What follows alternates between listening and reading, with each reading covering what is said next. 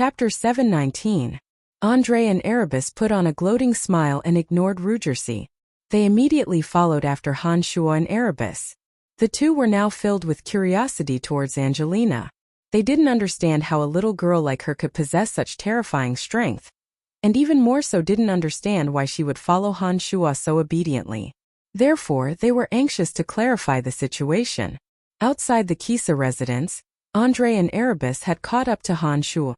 When Han Shuo saw Andre and Erebus following behind, he slowed down his pace and smilingly said, "Thank you for your help just now. Otherwise, I'm afraid it would have been very difficult for me to walk out of the Kisa residence." "Not at all. With such a powerful expert by your side, the Kisa residence wouldn't have had much of an advantage in a fight." Erebus swept a glance at Han Shuo before turning his attention to Andrina. He asked puzzledly, "Young lady, what kind of energy did you use? Why have I never seen it before?"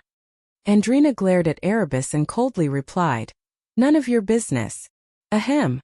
Erebus let out two dry laughs in embarrassment. Andre, who was about to ask Erebus about it, tactfully did not pursue the matter. However, he still looked at Andrina with great astonishment. Andrina obviously did not have a good impression of the two. She only silently followed behind Han Shuo and paid them no heed. Brian, there is something fishy about what happened at the Kisa residence today. That youngster, as a member of the Kisa residence, dared to use your medicine to harm others. He must be targeting your Celestial Pearl Pharmacy. He might have been instigated by someone. You must be careful, Andre said after a moment of silence. Yes, this incident is obviously targeting me. I wonder who it is that wants to do this to me. Han Shuo nodded. He knew that Gale wouldn't have the guts to do such a thing. Besides, he had no grudge against that youngster. He wouldn't do such a thing for no reason. Have you offended anyone recently? I mean, apart from Avery. Avery hasn't been in the City of Shadows recently, and I've been keeping an eye on the Fifth Corps' every move. It shouldn't have anything to do with him. Andre bunched his brows and thought for a moment. He was rather puzzled. Han Shuo was taken aback. He stopped moving and pondered for a moment. Suddenly, Han Shuo had an idea and said, "I've been to the Godswamp Pharmacy. The owner Stice wanted to do business with me, but we parted on bad terms. In the banquet hall of that alchemist, I got into an argument with an alchemist named Guli. Could it be that Guli? Phantom City's Guli?" Erebus exclaimed softly. Soon after, he shook his head and explained, "This Guli has an eccentric temperament. Although she is rather famous in Mirage City, she shouldn't have that much influence in our City of Shadows, right? Someone is trying to tarnish the reputation of my Celestial Pearl Pharmacy. If my Celestial Pearl Pharmacy were to collapse, who in the City of Shadows would benefit the most?" Han Shuo mumbled to himself with his brows bunched. Suddenly, he bunched his brows and became suspicious of that Stice from the Godswamp Pharmacy. Han Shuo had a bad impression of that person. The reason why he didn't want to talk to him was because he felt that this person was too scheming. If something happens to your medicines, the ones who will benefit the most will be the pharmacies in the City of Shadows. You might not have noticed it, but the Celestial Pearl Pharmacy's appearance has affected the businesses of all the major pharmacies in the City of Shadows. Among them, the Godswamp Pharmacy has suffered the greatest loss. Andre seemed to have realized something when he heard Han Shuo mumbling to himself. Han Shuo became even more puzzled after hearing Andre's words. After thinking for a moment, he suddenly put on a smile and said, "I will have to trouble you two lords to look into this matter. I believe that you two lords will be able to find the cause of this matter. Don't try to drug us, kid. But I will keep an eye out." Andre replied smilingly, "All right, if there's nothing else, I will take my leave." Han Shuo knew that Andre would definitely help him. Before he left, he asked, "All right, how is Carmelita?" "Don't worry, she has woken up and is recovering well." Andre's smile grew even more gentle when he saw how concerned Han Shuo was about Carmelita. "Then I am truly relieved." Han Shuo waved at the two and left with Andrina. Andre and Erebus did not pursue them. After Han Shuo and Andrina were gone, Erebus said in a low voice, "That young lady is no pushover. Even I have no confidence in defeating her in a real fight." Andre nodded in agreement and said, "I didn't even realize her true strength the last time we fought her." If we hadn't arrived just in time, I'm afraid that Rugersi would have suffered greatly. What I am most curious about is that youngster Brian. Why is that young lady so dependent on him even though she is so powerful? And from the looks of it, that young lady only listens to him. This is really strange. Erebus bunched his brows. His heart was filled with doubts. We have plenty of time to figure out the situation. Fortunately, that youngster Brian seems to be more inclined towards our family. If that young lady completely listens to him, I believe it won't be a bad thing for us. Andre thought for a moment and said to Erebus, "Have you found Avery's whereabouts?" "Not yet," Erebus shook his head. "Keep an eye on the Godswamp Pharmacy." "I feel that there's something unusual about Brian," Andre said. "Got it. That youngster's medicines are truly miraculous. I will have my men keep an eye on the Godswamp Pharmacy to see if they are behind this," Erebus said smilingly. It seemed that he was very curious about Han Shua. Han Shua did not return to the Celestial Pearl Pharmacy. Han Shua became suspicious and immediately began to take action. After Andre's reminder, Han Shua suddenly realized that the rise of the Celestial Pearl Pharmacy in the City of Shadows had seriously threatened the original pharmacies in the city. As the largest pharmacy in the City of Shadows, the Godswamp Pharmacy had suffered the heaviest losses. Han Shua knew that they would definitely take action. Stice's invitation to cooperate with Han Shua could be considered as an action taken by the Godswamp Pharmacy. However, Han Shua had flatly refused. Since soft tactics didn't work, it was only natural for them to use a little more forceful means to force Han Shua into submission. As his suspicions grew, Han Shua immediately set his sights on the Godswamp Pharmacy. With the help of the demon generals in the Cauldron of Myriad Demon, Han Shua was blessed with many opportunities to secretly investigate. Soon enough, Han Shua and Andrina arrived at the area where the Godswamp Pharmacy was located. Han Shua found a shadowy area to hide in. After that, Han Shua released his demon generals and flew towards the Godswamp Pharmacy. "Huh? What's that?" Andrina suddenly let out a soft cry. Her eyes glistened with dazzling radiance. The silhouettes of several demon generals appeared in her pupils. Those demon generals refined by Cauldron Spirit could skillfully transform into their incorporeal forms. When Han Shua released them, he deliberately made them appear incorporeal. Only Han Shua with his super-strong consciousness could clearly see the traces of those demon generals. An average person wouldn't be able to detect them at all. Han Shua was careless and forgot about Andrina's mysterious strength. After Andrina let out a soft cry, the few demon generals quickly disappeared from Han Shua's vicinity. At this moment, Andrina's eyes were fixed on Han Shua. She asked in incomparable astonishment, Did those things come out from your body? I saw it clearly. Don't try to hide it." Han Shua felt a headache coming on under Andrina's fiery eyes. What exactly were those things? So strange. If we weren't so close to each other, I probably wouldn't have discovered them. How interesting. What exactly were they? Andrina was very interested. She shook Han Shua's arm with both hands and wore an excited face. "That's a strange life form. It's a kind of life form on our profound continent. It can be used to gather information." Han Shua explained to Andrina with a bitter face. He thought to himself, "I must be careful when I'm with her in the future. This little girl's senses are way too sharp. This life form is so miraculous. It doesn't seem to have a physical body. It's like pure soul energy, and the energy isn't weak at all. By the way, why are they in your body? Are you also a strange life form?" Angelina showed great interest in this matter and pestered Han Shua with questions. "That's right. Why are they in your body?" "No, I'm just using a kind of container to store them. I can take them out to gather information when I need it. It's that simple. Don't ask any more questions. I still have things to do," Han Shua hastily replied. He then closed his eyes and pretended to be very busy. He ignored Andrina. The use of demon generals was far more than just gathering information.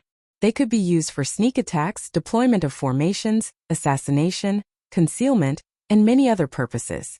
The demon generals refined by Cauldron Spirit, in particular, possessed immense strength. They were Han Shua's main helpers. Of course, these were all secrets that Han Shua would definitely keep. He would never tell Andrina about them.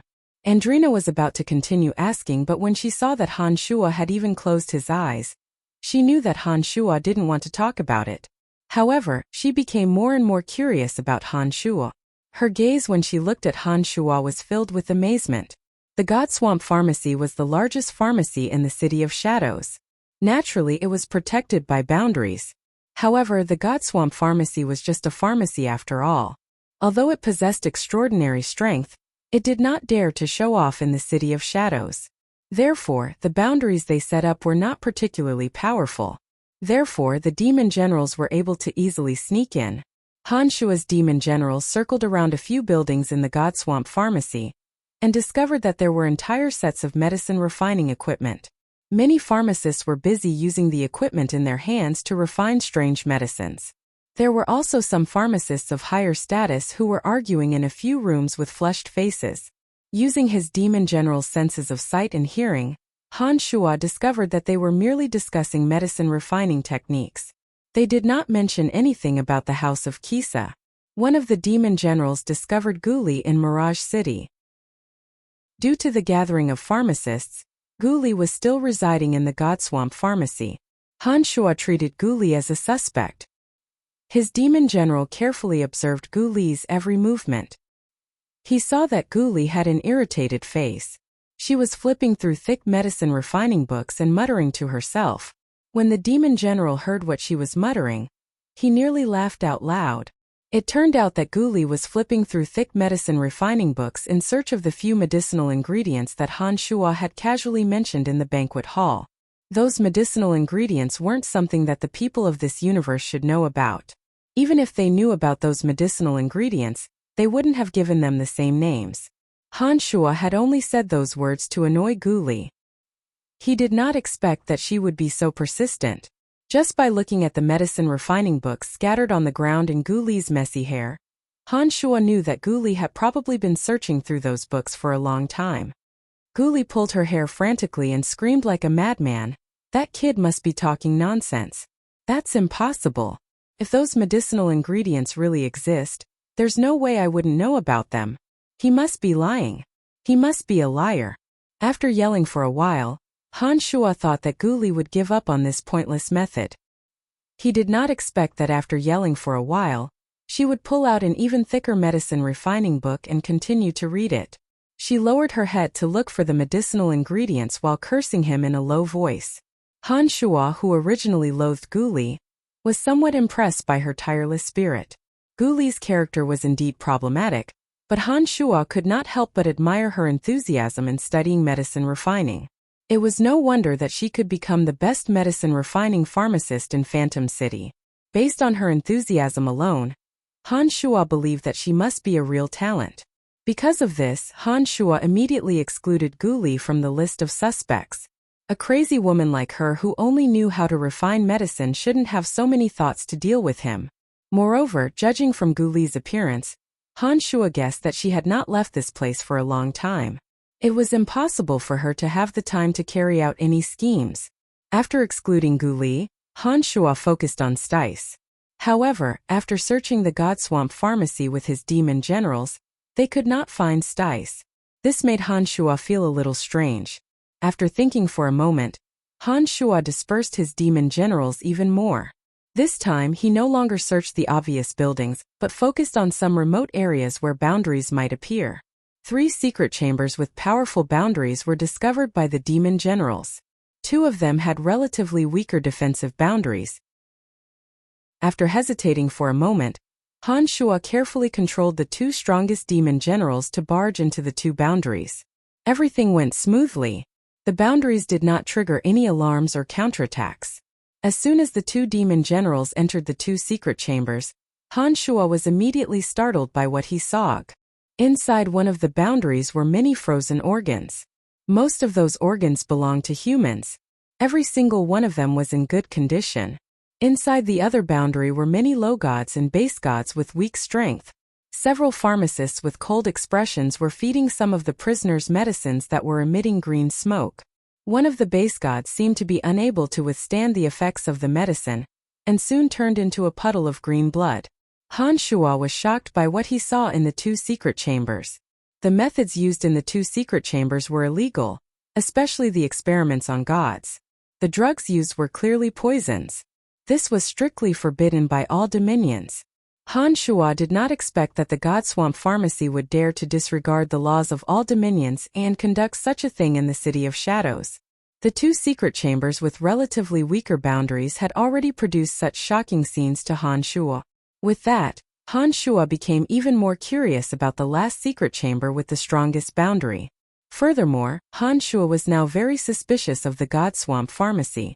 When he thought about the abnormal situation at the house of Kisa, Han Shuo suspected that it was because of the poisons that one of the 2 had died and the other had regressed in strength. What's wrong? Andrina's voice suddenly sounded beside Han Shuo's ear. Han Shuo came to his senses. He turned to look at Andrina beside him, took a deep breath, forced a smile and said, "Nothing, nothing. You don't look too good. Did you discover something?" Andrina asked in a concerned tone. "I'll tell you later. Don't talk to me for now." Han Shuo did not say much and closed his eyes again. No matter what illegal things the God Swamp Pharmacy did, Han Shuo could not be bothered to ask. However, judging from the current situation, the God Swamp Pharmacy was the biggest suspect in what happened at the house of Kisa. Therefore, Han Shuo had to get to the bottom of the situation.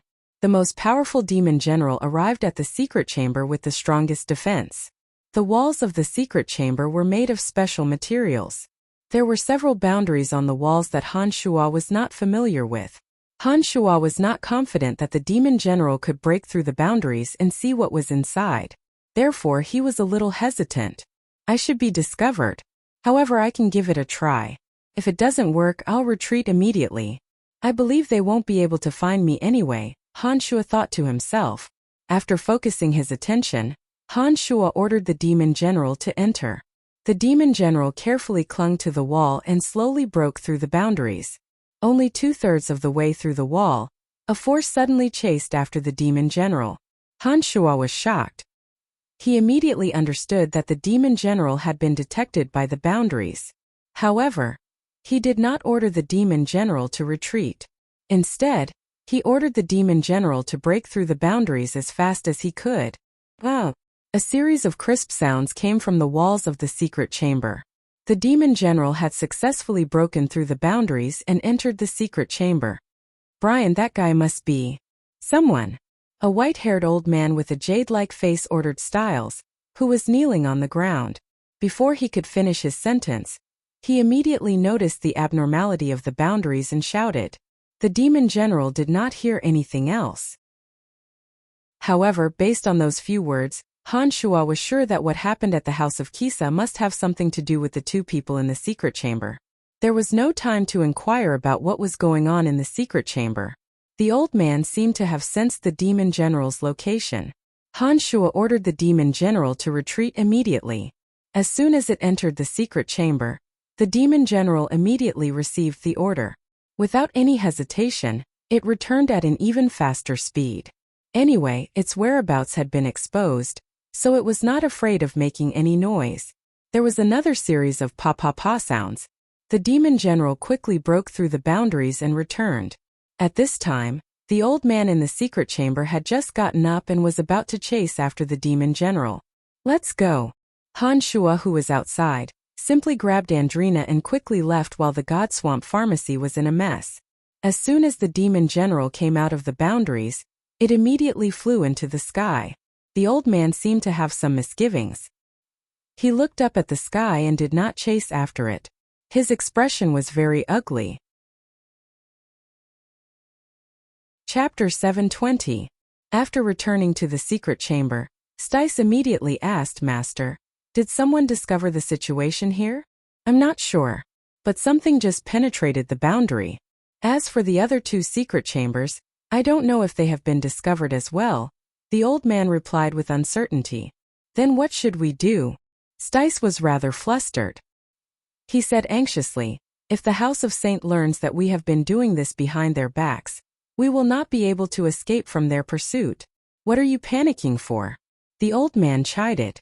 He slowly sat down, thought for a moment and instructed immediately move all the unclean things out of this place. "I need to stay away for a while. Don't worry, even if the disturbance just now was caused by the House of Saint, I believe that they won't act rashly if they can't find any evidence. But according to my estimation, the intruders are definitely not from the House of Saint. Otherwise they wouldn't have retreated. Based on the usual style of the House of Saint in the City of Shadows, if they were really from the House of Saint, they would have invaded by now. You are right, Master. I will make the preparations right away. Stice heaved a sigh of relief after listening to the old man's analysis. Go. Move all the unclean things out of those secret chambers as fast as you can. Don't alarm those pharmacists who are here to participate in the exchange. The old man nodded. Stice knew that the situation was urgent and immediately left the secret chamber to deal with the situation in the other secret chambers. At this moment, Guli from Mirage City was clutching her hair in frustration. She threw a thick book on medicine refinement to the side and cursed. That youngster must be spouting nonsense. There are no names of those medicines in the book. He must be lying. Liar. That scoundrel. I am going to find him and ask him. While muttering to herself, Guli left the VIP lounge. She did not care that it was already late at night. Huh! Guli softly cried out. She suddenly discovered that in the dark night, there were hazy shadows shuttling back and forth at high speed in the forbidden areas of the God Swamp Pharmacy. She initially thought that the God Swamp Pharmacy had been attacked by enemies. She was just a pharmacist and her strength was very limited. She was very afraid of death. After observing for a while, she found that the shuttling shadows seemed to be carrying something in several rooms. They seemed to be very anxious. At first, Guli did not pay too much attention to it. She thought that the God Swamp Pharmacy must have purchased some medicinal ingredients. Just as she was about to head to the Celestial Pearl Pharmacy to question Han Shuo, she suddenly heard a loud clang as though a glass container had been shattered. Idiot, can't you be a little softer? If you're discovered, none of you will survive. A voice that was deliberately lowered came from that area. Guli was startled and paid attention to it. She cautiously approached the area and immediately smelled the sour smell of medicine. Guli knitted her brows and took 2 deep breaths before her face changed. She hurriedly took out a bottle of potion and swallowed it. It's poison. Guli immediately identified the liquid that had seeped out of the broken glass container. As an old fellow who had been immersed in the art of medicine refinement for many years, although Guli had never studied poisons, she was very sensitive to the smell of some special potions. Guli's curiosity grew even more. However, she did not dare to approach this time. She took out several kinds of potions that she had meticulously refined and cautiously smeared them all over her body, completely concealing her scent. Even the energy waves in her body gradually stabilized. With that, Guli gained some confidence and continued to approach stealthily. It was late at night and everyone's vision was impaired. Those people were busy dealing with some unclean objects and did not pay much attention to their surroundings. Furthermore, Guli had used special potions to conceal her scent. Therefore, no one discovered that there was a person hiding in the darkness not far away. When Guli saw clearly what those people were carrying, she was so shocked that she almost cried out. She covered her mouth tightly and did not dare to look any longer. She slowly retreated. The trafficking of organs and the refinement of poisons were strictly prohibited activities in every dominion. Just like the God Hunters, they were hated by everyone. Guli immediately understood what the God Swamp Pharmacy was doing after she saw what those people were carrying. Generally speaking, those who dared to dabble in these 2 fields would possess extraordinary strength.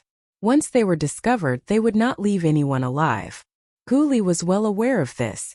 She wisely retreated as soon as she sensed that something was amiss. I can't stay in this place any longer.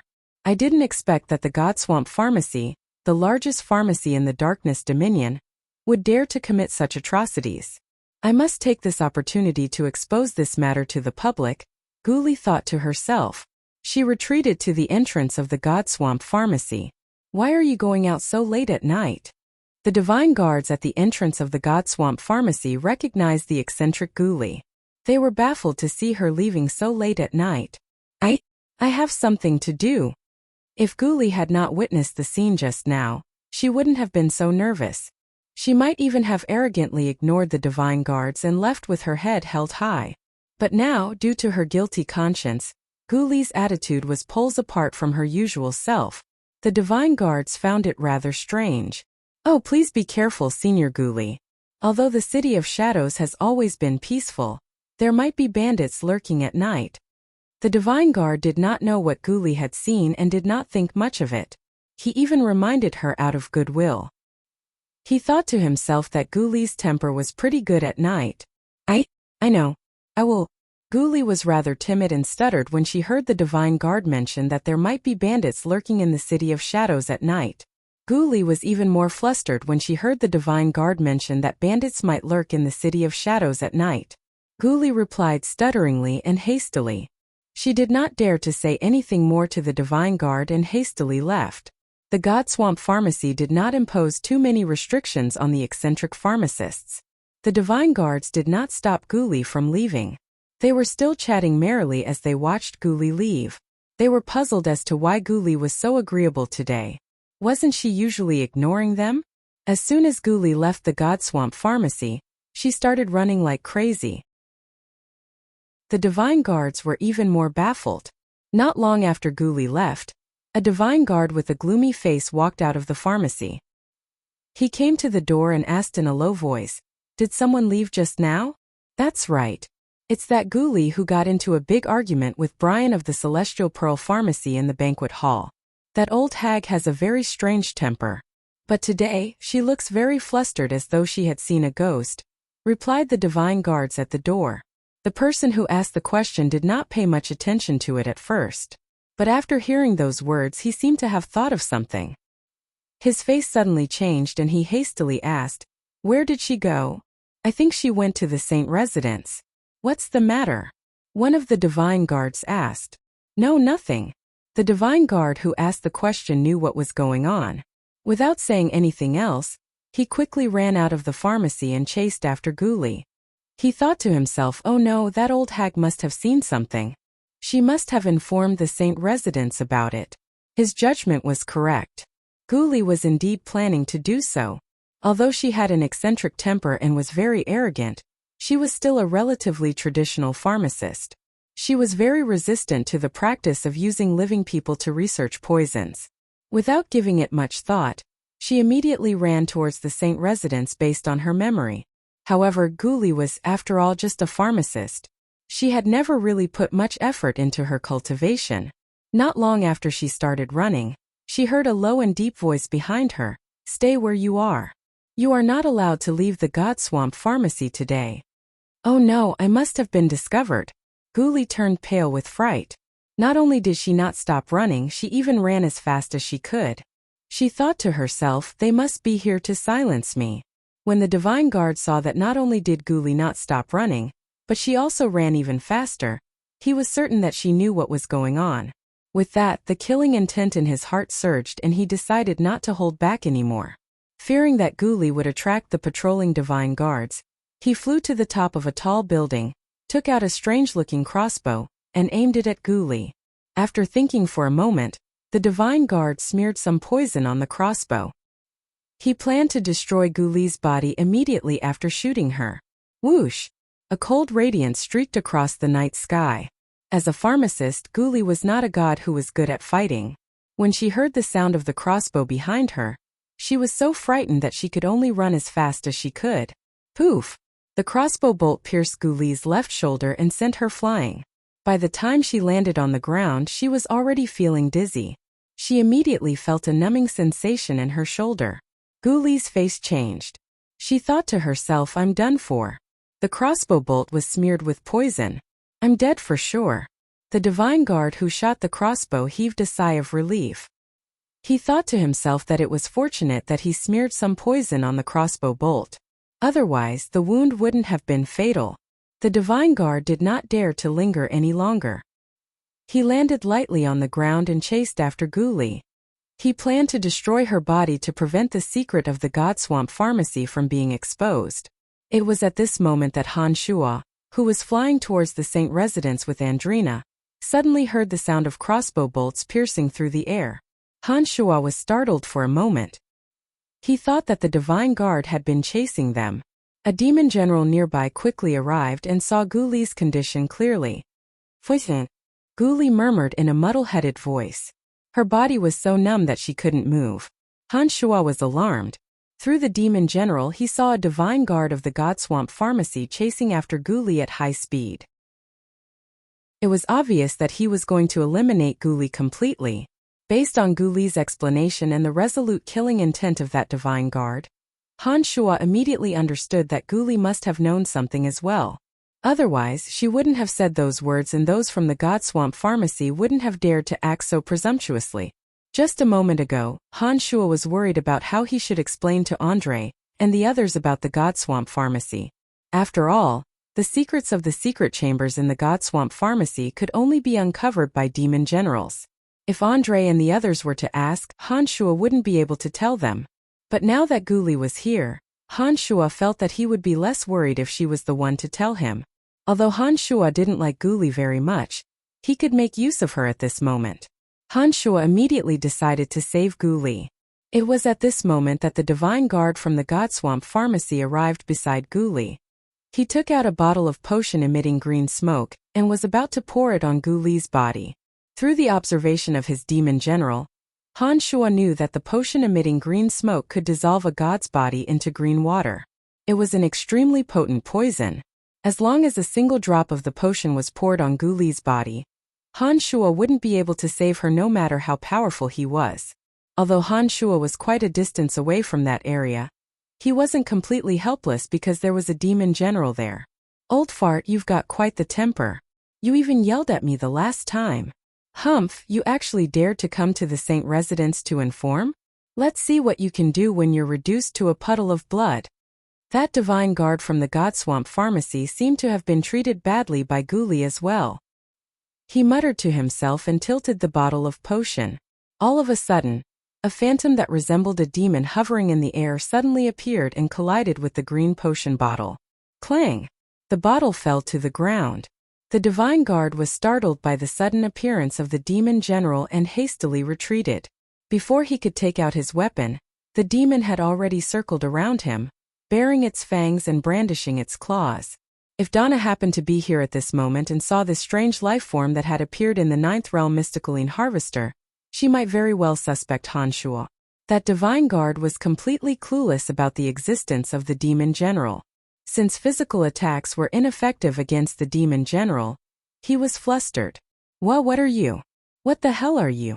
The divine guard cried out in alarm as he defended himself. Most of the demon generals evolved from low gods and Cauldron Spirit were evolved from low gods. None of them could be underestimated. The divine guard had no idea how the demon general attacked and could only retreat step by step. It was at this moment that Han Shuo was rushing to the divine guard's location. The man from the God Swamp Pharmacy was flustered by the demon generals. Seeing that he could not take advantage of the opportunity to destroy the corpses and erase all evidence, and that there might be divine guards patrolling the area, he did not dare to stay any longer. He hastily retreated before Han Shuo could arrive. He thought to himself, Gu Li has been poisoned.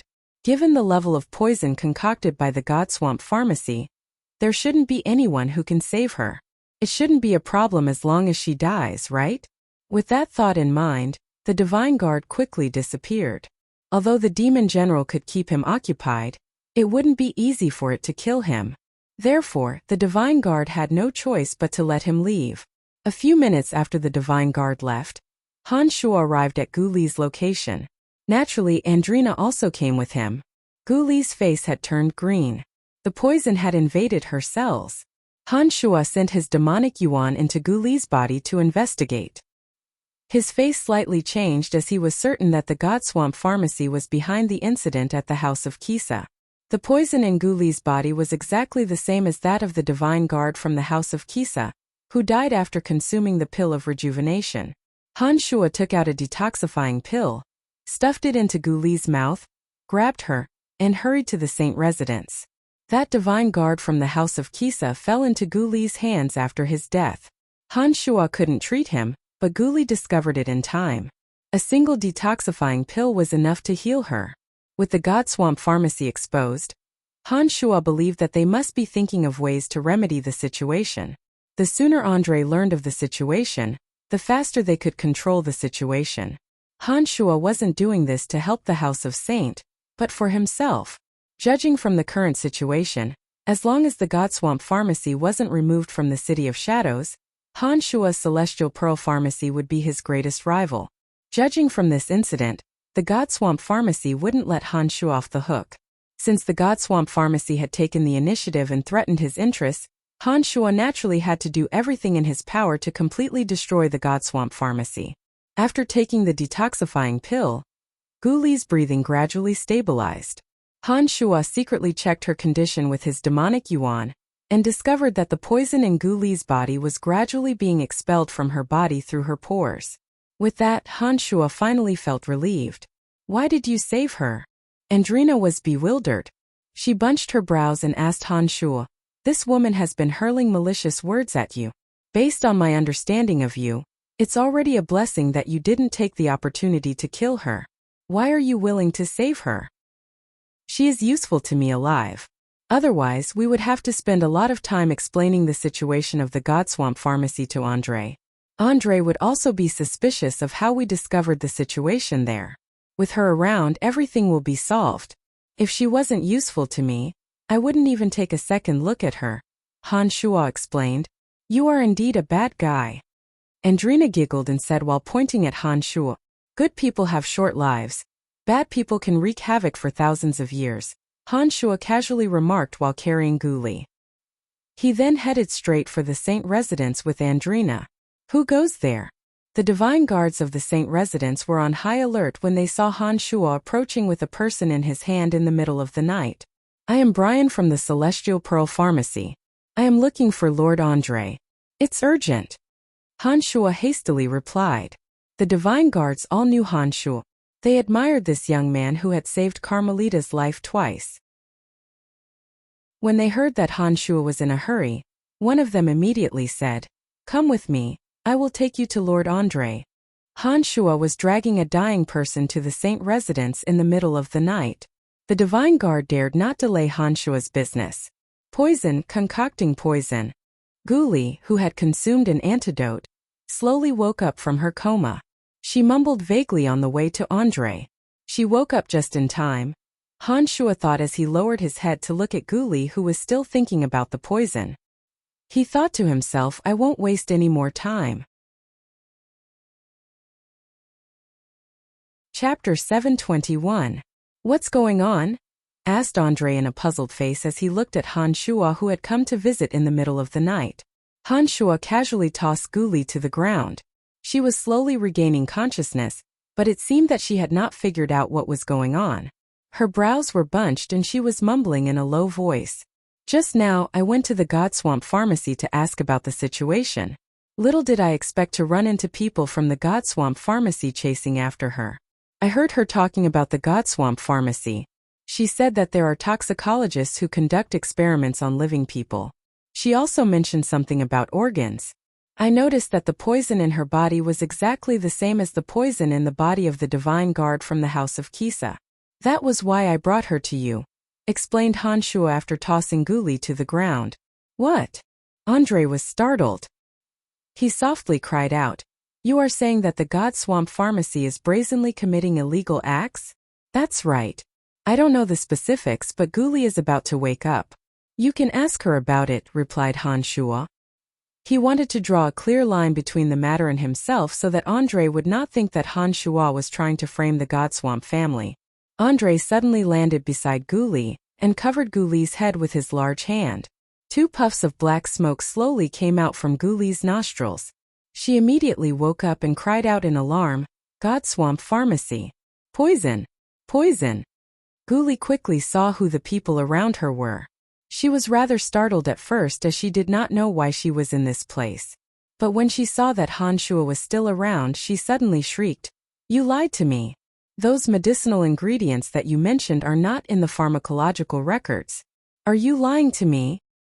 "I am Andre from the House of Saint. What did you see in the Godswamp Pharmacy?" asked Andre with a gloomy face. He had no time to care about the dispute between Gu Li and Han Shua. Gu Li was shocked. She finally understood the situation. Then she screamed even louder, "That's right. Tonight, I accidentally saw the Godswamp Pharmacy moving some things. I discovered that they Guli explained what had happened in a few words. Then she said in a panic, I was shot by that person with a crossbow. There's poison on the crossbow. Why am I here? It was Brian who saved you. Andre replied impatiently. He then asked in a deep voice, Is what you said true? Why would I lie to you? I saw it with my own eyes. Guli affirmed. Very well. I didn't expect the Godswamp Pharmacy to do such a thing right under our noses. Andre wore a gloomy face. He paced around the room and said to Hanshua, Thank you, Brian. I need to get to the bottom of the situation immediately. If the Godswamp Pharmacy is really going to do that, they will be removed from the City of Shadows after tonight. Lord Andre, I can go with you. The Godswamp Pharmacy might have moved those unclean things away. I am very good at locating things. Perhaps I can be of help to you. Before Hanshua left, he placed a few demon generals on top of a few nearby buildings and secretly observed the process of those people moving. He had a good idea of the new location of those things. Andre had heard from Carmelita about Hanshua's expertise in this field. He nodded in agreement and said, Although the Godswamp Pharmacy won't be that fast, there's no harm in you tagging along. Let's go. It was obvious that Andre did not think that a mere pharmacy shop would have that much influence. It seemed that he wanted to grab a ready-made one as soon as possible. Hey brat, you saved me? Why did you save me? And I was clearly poisoned. Why am I fine? Don't tell me it was you? Guli was still making a fuss. Hanshua paid no attention to her. He casually replied, A mere poison is nothing to me. You are a pharmacist, but you can't even handle such a small matter. Guli wanted to say something, but Hanshua had already left with Saint. Naturally, Andrina followed closely behind Hanshua. Andre immediately mobilized his army. The House of Saint was a powerful force. Very soon, they had gathered nearly 100 family divine guards. Every one of them possessed mid-god strength. Andre used a magic crystal device to contact Erebus and asked him to lead the divine guards of the Third Corps. The party rapidly headed towards the Godswamp Pharmacy.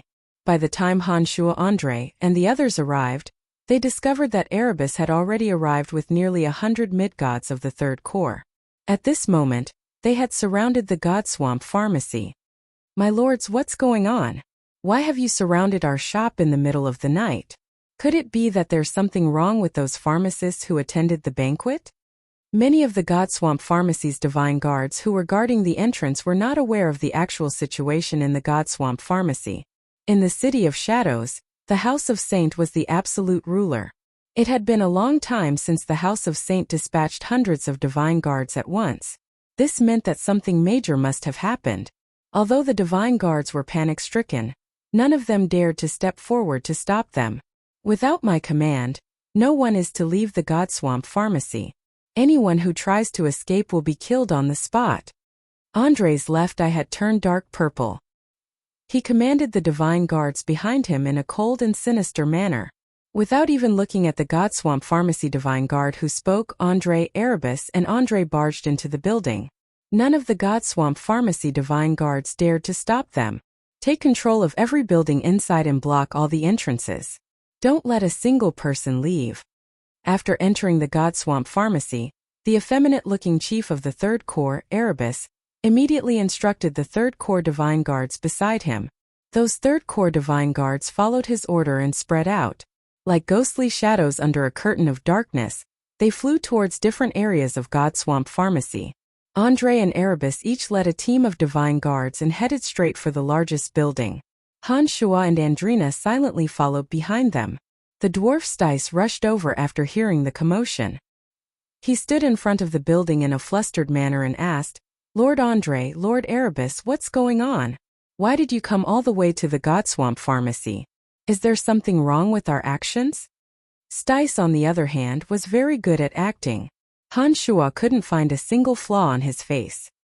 He could see the panic on his face, but he couldn't detect his guilty conscience. After coldly sizing up Stice, Hanshua immediately realized that this person wasn't an easy character to deal with. Your Godswamp Pharmacy attacked Guli, a visiting pharmacist, and used poison. We would never dare to do anything that would incur the wrath of man and God. Please, my lords, investigate this. Stice suddenly kowtowed on the ground and put on an aggrieved face. Upon finishing those words, he took out his space ring and said, My lords, if you don't believe me, you can check our space rings. If there is anything wrong, we, the people of the Godswamp Pharmacy, are willing to pay with our lives. Those divine organs had to be stored in ice. Some poisons also had to be kept at a special temperature. It was impossible for the temperature of the space ring to be different from one another. Therefore, there couldn't be anything in the space ring. Stice did all that just to prove that he was innocent. How could the Godswamp Pharmacy do that? The Godswamp Pharmacy has a good reputation in the Darkness Dominion. The City of Shadows must have made a mistake and acted recklessly. Really, I didn't expect that the divine guards of the City of Shadows would be so impudent. Aren't they accusing innocent people? Who would dare to sell their medicines in the City of Shadows in the future? Yeah, there's clearly nothing. Why would they come here in the middle of the night? I think Ghoulie is just talking nonsense. That old hag was humiliated the last time. Seeing that the Godswamp Pharmacy didn't back her up, she harbored a grudge and deliberately took revenge. That must be it. The surrounding pharmacists who had come from various large cities were discussing with sarcasm. These people were rather prestigious in their respective cities. Their remarks could have an immeasurable impact on the City of Shadows. Andre and Erebus put on bitter smiles in their minds. They felt that they were in a difficult position. The two had underestimated the power of the Godswamp Pharmacy. They did not expect that the Godswamp Pharmacy would be so powerful that it could remove all the unclean items in just an hour. My lords, you must be mistaken. Ghoulie harbors a grudge against us and has maliciously spread such malicious rumors. This is an unforgivable crime. Please uphold justice for us, my lords. Stice cried out in grievance. However, he was sneering in his heart. Do you really think that the Godswamp Pharmacy is just a small shop? Andre put on a bitter smile. He no longer dared to look down on this dwarf. After hearing Stice's words, he decided to find a way out of this embarrassing situation. He planned to return to the Godswamp Pharmacy and investigate the matter in secret. Lord Andre, I smell a very strange odor in the air. This odor contains traces of poison. I believe that Ghoulie is right.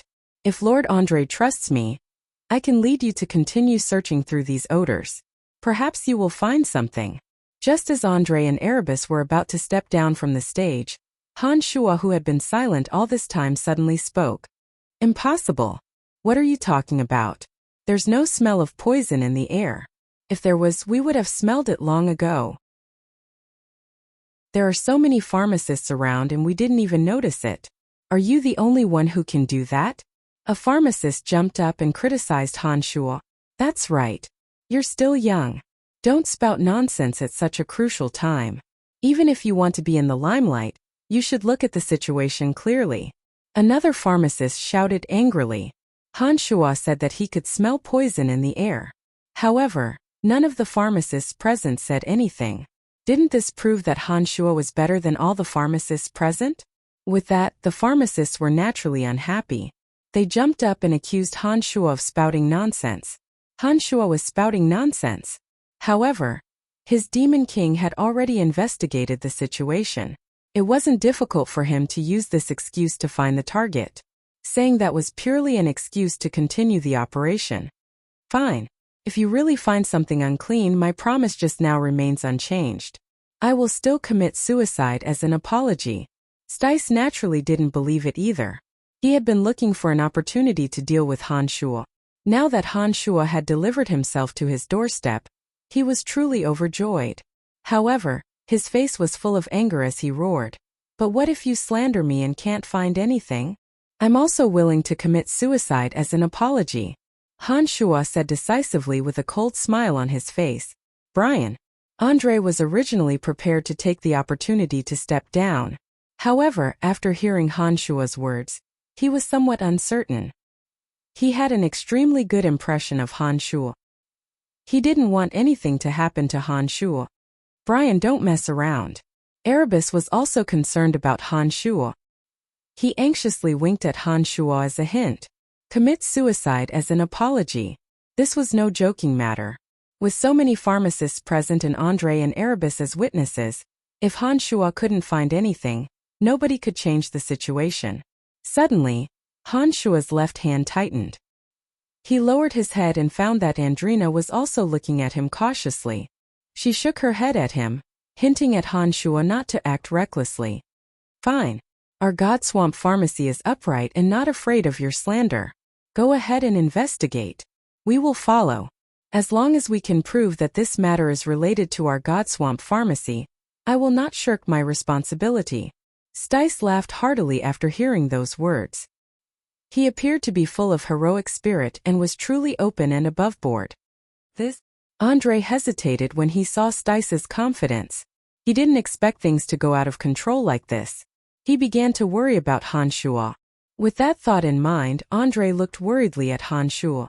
However, he saw Han Shuo smiling confidently and nodding at him discreetly, indicating that he was confident. Andre, who was still hesitating, suddenly recalled the confident smile on Han Shuo's face. When Han Shuo asked everyone to leave before rescuing Carmelita at the Saint residence, Han Shuo also wore this confident and somewhat arrogant smile. For some unknown reason, perhaps because he recalled that Carmelita was safe and sound, Andre unexpectedly chose to believe in Han Shuo. Under everyone's gaze, Andre nodded and said in a deep voice, "All right, Brian, you lead the way. If you prove that you are spouting nonsense, I will not let you off easily." Andre did not say that he wanted Han Shuo to commit suicide as an apology. It was obvious that he was trying to protect Han Shuo. Stice sneered in his mind. How could he not see that Andre was trying to protect Han Shuo? However, after Han Shuo said those words in front of so many people, even if Andre didn't kill him, Stice believed that Han Shuo wouldn't have the face to continue living. Stice became even more excited when he thought that the Celestial Pearl Pharmacy, his greatest threat, would be eliminated tonight. He thought to himself, I didn't expect things to be so interesting tonight.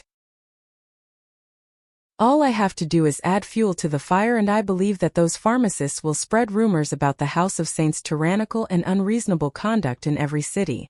This will be in line with Master's desire to deal with the House of Saint. Master will be overjoyed. Everyone follow me. Han Shuo sneered in his mind. He thought to himself, if I don't screw with your Godswamp Pharmacy this time, I will remove your name from the City of Shadows. Then I will prove that I'm better than all of you as a pharmacist.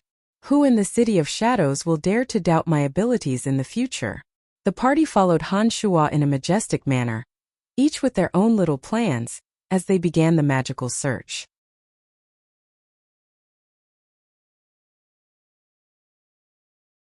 With all 5 major family clans of the City of Shadows here, this matter was destined to become the hottest topic in the City of Shadows in the future. Of all those present, only Andre had some confidence in Han Shuo. However, he was still feeling apprehensive. He kept thinking about what he should do if Han Shuo couldn't find any evidence. He was having a huge headache. If there was one person among these people who truly had confidence in Han Shuo, it would be Donna. There's something wrong with his head? Donna sneered and shook her head. She said, if there's something wrong with Brian's head, then everyone who came here today is a retard, including myself. Donna softly sighed when she saw Dewey's astonished face. She explained, I have known Brian for a long time. I know him better than any of you. Since he is so confident, he must be very confident.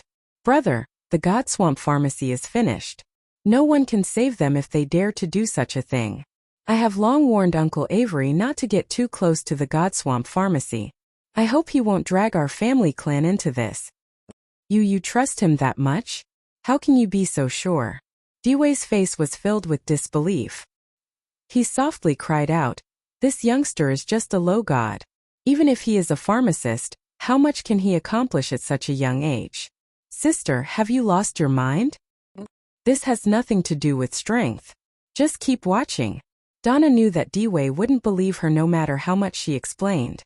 She paused for a moment before she added, perhaps Brian's strength isn't what we know. This fella isn't something that ordinary people can imagine. Sai, how did we end up like this? All right. Let's see how he conjures poison. Dewey sneered. The veins on Stice's forehead twitched. Sweat had unwittingly moistened the back of his lapel. As he got closer and closer to that area, the fear in Stice's heart intensified. At this moment, when Stice looked at Han Shuo again, there was no longer a trace of complacency in his heart. There was only boundless fear. How could it be? How could he know? It can't be. It must be a coincidence. It must be a coincidence. Stice comforted himself over and over again. However, the sweat on his face increased and his footsteps became more unsteady. All right, this should be the place, Han Shuo said in a low voice when he arrived in front of a few dilapidated buildings. Stice's body swayed and he nearly fell on his butt. When he raised his head to look at the buildings that seemed to have been abandoned for a long time, the fear in his heart intensified. Mr. Stice, you seem to be sweating. The weather is very cool. It can't be that hot, right? Besides, you are also a low god. How could you be affected by this kind of weather? Han Shuo cried out in astonishment. He pointed at Stice as though he had discovered a new continent. When the crowd followed Han Shuo's gaze, they immediately discovered that Stice was behaving strangely. The eyes of those old foxes were getting weirder and weirder. I have been studying medicine refinement, and have neglected my cultivation for a long time. Everyone is walking too fast and it is rather strenuous for me to keep up. That's why I'm sweating. It's normal, Stice hastily explained with a somewhat forced smile. This was the poorest street block in the City of Shadows. Those living in the vicinity were the most impoverished gods. Most of them were base gods or demigods. Their strength was meager. Anyone with a little bit of wealth would not come to this place. The disciples of major family clans would even less so because this place held no attraction for them. As far as the eye could see, the buildings here were dilapidated. No one was cleaning up the garbage and dirty water. The air was filled with a sour stench. Beautiful women such as Donna and Gia were covering their noses with one hand and waving the other around. It seemed that they were very fed up with this place. Brian, everyone is looking at you. Can you hurry up? Gia urged with a big smile on her face while covering her nose with one hand. Those who didn't know her might think that she had some kind of relationship with Han Shuo. This caused several disciples of major family clans who admired her to glare fiercely at Han Shuo. That's right, I'm also looking at you. Stice forced a smile and also urged Han Shuo. He also covered his nose with one hand to conceal the fear on his face. He mumbled to himself, "How did you find such a place? It's too filthy. Let's just admit defeat and leave this place as soon as possible. I don't think anyone can wait any longer. So what if I found the place? This place is covered with layers of concealment boundaries and is buried deep underground. There's no way you can find the entrance." Stice encouraged himself. He was afraid that if he didn't do so, others would see through his lies. No hurry. We can wait. I can stay here even if the environment is 10 times dirtier. Erebus had long noticed the strange expression on Stice's face. That's right. We can wait as long as we can prove it. Rugersi's voice was ice cold as he said fiercely. He looked at Stice with eyes full of savagery. After arriving here, many people could see that Stice was behaving strangely. Their faces turned gloomy as they waited in silence. Mr. Stice, do you think that the things are hidden underground and I can't find them? After arriving at this place, Han Shuo had completely relaxed. He looked at Stice smilingly and slowly tortured him. Nonsense. Nonsense. Stice was startled. He put on a fierce front and said with a strange smile, "Are you deliberately stalling for time? Lord Andre, Lord Erebus, please look after him."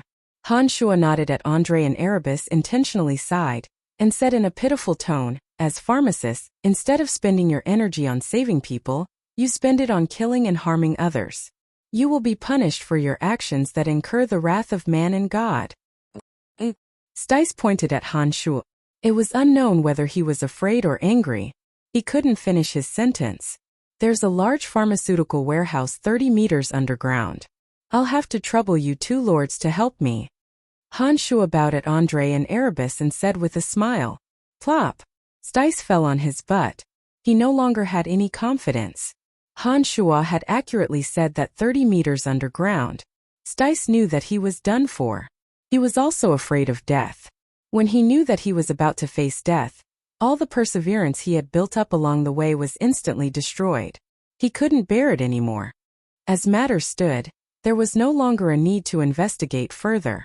Just by looking at Stice's helplessness and fear, anyone with eyes that weren't blind would know the truth.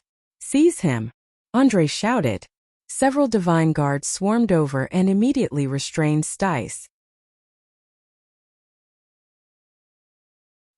He had thought that Han Shuo was deliberately trying to curry favor with Donna and desperately trying to join the House of Lavers. He had seen too many people like Han Shuo. Therefore, he did not have a good attitude towards Han Shuo from the very beginning. It was only at this moment that he realized that he was wrong, gravely wrong. It was a pity that Han Shuo did not refine medicine of regret. Otherwise, Dewey would have been willing to buy it at a high price.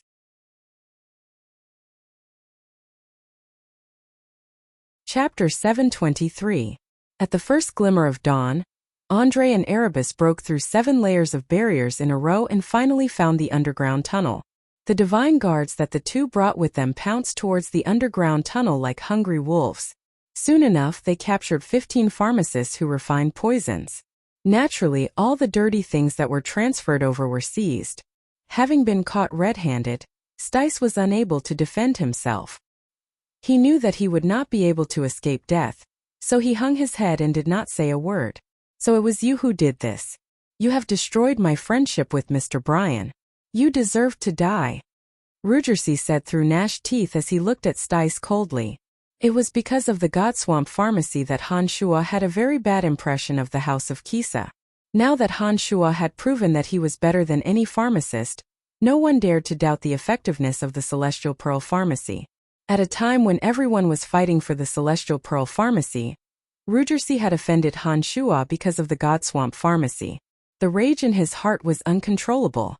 If it weren't for Andre and Erebus, Rugersi would have killed Stice. The members of the major family clans who came to watch felt that the trip was not in vain.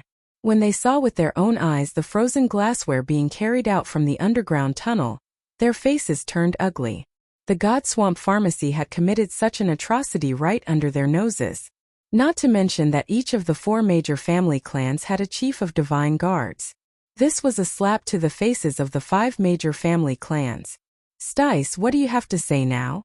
Andre glared at Stice and coldly shouted. "Now that things have come to this, I have nothing to say." Stice knew that he would not be able to escape death. He took out a dagger glittering with cold light and was ready to commit suicide on the spot. Clang! Andre flicked his index finger. A dark light flashed and the dagger flew out of Stice's hand. "Before we get to the bottom of the matter, it won't be that easy for you to die." Andre coldly groaned and shouted, "Capture him and put him on death row." Erebus too waved his hand. The divine guards of the 3rd Corps rushed out. Not only did they capture the toxicologists, they also captured those experts from the Godswamp Pharmacy. "Bryan, I owe you another favor," said Andre smilingly to Han Shuo after seeing that all the experts from the Godswamp Pharmacy had been captured. "It's only right. I didn't think too much about it when the Godswamp Pharmacy attacked me first. How could I have known that they would do such atrocities behind my back?" Han Shuo was in a great mood. The Godswamp Pharmacy was done for, and he had seized the opportunity to make a name for himself. From now on, all the major family clans in the City of Shadows would know which pharmacy was the best. "Everyone, this matter has come to an end for now. Please return." Andre smiled and informed everyone. Then he said in a low voice, "Wait for a while. I have something to tell you later." Han Shuo didn't understand what Andre meant. He nodded in puzzlement and stayed. After Andre called out to him, the experts from the large family clans in the City of Shadows bid farewell to him smilingly. They were even more impressed with Han Shuo's pharmaceutical refining skills. Before leaving, they tried to befriend Han Shuo in a very friendly manner. They only left contentedly when Han Shuo expressed that he would provide them with new medicines. Bryan, I'm really sorry that we didn't get to the bottom of the matter. You are a magnanimous person and do not hold a grudge against a lowly person." Rugersi came to Han Shuo's side awkwardly and said while rubbing his hands, "Although I'm not a person who holds grudges, I'm definitely not in a good mood after what happened just now. I'm sorry, but I have no interest in doing business with your family clan for the time being." Han Shuo shrugged and said without the slightest politeness, Rugersi knew that he had to take things slowly. He had just offended Han Shuo during the day and Han Shuo must still be furious. It seemed that he couldn't afford to be impatient. With that thought in mind, Rugersi had no choice but to put on a flattering smile and persuade Han Shuo in every possible way before leaving with his men. Donna and Dewey were the last to leave. After those people left, Donna looked at Han Shuo as if she wanted to say something but hesitated. After pondering for a moment, Donna decided not to say anything to salvage the relationship between the two. She looked at Han Shuo, sighed softly and left with Dewey. Han Shuo understood that Donna still suspected that he was the one who killed Cage and Dewey. He too sighed in his heart and did not say anything. However, Dewey, who used to be very arrogant and haughty towards him, nodded at him with a smile. It was as though he was expressing goodwill towards Han Shuo. This surprised Han Shuo a little. Erebus, escort these people back to the third corps. I will go over after I have a few words with Brian, Andre said to Erebus smilingly. Erebus nodded, walked to Han Shuo's side, patted on Han Shuo's shoulder, and softly said, "Youngster, you are quite interesting." Upon finishing those words, Erebus led his divine guards and escorted those from Godswamp Pharmacy away.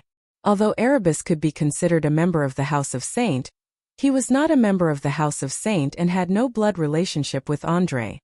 He was an expert recruited by Wallace with his own strength and means. In the City of Shadows, Erebus could be considered a tyrant. But in the end, he was just a high-grade divine guard of the House of Saint. Although he only answered to Wallace, he still had to heed Andre's orders. Soon enough, Erebus and his group of divine guards escorted those from Godswamp Pharmacy away. A portion of those divine guards who had followed Andre from the Saint residence had also left. The remaining 30 or so divine guards were scattered all over the city, secretly protecting Andre. "Lord Andre, what can I do for you?"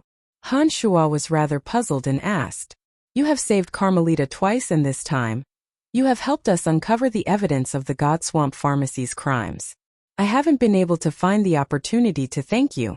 Now I finally have the chance," Andre said in a gentle smile. Han Shuo stared blankly for a moment before he shook his head and smilingly replied, "Lord Andre, what are you talking about? It was all thanks to Lord Andre and Miss Carmelita that I was able to establish the Celestial Pearl Pharmacy in the City of Shadows so quickly. There are some things that I will remember even if you don't mention it. My lord, you don't have to thank me specifically." "Of course," Andre replied smilingly.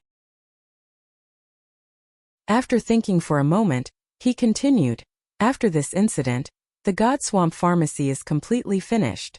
According to the rules, all the buildings and properties owned by the Godswamp Pharmacy will be confiscated. Although the Godswamp Pharmacy's foundation in the City of Shadows has been destroyed, their buildings and medicine refinement equipment are still very valuable. There are hundreds and thousands of medicine refinement equipment and a large number of medicine refinement books in those buildings. These are enormous resources for any pharmacy." Han Shuo's heart skipped a beat.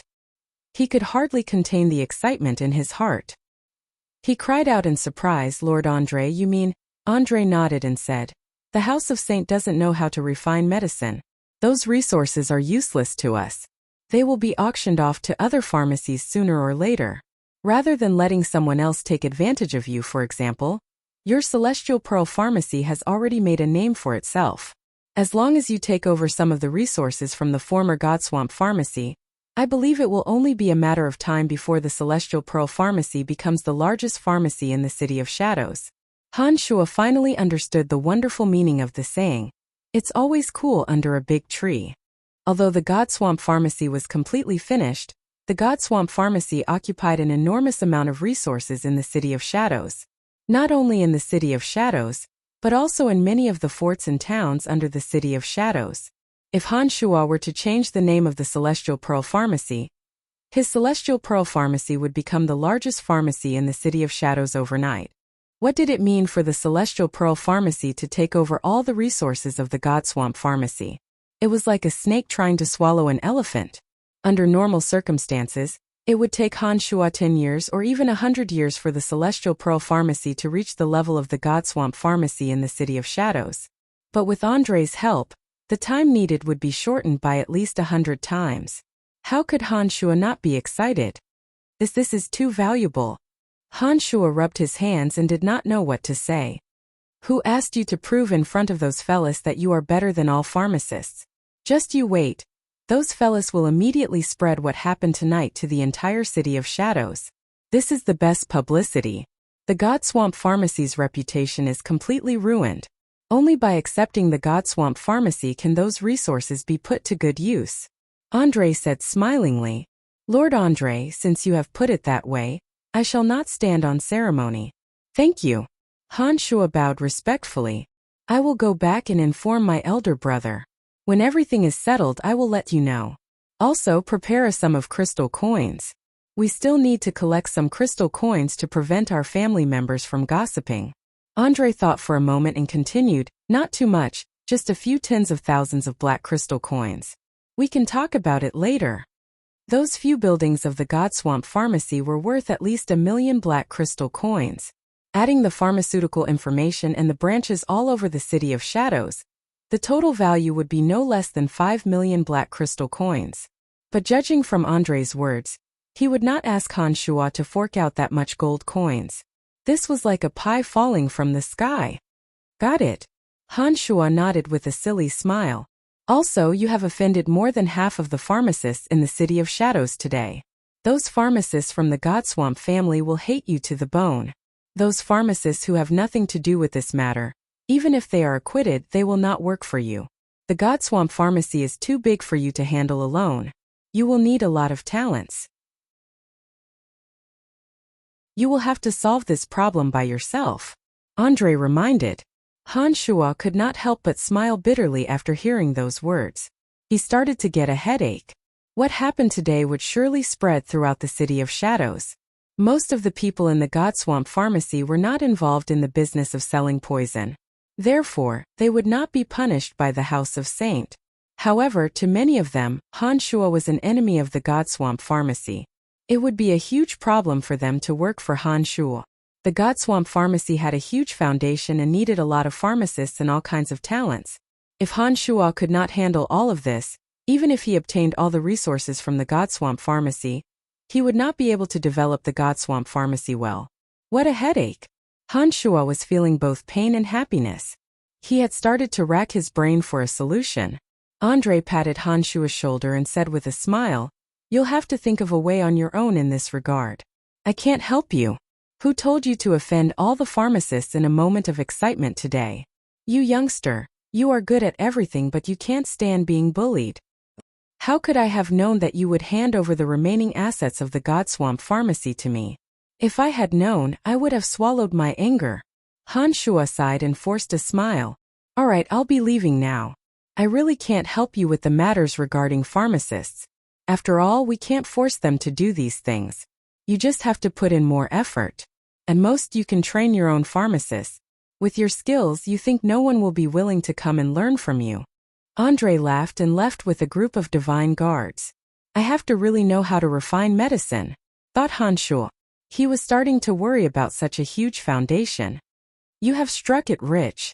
Andrina, who would usually remain silent when there were outsiders around, immediately started to congratulate Han Shuo after everyone left. Yes, I have struck it rich.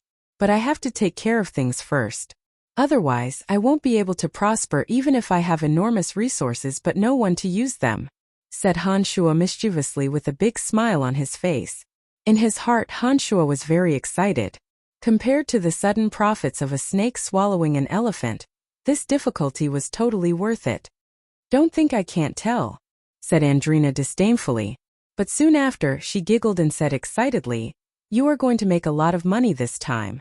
I won't have to worry about not having enough crystal coins in the future, right?" Han Shuo's face darkened. He hastily said, "You still have to control yourself. No amount of crystal coins will be enough for you to eat the way you eat. But I can guarantee that you will eat more than you do now, provided that I can earn enough crystal coins." "I believe you.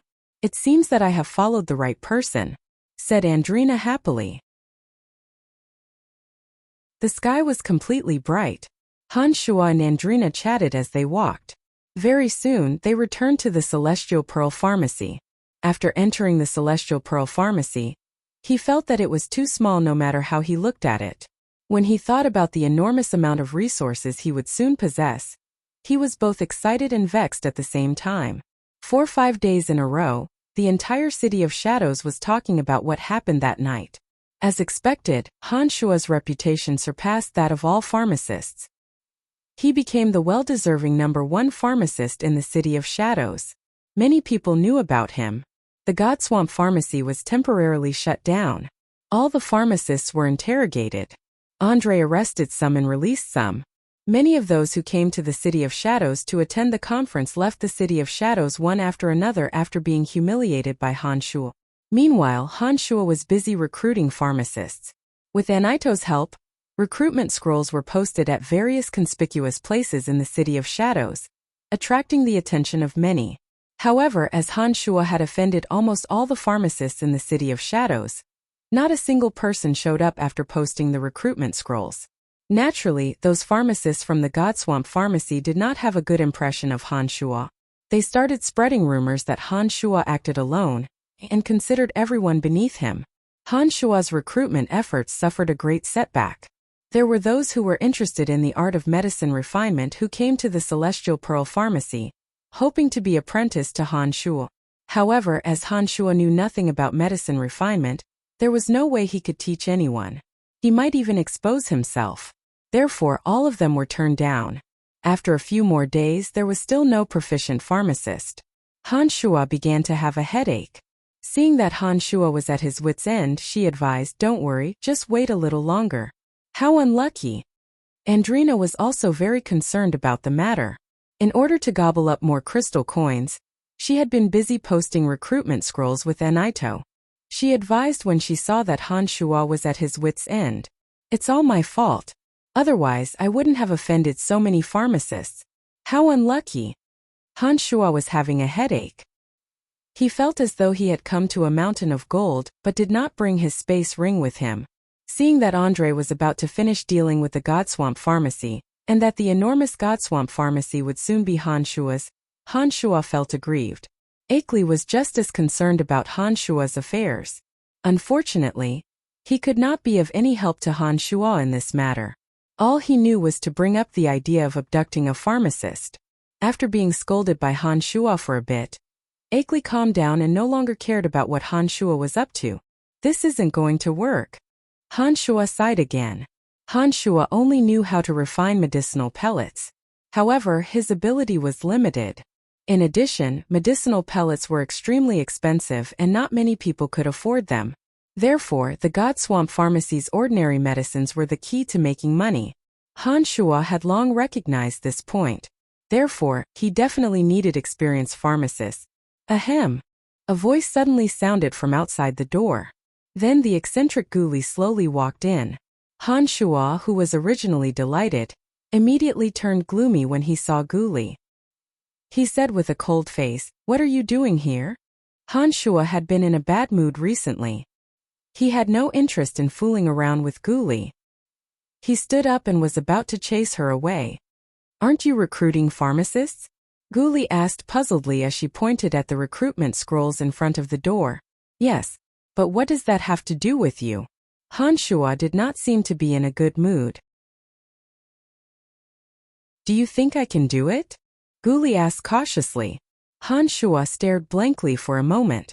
He asked, "You mean you want to join our Celestial Pearl Pharmacy?" "That's right. I have heard about what happened last time. You are indeed an amazing pharmacist. I apologize for my rashness back then, and thank you for saving my life. I am here in the hope of learning some medicine refinement techniques from you. I hope that you will grant me my wish." Guli bowed respectfully and said in a serious manner, Isn't your business in the City of Shadows? I heard that you have a lot of apprentices. Are you willing to stay in the City of Shadows?" Han Shua's heart skipped a beat. "As long as I can learn more about medicine refinement, I am willing to pay any price. As for my apprentices, if you don't mind, can they all join the Celestial Pearl Pharmacy?" Guli asked. "Of course, why not? That's great." Han Shua was just worrying about not being able to find anyone. He was overjoyed when he heard Guli's offer. Although he was having a headache about how to teach Guli medicine refinement techniques, He couldn't care less at this point in time.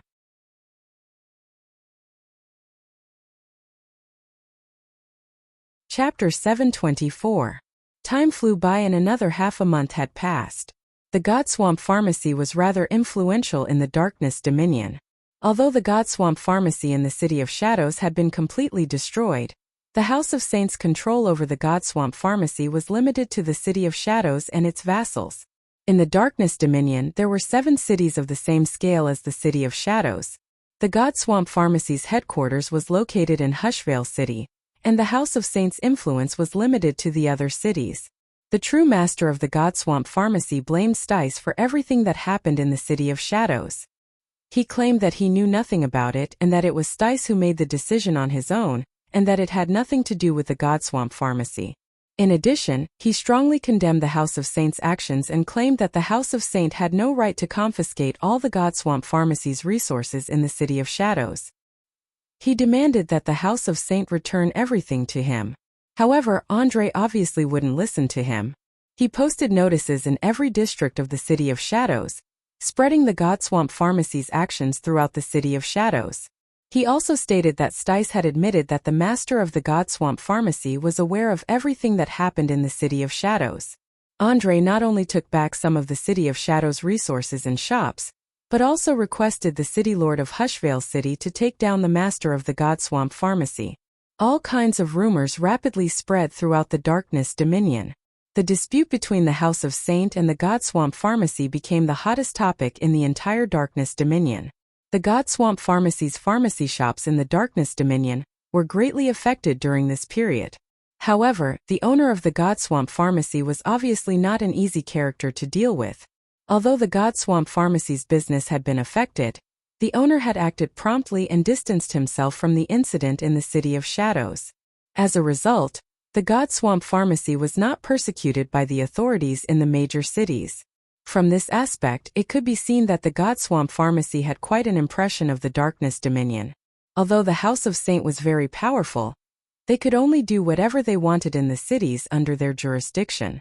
They were powerless in the other cities. As time went by, the war of words between the House of Saint and the Godswamp Pharmacy gradually died down. Naturally, the House of Saint would not hand over their resources. They also made it clear that they would not allow any important figures of the Godswamp Pharmacy to enter the City of Shadows. The master of the Godswamp Pharmacy, on the other hand, spread malicious rumors about the House of Saint, saying that the House of Saint was tyrannical and domineering, and that they had seized the opportunity to annex the Godswamp Pharmacy's business in the City of Shadows. All kinds of discussions were going on in the major cities of the Darkness Dominion. One of the names was remembered by many, the genius pharmacist Brian. The one who benefited the most from the war of words between the House of Saint and the Godswamp Pharmacy was undoubtedly Han Shuo.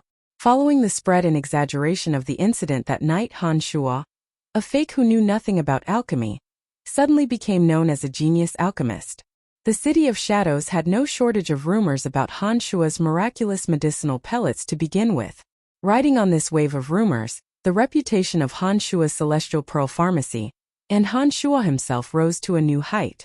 Not only did Han Shuo become the best pharmacist in the City of Shadows, but many people in the Darkness Dominion also recognized Han Shuo as a young genius pharmacist. With that, the problem that had been troubling Han Shuo for a long time was easily solved. With the deliberate efforts of certain people, the news that Han Shuo was recruiting skilled pharmacists spread throughout the Darkness Dominion. Although those pharmacists who left the City of Shadows spared no effort in slandering Han Shuo for being domineering and unreasonable, there were still many pharmacists like Gu Li who were obsessed with the art of medicine refinement. They paid no heed to Han Shuo's temperament and traveled thousands of miles to the City of Shadows from various cities just to enter the Celestial Pearl Pharmacy. These pharmacists who were willing to put up with Han Shuo's irascible and exaggerated temper were basically people of genuine ability. With Gu Li, who was very familiar with the medicine refinement industry, the number of pharmacists in the Celestial Pearl Pharmacy gradually became more plentiful. Gradually, the Celestial Pearl Pharmacy's 3-story shop could no longer accommodate the number of pharmacists. Han Shuo had been waiting for Andre's message and was ready to take over the Godswamp Pharmacy. After a few more days, the war of words between the House of Saint and the Godswamp Pharmacy finally died down. It was at this time that Andre sent someone to invite Han Shua to the Saint residence. Han Shua was overjoyed and immediately brought Andrina to the Saint residence. Han Shua first found Andre. Han Shua's heart sank when he saw the worried look on Andre's face. He forced a smile and said, "Lord Andre, you look troubled. Don't tell me you have failed? I have recruited quite a number of pharmacists. What should I do if I can't take over the Godswamp pharmacy?" Andre's expression turned a little better when he saw Han Shua. He smiled and shook his head. He then said, "It's not as bad as you think. But I did run into some trouble. You know that the House of Saint has a lot of mouths. Sometimes even my elder brother and I have to consider the feelings of some of our family members. The resources from the Godswamp pharmacy are worth more than 5 million black crystal coins. My intention is the same as before. I want you to take out some crystal coins first and slowly repay them after the Celestial Pearl Pharmacy has stabilized and earned enough crystal coins. But recently, some people in the family have been making a fuss. They feel that we can't give you such a huge advantage. They have raised all kinds of conditions. Sai, I'm in a difficult position." "What conditions?" Han Shua bunched his brows. He could somewhat understand Andre's difficulties. He knew that some things were not easy for Andre to handle. Since you saved Carmelita twice, they want you to either fork out 3 million black crystal coins at once, or cooperate with the House of Saint to manage the Godswamp.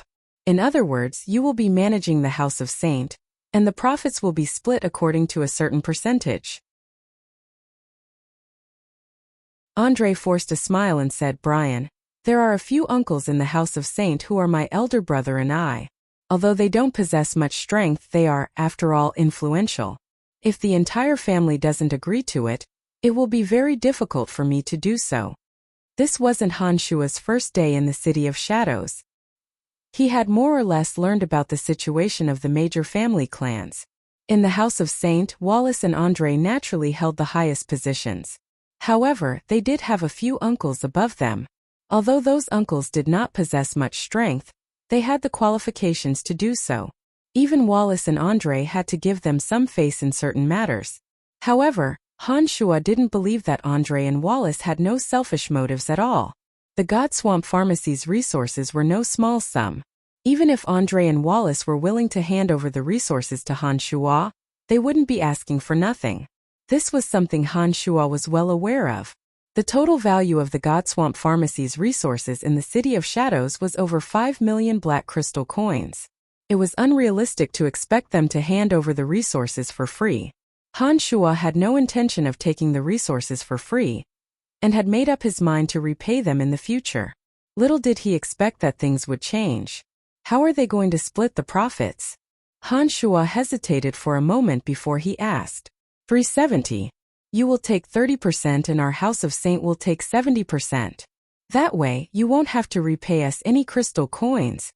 Andre replied rather embarrassedly after hesitating for a moment. 370? Han Shua bunched his brows. If they were to split the profits like that, a large portion of the Celestial Pearl Pharmacy's profits would go to the House of Saint. This was clearly not in line with Han Shua's plan. "Lord Andre, can you help me sell some divine essences?" Han Shua suddenly asked after hesitating for a moment. Divine essences? You have divine essences?" Andre stared blankly for a moment and asked with uncertainty. "That's right. Not long after I arrived in the Darkness Dominion, I discovered a divine essence mine and extracted some divine essences. I know that divine essences are very valuable, but I didn't dare to take them out because I lacked the strength. Now that things have come to this, I urgently need crystal coins. Would Lord Andre be willing to help me?" If it weren't for the special circumstances, Han Shua definitely wouldn't be willing to sell those divine essences. In order to prevent the House of Saint from monopolizing the Celestial Pearl Pharmacy's profits, Han Shua had no choice but to do so. "No problem. I don't care where you got your goods from. As long as you can produce 3 million black crystal coins to shut those people up, the Godswamp Pharmacy will be yours. In fact, I originally planned to charge you 2 million black crystal coins, and have you take out a few tens of thousands of crystal coins as a token of my sincerity. The rest will be yours in the future. But those old fellas don't believe you, so I have no other choice. I'm sorry, Brian." Andre sighed. Don't worry about it. Han Shuo replied smilingly. Soon after, he took out the divine essences in his hand and placed them in front of Andre. Earth Elite Zombie had given Han Shuo all the divine essences of the energy of Earth he obtained last time. Han Shuo consumed all the divine essences of death and destruction. As for the divine essences of the energy of life and energy of life, Han Shuo did not take them out because he was in the darkness dominion. With that, Han Shuo took out 22 pieces of wind divine essences and 18 pieces of lightning divine essences. He placed them in front of Andre and asked, "That's it?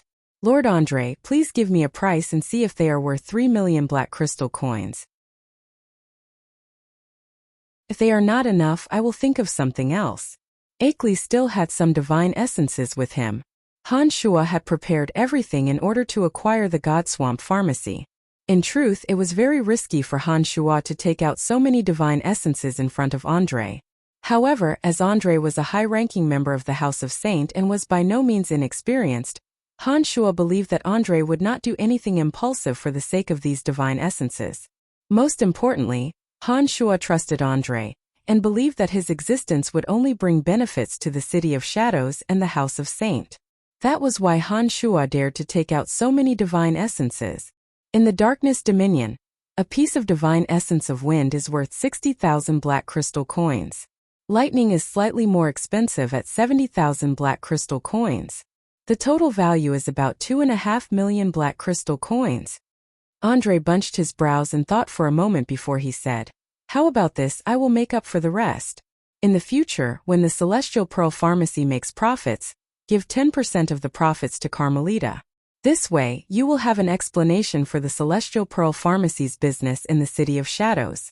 10% of Carmelita's profits isn't much, but it will be much more convenient for you to get things done. What do you think?" 10% wasn't much, and it was Carmelita who would benefit from it. Without hesitation, Han Shuo readily agreed. "Okay. Wait a moment, I will go and communicate with them. There shouldn't be too much of a problem." Andre seemed to have heaved a sigh of relief. He hastily left and headed for a tall, dark building behind the Saint residence. An hour later, Andre returned smilingly with a stack of official documents in his hand. He handed them to Han Shuo and said, "These documents prove that you own all the rights and interests of the God Swamp Pharmacy. From today onwards, all the God Swamp Pharmacy's resources in the City of Shadows and its subordinate towns and cities are yours. Congratulations, Brian." "Congratulations to you too." Han Shuo laughed and pushed the divine essence ores to Andre. He asked, "How is Carmelita? Is she feeling better?" Andre didn't hold back. He put away all the divine crystals and said with a smile, "Don't worry, it won't be a problem." After taking a short pause, Andre continued, "Speaking of which, I have to thank you again. With these divine essence ores, we will be able to exchange for more divine essences of destruction for Carmelita. Our family clan has invested quite a lot of resources in order for her to recover. I hope she doesn't suffer any more injuries." Han Shuo's heart had already flown out of his chest as he caressed the documents in his hand. He stood up and smilingly replied, "That's good to hear. Right, I still have to settle the matters regarding the God Swamp Pharmacy. I won't disturb you any longer. You're going to be busy for a while. Off you go." Andre, of course, knew that Han Shuo would have to deal with the matters regarding the God Swamp Pharmacy and the Celestial Pearl Pharmacy after receiving the documents. "Brian, do you think that fella has selfish motives?" Andrina asked Han Shuo on the way back. "Of course he does." Han Shuo let out a faint smile and said, "The God Swamp Pharmacy possesses an enormous amount of resources. With the reputation and strength of our Celestial Pearl Pharmacy, it is a given that the Celestial Pearl Pharmacy will surpass the God Swamp Pharmacy in the future. I reckon that Andre wants to reap some benefits for the House of Saint. That way of splitting the profits is obviously beneficial to the House of Saint. Otherwise, with Wallace and Andre's influence in the House of Saint, although it might be a little difficult, it shouldn't be too much of a problem for them to suppress the opinions of their uncles. It's just that Andre definitely didn't expect me to have so many divine essence ores. Will he think of other ways to obstruct us?" Andrina bunched her brows and asked.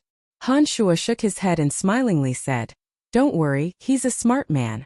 Besides, we have given him so many divine essences. To the House of Saint, my existence is obviously beneficial to the City of Shadows. Their House of Saint controls all the resources in the City of Shadows. They definitely won't make things difficult for me just because of this little bit of profit.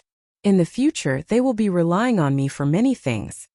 After Han Shuo left, Andre fiddled with the divine essence ore in his hand and said in a bitter smile, "This fella, I'm finding it harder and harder to see through him. How long has it been since he came to Elysium?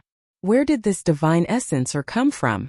The future value of the Celestial Pearl Pharmacy will be far more than 3 million black crystal coins. This fella is cunning."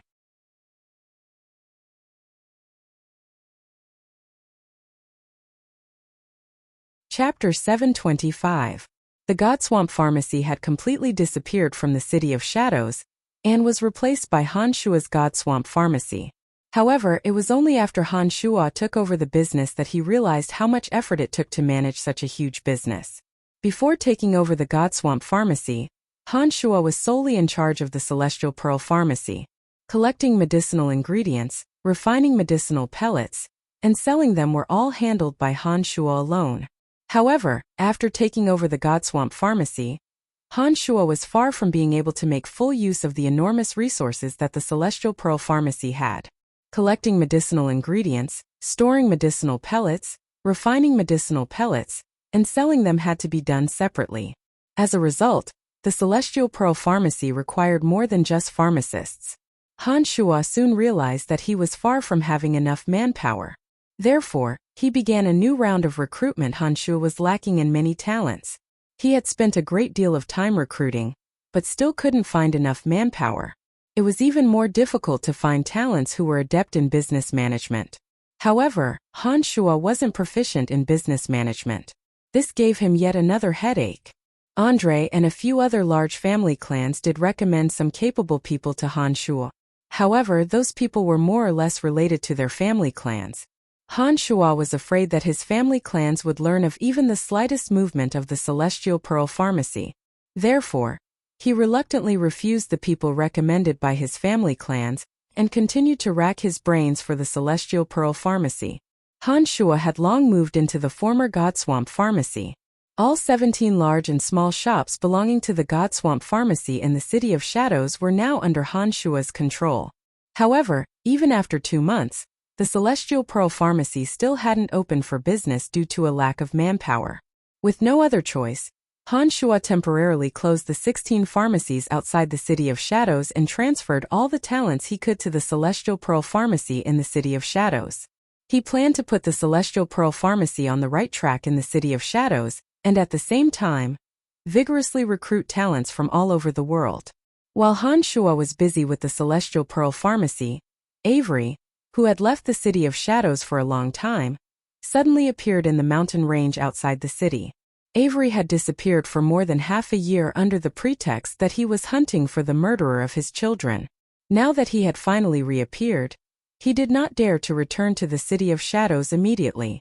Instead, he stayed outside the city. Avery was all too familiar with the surroundings of the City of Shadows. In addition to his formidable strength, he managed to evade the detection of many divine guards in the mountain range. He seemed to be waiting for something. There were 3 squads of over 30 divine guards from the 5th Corps standing beside him. These divine guards were from the Laver's residence and were loyal and devoted to Avery. Night fell. Avery was standing on top of a towering ancient tree with his eyes squinted. He gazed at the City of Shadows in the distance with a gloomy face. Gradually, a human silhouette flew out from the City of Shadows. That silhouette seemed to be afraid that someone might discover his presence. He drifted all over the place in the middle of the night and changed directions several times before finally arriving before Avery.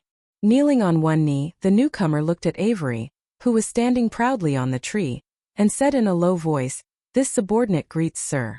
Number 3. Tell me about the recent situation in the City of Shadows." Avery was still gazing at the City of Shadows not far away. He did not lower his head to look at number 3 who was kneeling on the ground. Recently, the hottest topic in the City of Shadows has been the Celestial Pearl Pharmacy that is about to open for business. The owner of the Celestial Pearl, Brian, has received the full support of the House of Saint, and has become a rising star in the pharmaceutical industry. In addition, the House of Saint has been keeping a close watch on our fifth corps. Andre has personally visited our fifth corps 3 times to inquire about Sir's whereabouts. It seems that they have their suspicions on us. Number 3 said in a deep voice. Brian, he ruined my plans by reviving that bitch Carmelita. I will not let him get away with this. Avery shouted in a low voice. After keeping silent for a moment, he finally lowered his head to look at number 3, who was kneeling on the ground, and asked, "How many people from the 5th Corps are willing to leave the City of Shadows with me? Including this subordinate, there are 9 of them. I have carefully probed the rest and none of them have shown any intention of following, sir." Number 3 replied in a deep voice after hesitating for a moment. "Only 9, huh?" Avery softly exclaimed. He sneered and said, "9 it is." Number 3. I will enter the City of Shadows tonight. I do not want anyone to discover my whereabouts. Use whatever forces you have left to make arrangements for me. Understood. Number 3 replied in a low voice. After thinking for a moment, he added, "My lord, once you use those people, we will have no choice but to leave the City of Shadows immediately. Don't worry. After tonight, we will leave the City of Shadows together." Avery nodded to indicate that he understood. He then consoled, "Whether you follow me in the City of Shadows or any other city, you will still be able to enjoy the same treatment as before. But if you stay in the City of Shadows, you will never be given an important position because of me. My lord has always treated us well. We are willing to follow my lord wherever you go." Number 3 hastily replied, "All right, go make the arrangements. I want to kill a few people tonight before leaving." Avery waved his hand. Number 3 cautiously retreated. After returning to the City of Shadows, he immediately contacted some important figures of the 5th Corps.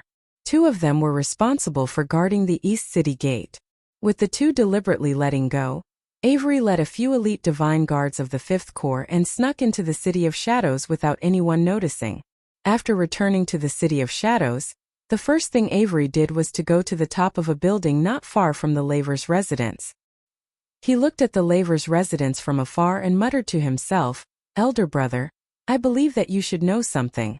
I won't be returning to the Laver's residence, lest I bring you trouble."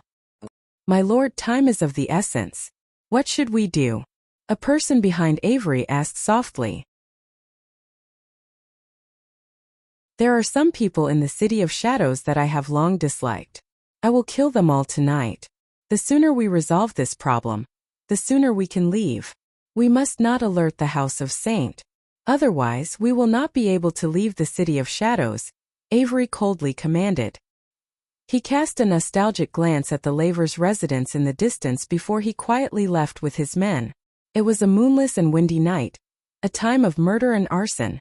Relying on his familiarity with the City of Shadows, Avery and a few elite divine guards of the 5th Corps evaded layers upon layers of guards along the way.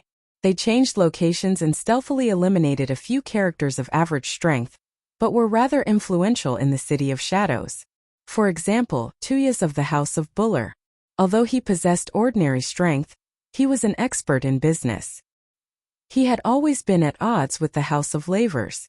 Usually, Avery would not dare to do anything to him.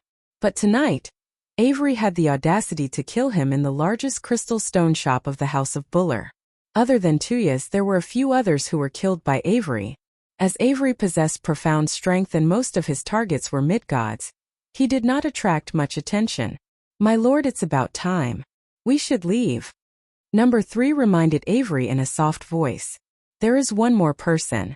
We will leave immediately after dealing with him," Avery suddenly said in a deep voice after keeping silent for a moment. "Who is it?" Number 3 asked softly. "Brian of Celestial Pearl Pharmacy. That youngster has been enjoying the limelight for quite some time. It's time for him to die. If it weren't for him, Cage and Eve wouldn't have died in Carmelita's hands. I can't touch Carmelita for now, but this youngster must die," Avery said in a cold voice. "My lord, I heard that the youngster has a very powerful little girl with him. According to those from the House of Kisa, that little girl had fought with Rugersi before. She was only slightly weaker than him." Number 3 hastily reminded when he heard that Avery was going to kill Han Shua before leaving. Back at the house of Kisa, Andrina had forced Rugersi to retreat. She clearly had the upper hand. However, as the house of Kisa valued their reputation, no one dared to say that Rugersi had suffered a loss. If word got out, it would spread to Andrina being at a disadvantage. Those who were directly involved in the matter would dismiss the rumors with a smile. As Andrina was just a little girl, everyone took it for granted that what those from the house of Kisa said was the truth. She's just a little girl. So what if she's powerful? Avery said disdainfully, moreover, Rugersi's strength is inferior to mine. If he can defeat that little girl, what do you have to worry about? Number 3 knew that Avery had made up his mind after hearing those words and dared not try to dissuade him. On the rooftop of the largest building in Celestial Pearl Pharmacy, Han Shua was cultivating with his eyes closed. Although he was exhausted from the recent events at the Celestial Pearl Pharmacy, Han Shua had never slacked off in his cultivation. His 2 avatars had been staying in the cauldron of Myriad Demon, and were not affected in the slightest. Han Shua's avatar of death had reached early stage mid-god realm. Recently, he had been slowly consolidating his new realm, while trying to understand a few new ways to utilize his energy. His avatar of destruction was also studying the usage of the orb of destruction. He was becoming more and more adept at it. Suddenly, Han Shua sensed danger. His consciousness immediately sensed the arrival of a crisis. After suffering a serious injury the last time, Han Shua had become more sensitive to danger. The invincible Omen body immediately formed an enormous amount of energy around his body. Han Shua remained motionless as he calmly sensed the intensity of the crisis. His heart jolted and he immediately transmitted to Cauldron Spirit, "The intruder is very powerful. Lend me your demon general energy." Cauldron Spirit had obviously sensed the aura that had secretly locked onto Han Shua. Without wasting any time, it softly instructed, "Take note. When the demon general energy is channeled into your body, you will suffer tremendous pain. Moreover, when the energy flows through your body, it will also cause damage to your body. You cannot sustain the process for too long. Immediately return the demon general energy to me if you feel that you can't take it anymore. Hurry up or it will be too late." Han Shua shouted at Cauldron Spirit. At the next moment, a terrifying energy violently surged from the Cauldron Spirit in Han Shua's body. In an instant, Han Shua felt as though he was being stabbed by a knife. But along with the immense pain, an endless amount of energy filled his body. It made Han Shua want to face the sky and let out a long howl. The energy of a few dozen low-god and mid-god demon generals was so enormous that it was hard for Han Shua to imagine. The pleasant sensation of having the energy in his hands made him want to release it immediately. Otherwise, if he allowed the energy to run amok in his demonic body, it would be a torment to his demonic body. You have to release the energy quickly. Otherwise, if the energy is all concentrated in your body, you will be unable to endure it, and your demonic infant will be damaged. Cauldron Spirit hastily transmitted, "I understand. Why isn't that damn thing attacking yet? God damn it." Han Shua could sense that his enemies were close by. He gritted his teeth and cursed in his mind. Avery was indeed hiding in the darkness. But after his previous failed attempt at ambushing Han Shua, Avery no longer dared to attack recklessly. He was still observing Han Shua and cautiously approaching Han Shua. He was looking for the most opportune moment to strike. By doing so, Han Shua, who was gathering energy, suffered greatly. "Hurry up and release the energy. At this rate, you will soon be unable to endure it." Cauldron Spirit transmitted again. Unbearable pain filled every corner of Han Shua's body. Seeing that his enemies were still not attacking, Han Shua could no longer endure it. He raised his head to the sky and let out a long howl.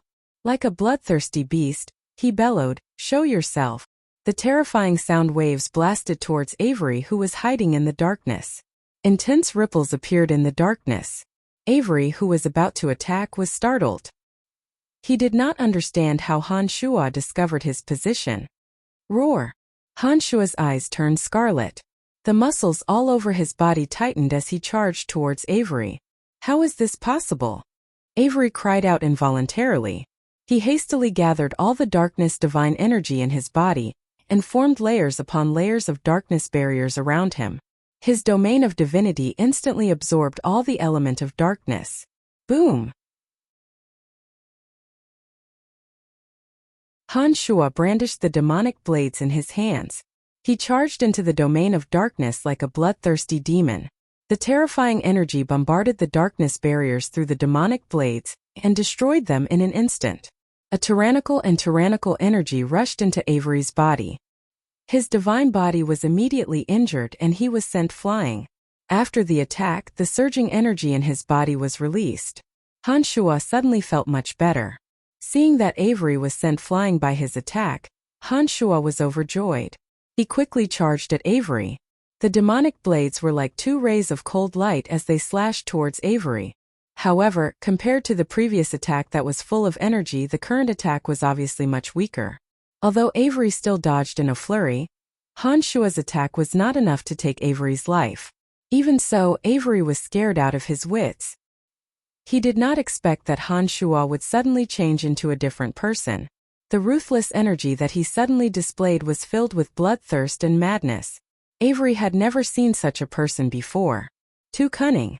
This kid has been hiding his strength all along. He is even more sinister than Andre. Avery cursed in his heart. He frantically defended against Han Shuo's attacks, constantly looking for a way to escape. Brian, return the demon's power to me. You can't do whatever you want anymore. Otherwise, your demonic infant will be injured. Cauldron's spirit transmitted anxiously while Han Shuo was beating Avery to his heart's content and forcing him to retreat. Han Shuo was startled. He immediately sensed the abnormality of the demonic infant in his body. With the demon energy filling every corner of his body, the blood essence that nourished Han Shuo's demonic infant was rapidly being depleted. The blood essence disappeared from Han Shuo's body, allowing his bones and meridians to withstand the flow of demon energy. However, the demonic infant was also inseparable from the blood essence. When the blood essence in the demonic infant was insufficient to support its survival, the demonic infant would be injured and weakened. This was absolutely not what Han Shuo wanted to see. Damn it, count yourself lucky. Han Shuo cursed in a low voice. He suddenly retreated and stopped attacking. He hastily returned the demon energy in his body to Cauldron's spirit. Avery finally came to his senses after being bombarded by Han Shuo. He took a glance at Han Shuo in shock. Without saying a word, Avery turned around and hid in the darkness. He led his fifth core divine guards away from the scene. How did you become so powerful all of a sudden? Angelina, who had arrived earlier, looked at Han Shuo with an incredulous expression, her mouth wide open. It was precisely because he saw Angelina coming over that he dared to let go of her without hesitation. Han Shuo did not reply immediately. He first returned the demon energy in his body to Cauldron's spirit before pointing in the direction Avery left in and said, "Andrina, kill that guy for me. I will give you 100,000 black crystal coins." Andrina shook her head and replied, "I'm only protecting you. I'm not helping you kill anyone." "Forget it then. Avery has escaped. If he comes back again, I will be in deep trouble," said Han Shuo in a bitter smile. He had obviously recognized the attacker after fighting for dozens of seconds. "I think he is the one who should be afraid. Given the strength you displayed just now, there's no way he can kill you." Andrina looked deeply at Han Shuo, put on a faint smile and asked, "Brian, can you tell me what energy you used? How did you suddenly become so powerful? Tell me about yourself first. Only then will I consider if I should tell you the truth," replied Han Shuo mischievously. "Forget it if you don't want to tell me. What's so great about it?" Andrina pouted and said angrily. "Huh? What's going on?" Akeley rushed over excitedly and shouted, "Was there a battle just now? Where is he?" The battle between Han Shuo and Avery ended in just a few dozen seconds. Akeley was training in a gymnasium a distance away. As his strength was inferior to Andrina's, he did not arrive in time. By the time he arrived, the enemy had already disappeared without a trace. "You're late." Andrina glared at Akeley. She paused for a moment and said disdainfully, "But even if you came early, you wouldn't have been able to interfere." Akeley knew that Andrina's strength was unfathomable. He became even more excited after hearing those words. Mid-God? High God! Shouted Andrina coldly. Akeley immediately hung his head dejectedly. He stole a glance at Andrina in awe and mumbled, "Damn it, it's actually a high god." Judging from Akeley's expression, he obviously thought that Andrina had repelled the attacker. "It wasn't me." Andrina knew what Akeley was thinking with just a glance. She pointed at Han Shuo and said, "He was the one who repelled the attacker. Save it." "All right, if there's nothing else, I'm going back." Akeley waved his hand. He simply did not believe that Han Shuo could repel a high god. He lazily turned around and went back to his place. "That idiot," cursed Andrina, who was in a bad mood.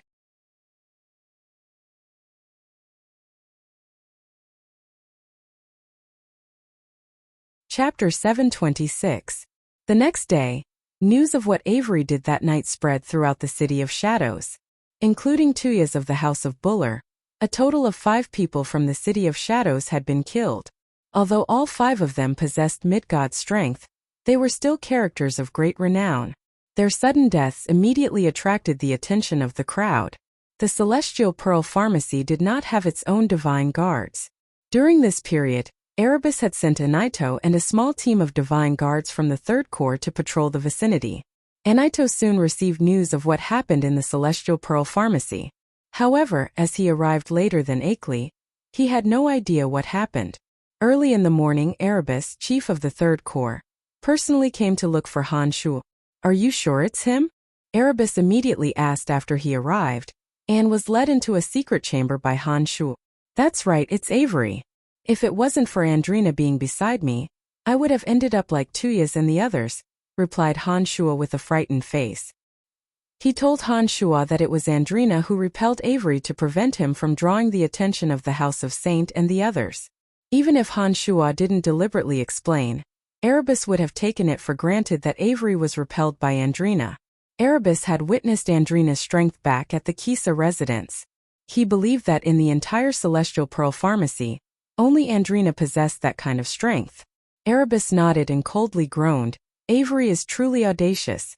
It seems that he really doesn't want to stay in the City of Shadows any longer." Han Shuo kept quiet. He knew that Avery had left the City of Shadows last night.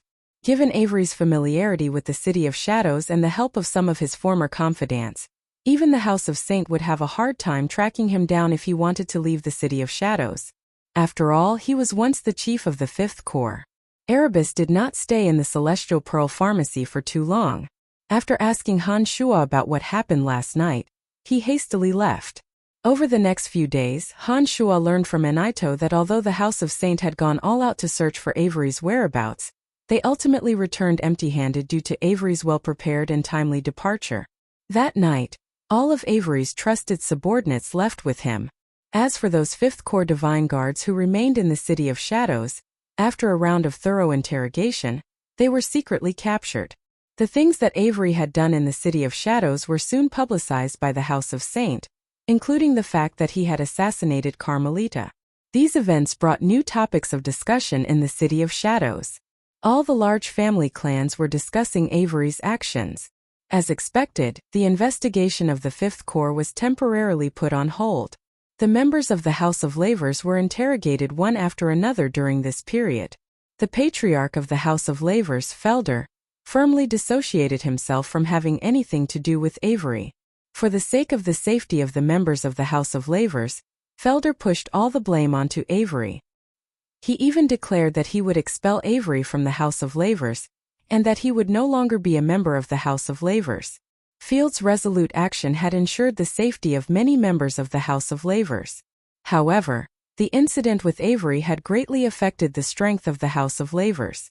Without the authority of the Fifth Corps, in addition to the suspicion and suppression of the House of Saint, the House of Lavers suddenly became the weakest of the 5 major family clans in the City of Shadows. The tumultuous events in the City of Shadows did not affect Han Shuo too much. After a period of preparation, the Celestial Pearl Pharmacy had recruited quite a number of people from all walks of life. It was sufficient for the Celestial Pearl Pharmacy to open for business in the City of Shadows. It was at this moment that Han Shuo came across an extremely thorny problem. A group of pharmacists led by Gu Li had been urging Han Shuo to explain to them the refining principles of the rejuvenation medicine, celestial pearl medicine, and rebirth medicine. The group of pharmacists led by Gu Li had traveled thousands of miles to the City of Shadows. They were full of admiration for Han Shuo's skill in medicine refinement and wanted to learn from him. In the beginning, as the Celestial Pearl Pharmacy had been too busy, they had behaved themselves and worked hard to get the Celestial Pearl Pharmacy on the right track. But now, from their perspective, everything was progressing smoothly. They heaved a sigh of relief and started asking Han Shuo questions about pharmaceutics that were difficult to understand. As a result, Han Shuo's head was as big as a cow's. As someone who knew nothing about pharmacists, Han Shuo was completely helpless in the face of those questions. He had tried to evade them several times in a row. But now that Gu Li and the others had arrived, he knew that he could no longer avoid them. He was in a pharmacy lab. All around him were glassware. The glass cabinets were filled with colorful bottles and jars. Many medicinal ingredients were neatly arranged. At the center of the lab was a complicated glass ball. The bottom of the glass ball was filled with energy crystals that were glistening brightly. The 13 pharmacists led by Gu Li were scattered around the lab. Each and every one of them was looking at Han Shuo with eager eyes. Every one of these pharmacists who dared to come to the Celestial Pearl Pharmacy despite hearing about Han Shuo's irascible and tyrannical temper were as capable as Gu Li. It was impossible for Han Shuo to bluff his way through. Han Shuo felt as though he was trapped in a cocoon of his own making. He had to get past this hurdle. Otherwise, these pharmacists would surely leave the Celestial Pearl Pharmacy with their disciples without hesitation. If that happened, the Celestial Pearl Pharmacy that they had worked so hard to get back on the right track would surely collapse. Actually, my knowledge of medicine refinement is different from what you know. Under the gazes of the crowd, Han Shuo had no choice but to brace himself and say, I don't know much about your knowledge of medicine refinement. The eyes of the pharmacists were filled with doubt and puzzlement when they heard this. However, none of them said anything. My master taught me medicine refinement. You might not have come into contact with it. Let me show you. Han Shuo knew that the Celestial Pearl Pharmacy would be destroyed if he didn't show some tricks. With one thought, the 9 tessellation cauldron flew into Han Shuo's palm. Your medicine refinement requires a large number of medicines to be mixed in glass containers. The medicines are mixed by adjusting the temperature between high and cold temperatures. My method of medicine refinement is somewhat different from yours. I directly smelt the medicinal ingredients together, use a special method to extract the ingredients, and then condense them into a solid at high speed. Han Shuo explained slowly. As he explained, Han Shuo demonstrated the process of medicine refinement. The 9 tessellation cauldron spun on his palm. He tossed several kinds of medicinal ingredients into the cauldron. A fragrant aroma instantly filled the lab. Under the control of the red flame on Han Shuo's palm, the 9 tessellation cauldron spun at high speed. The patterns on its surface glowed faintly and looked extremely beautiful. To these pharmacists, Han Shuo's method was simply unimaginable. They stared dumbfoundedly at Han Shuo's movements. They simply couldn't understand how one could refine medicine using only raw materials and a container. They would first extract the ingredients from the raw materials, and then mix them together to create medicines with different functions. Compared to Han Shuo's method, they had subdivided the process into many steps. However, the end result was not as good as Han Shuo's all-in-one method. A fragrant aroma permeated the lab. After a while, a few dark golden nirvana pills flew out. Han Shuo crushed them and stored them in a medicine bottle that he had prepared beforehand. He then handed them to the pharmacists and said with a smile, "Have a taste. It will greatly benefit your body." The pharmacists who received the nirvana pills couldn't control their desires just by smelling the aroma. They had long heard about the miraculous medicines refined by Han Shuo in the Celestial Pearl Pharmacy. After hearing Han Shuo's words, they hesitated for a moment before swallowing the medicine in their hands. All of them were professional alchemists. Although there were some differences between dawn and potions, there were still some similarities in their effects. After taking the nirvana pill, all of them immediately felt the changes in their bodies. They could clearly feel the fierceness of the medicinal efficacy of the pill in their bodies. Very quickly, The few alchemists went to look for the toilet one after another. Each and every one of them had a messy bowel movement. However, every time they came out of the toilet, the complexion on their faces was clearly much better. Each and every one of them exclaimed, "What a miraculous medicine! This medicinal effect is too overbearing." The pharmacists who didn't get the nirvana pills were amazed. Seeing their complexions getting better and better, their admiration for Han Shuo grew. "You are not my disciples. I cannot impart the methods and techniques of refining medicine to you."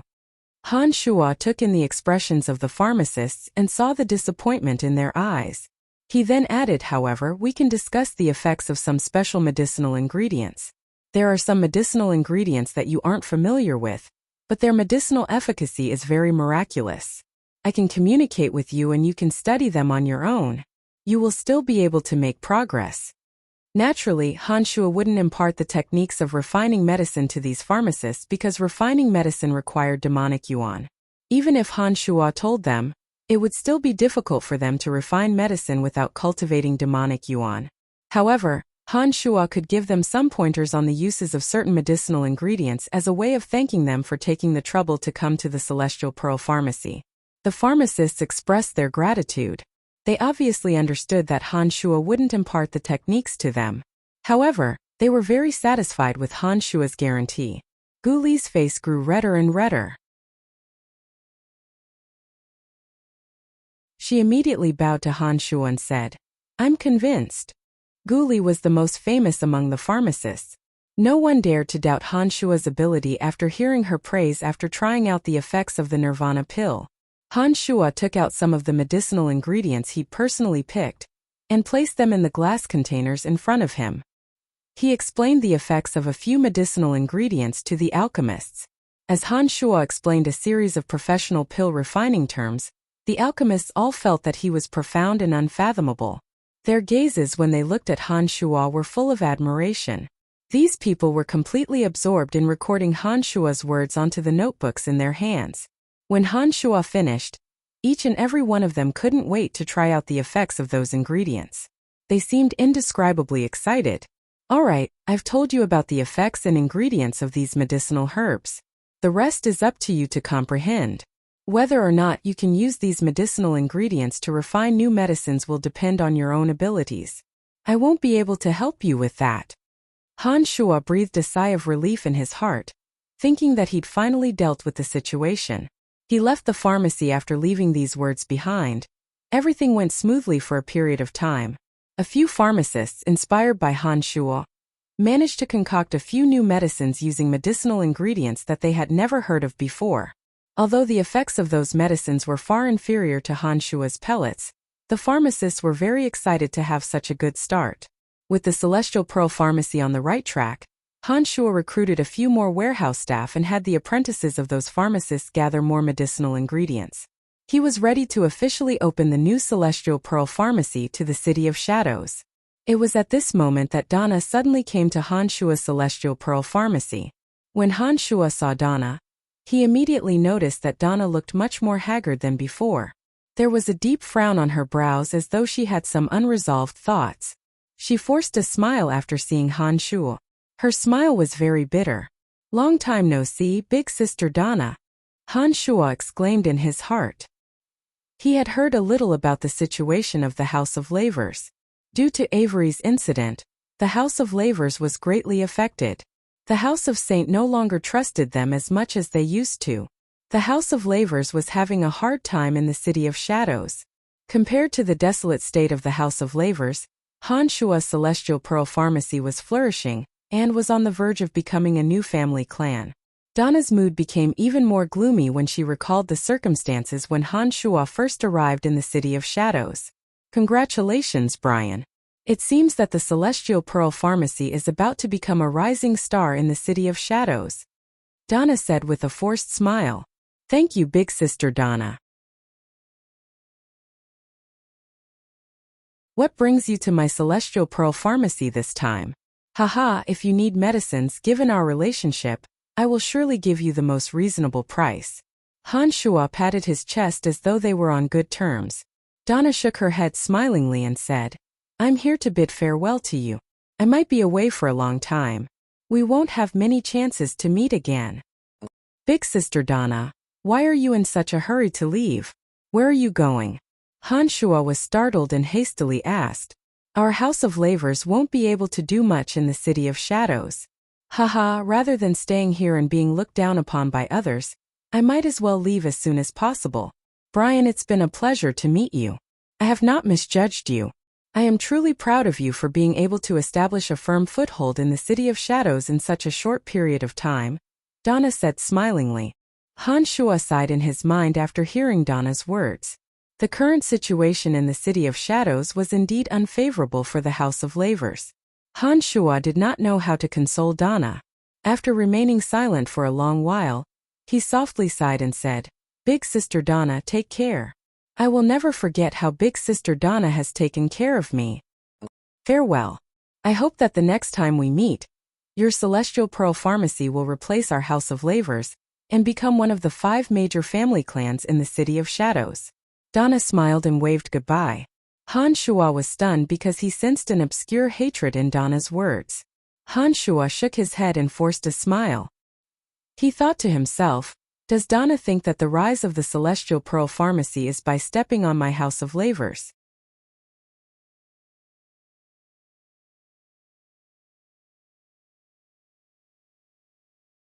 Chapter 727. After a long period of preparation, the Celestial Pearl Pharmacy finally opened for business. On that day, the 5 major family clans of the City of Shadows sent representatives to congratulate the Celestial Pearl Pharmacy. Andre and Erebus from the House of Saint, Jia and her uncle from the House of Kinson, Rugersi from the House of Kisa, Tushi from the House of Buller who had replaced Tuyas came with a gift. Even Dewey from the House of Lavers who had a bad relationship with Han Shuo came to present a silk banner. On that day, the Celestial Pearl Pharmacy was truly a gathering of celebrities. In order to establish a good relationship with Han Shuo, all the major family clans spared no effort to show their support. The grand opening of the Celestial Pearl Pharmacy was held in a splendid manner. Those pharmacists who followed Han Shuo had refined some medicines commonly used on Elysium. A dazzling array of medicine bottles filled up the empty cupboards. Han Shuo busied himself for the entire day. He only sent away the guests when it was dark. As Han Shuo did not personally refine any new medicines, the Celestial Pearl Pharmacy was selling all kinds of commonly used medicines. Although the representatives from the major family clans were disappointed, they still bought more than 400 bottles out of respect for Han Shuo. The Celestial Pearl Pharmacy made a net profit of more than 20,000 black crystal coins. With this good omen, Han Shuo believed that with his reputation in the City of Shadows, it would only be a matter of time before the Celestial Pearl Pharmacy made a fortune. Everything in the Celestial Pearl Pharmacy was on the right track. Han Shuo left Gu Li to handle all the pharmaceutical-related issues. Gu Li, who used to be at odds with Han Shuo, now admired Han Shuo from the bottom of her heart. She was truly loyal and devoted to Han Shuo. As a result, Han Shuo had more time to cultivate. With the experience of borrowing Cauldron Spirit's energy, Han Shuo spent the next few days in the gymnasium trying to use Cauldron Spirit's energy. When Cauldron Spirit's energy was infused into Han Shuo's body, Han Shuo would instantly gain tremendous strength, allowing him to fight a high god head-on. However, although Han Shuo's demonic body was tough, he could not sustain it for too long. After dozens of attempts, Han Shuo could only sustain it for 3 minutes at most. Han Shuo's demonic infant would not be able to endure any longer. Han Shuo quickly realized that borrowing Cauldron Spirit's energy wasn't the right way to cultivate. Only by forging his demonic body to an even more tenacious state of mind could he truly become powerful. Although Han Shuo had never stopped comprehending and cultivating in the Omen realm, he did not have much time left. It would be extremely difficult to make any progress without at least 100 years of cultivation. The Omen realm was not the ultimate realm of demonic arts. There were 3 other realms after the Omen realm: Skybreak realm, Demon Lord realm, and Exalted Demon Lord realm. The Exalted Demon Lord realm was the pinnacle realm. It was at this realm that Gu Tianxia forcibly pierced through a cosmic rift and arrived at this realm. Just from Cauldron Spirit's description, Han Shuo could imagine how powerful the Exalted Demon Lord realm was. In the future, every step of advancement would require a long period of cultivation, and there would be great dangers along the way. When breaking through from the Omen realm to the Skybreak realm, one would have to face the demonic tribulation. This was a process that one had to go through. If one failed to overcome the demonic tribulation, not only would one's strength stagnate, one might even perish in body and soul. This made Han Shuo realize that every subsequent breakthrough would be extremely dangerous. Time flew by quickly. Han Shuo stayed in the gymnasium in seclusion. 10 years had gone by in the blink of an eye. After his adventures on Elysium, Han Shuo's strength in all aspects had improved to varying degrees. The 10 years of meditation had calmed his mind and stabilized his Omen realm. 10 years on Elysium would pass in the blink of an eye. But for gods whose lifespans could easily reach tens of thousands of years, 10 years was just too short. After Han Shuo walked out of the gymnasium, he quickly learned about the current situation from Gu Li and the others. During the time he was in seclusion, the Celestial Pearl Pharmacy had earned Han Shuo more than 1 million black crystal coins. 5 of its 16 branches had opened for business. The Celestial Pearl Pharmacy had undeniably become the largest pharmacy in the City of Shadows. During this time, the members of the House of Lavers had used all sorts of excuses to withdraw from the City of Shadows. The House of Saint had turned a blind eye to this as the House of Lavers had contributed to the City of Shadows. Even though Wallace was wary of the House of Lavers, he could not be too harsh on them as they had not betrayed the City of Shadows. Field obviously understood Wallace's intentions. He had been overseeing the Lavers' residence all this time and had only asked Donna, Dewey, and the others to leave under the pretext that they were traveling and cultivating. With Field deliberately keeping a low profile, the House of Lavers that had lost the trust of the House of Saint rapidly declined. In just a short 10 years, the House of Lavers had lost the prestige of being one of the 5 major family clans in the City of Shadows. Some members of smaller family clans even dared to go against the House of Lavers. Field did not mind all this. He endured everything with great patience and used all sorts of methods to send the members of the House of Lavers away. It seemed that Field's actions were in line with Wallace's intentions. Not only did Wallace not stop Field's actions, he even tacitly approved of Field's actions. The existence of a small rift between major family clans could destroy the friendship they had painstakingly built up. Especially when Avery had nearly killed Carmelita, Wallace could not forgive him. After Avery's disappearance, the position of Chief of the Fifth Corps had been vacant. Other than the House of Lavers, the other 3 major family clans had shown great interest in the position of Chief of Divine Guards. Even some of the smaller family clans saw the position as an opportunity to rise to the top in a single bound. They had used all sorts of methods to try to snatch the position from the hands of the House of Saint. However, in order to maintain the balance between the major family clans, Wallace had issued an order. Anyone who wished to take the position of Chief of Divine Guards must exchange it with Avery's head. Avery had been missing for many years and no one knew where he had gone. After Wallace issued that order, although all the major family clans in the City of Shadows had painstakingly searched for Avery, they had not made any headway.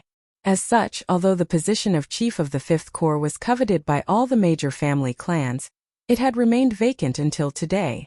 After learning about the recent news in the City of Shadows, Han Shuo saw that the Celestial Pearl Pharmacy was on the right track, and that he had established some foundation in the City of Shadows.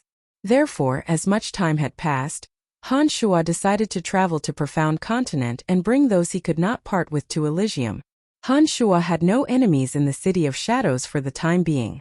With the financial resources of the Celestial Pearl Pharmacy and the backing of the House of Saint, Han Shuo believed that the safety of Phoebe and the others would not be a problem. Elysium was rich in elemental energies. There were just too many experiences and references on the path to godhood.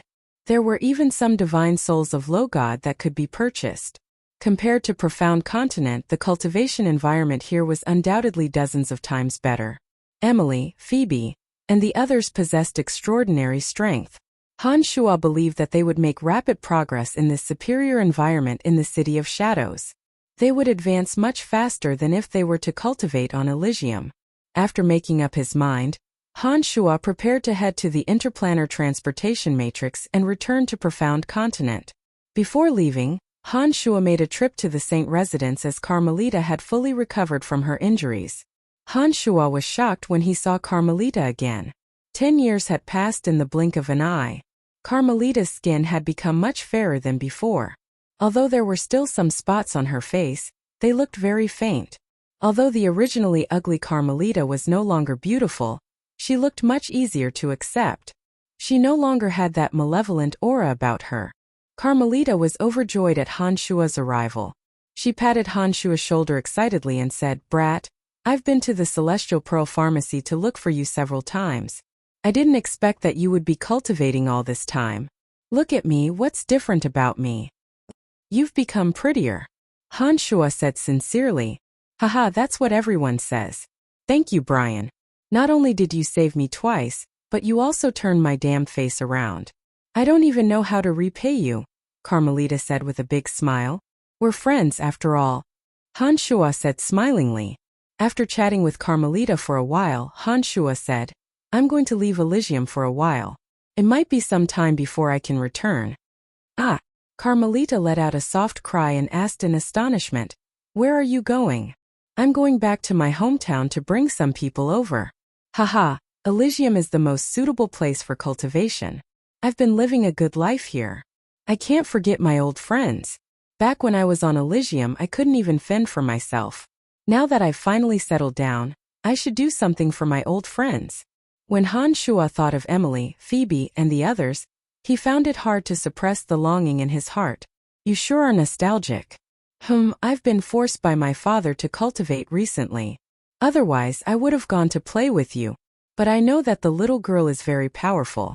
It shouldn't be a problem for her to follow you. Just be careful," Carmelita said smilingly.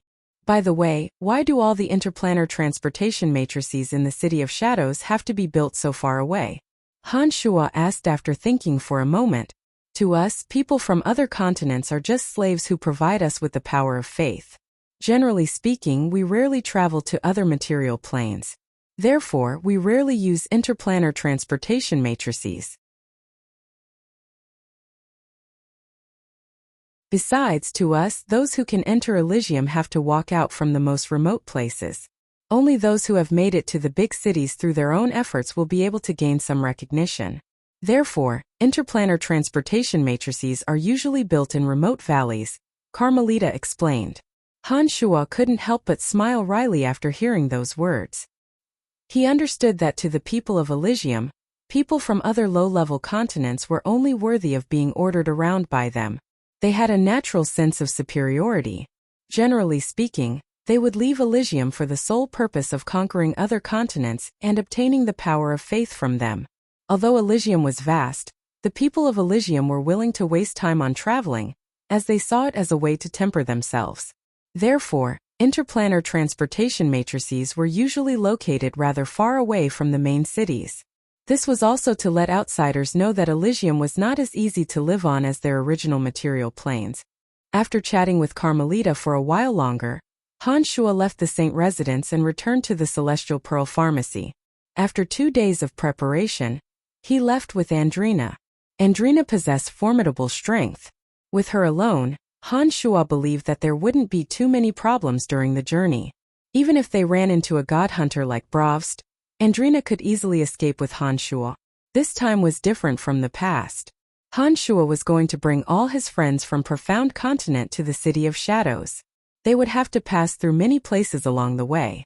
With Andrina by his side, Han Shuo's safety was greatly assured.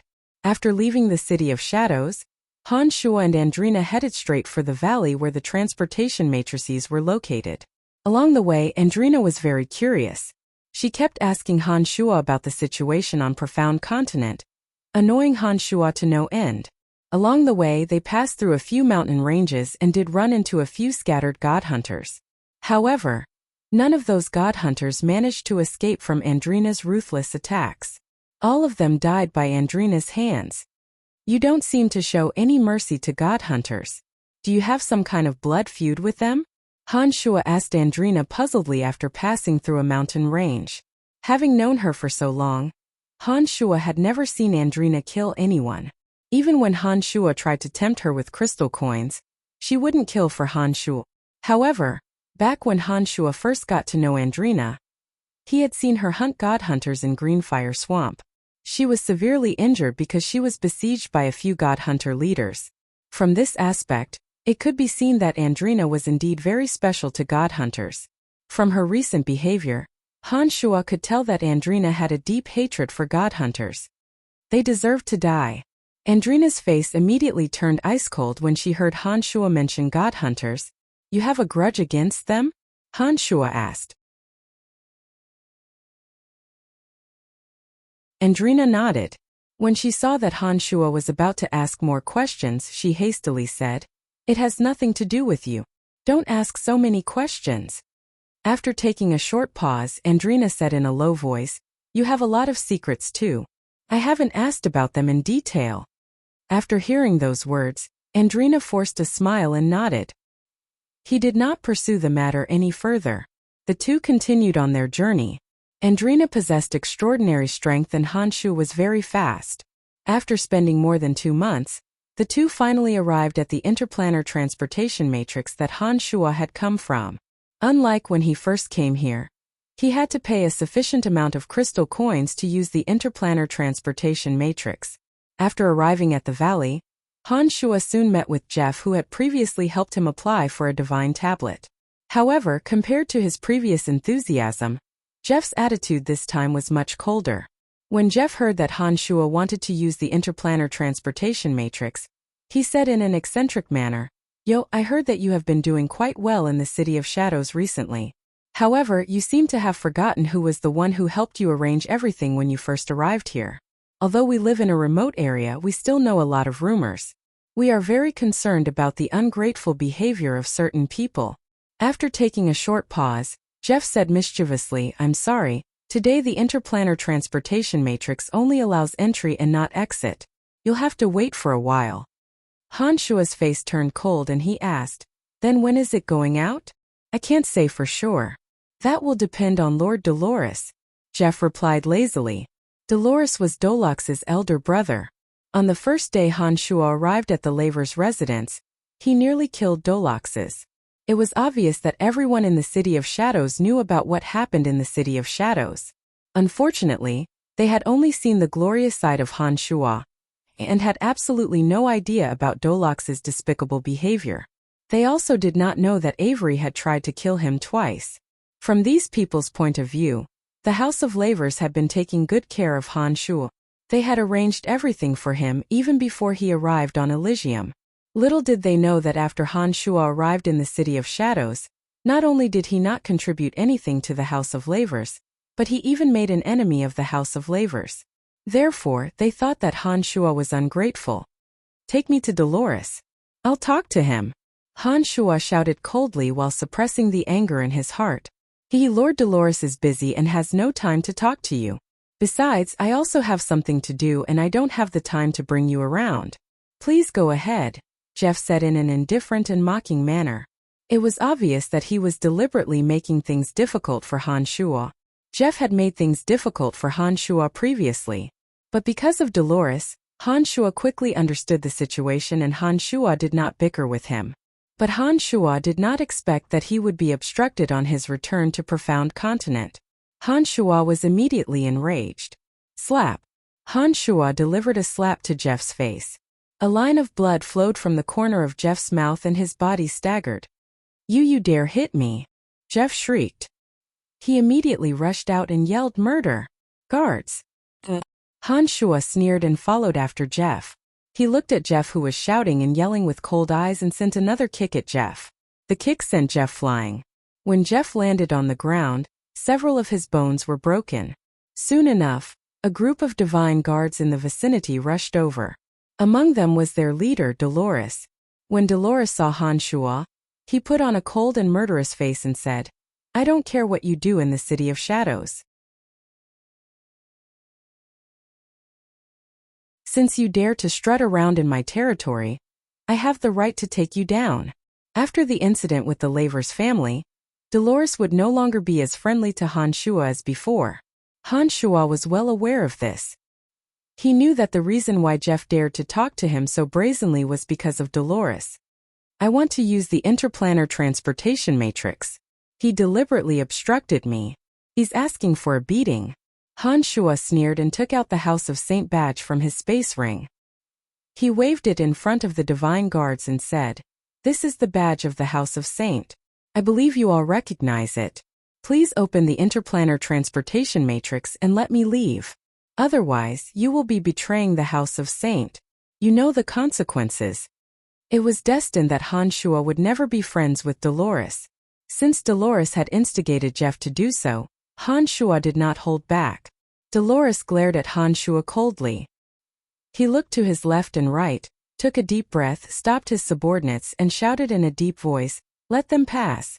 Under the watchful eyes of the divine guards, Han Shuo boldly left through the interplanar transportation matrix. After Han Shuo disappeared, Dolores put on a cold smile and ordered, "Jeff, bring those prisoners that have been locked up recently. Send them to the coordinates. Whatever happens to them, it has nothing to do with us." "My lord is wise." Jeff was overjoyed when he heard this. He eagerly led his men to fetch the vicious prisoners.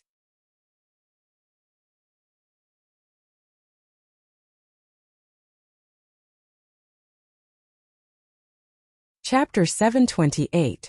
Profound Continent. Nothing much had changed. The ocean surrounding the cemetery of death was azure. The sea breeze was gentle and the air was fresh. However, the elemental energies of heaven and earth were much thinner. Han Shuo, who had just returned from Elysium, found it rather difficult to adapt. "The elemental density here is a little too low," remarked Andrina with a frown as soon as she walked out of the cemetery of death. "This place is different from Elysium. If the elemental density here was too high, I'm afraid that even high-level gods would have come." Han Shuo put on a faint smile. He unfolded his consciousness and took in the surroundings. He suddenly let out a long laugh and said, "Come, follow me back to the city." The two soared into the sky and flew towards Brettel city of Lancelot Empire. Half a day later, Han Shuo and Andrina appeared on the streets of Brettel city. As soon as Han Shuo landed in the city, the scenery of Brettel city was immediately imprinted in his mind. Brettel city was obviously much more prosperous than before. The originally lifeless city was now bustling with traffic. All kinds of shops could be found on every street block. The dazzling array of goods could dazzle one's eyes. Standing on the streets of Brettel city, a sense of familiarity rose spontaneously. After experiencing the liveliness of the city for a while, Han Shuo and Andrina headed straight for the city lord's mansion. Brettel city had changed a lot after being away for more than a decade. The city lord's mansion stood at the center of the city. Squadrons of knights clad in black armor stood proudly on all four sides of the mansion, guarding it. Han Shuo's arrival caused the entire mansion to seethe with excitement. Those whom he was familiar with gathered at the mansion from various districts upon hearing the news. They expressed their excitement in various ways. Jack, Dorcas, and the others had obviously aged. Having not spent much effort cultivating their various energies, they had all become middle-aged men. Jack's children had even joined the army and become Brettel city's knight captains. Helen, on the other hand, was still as beautiful as ever.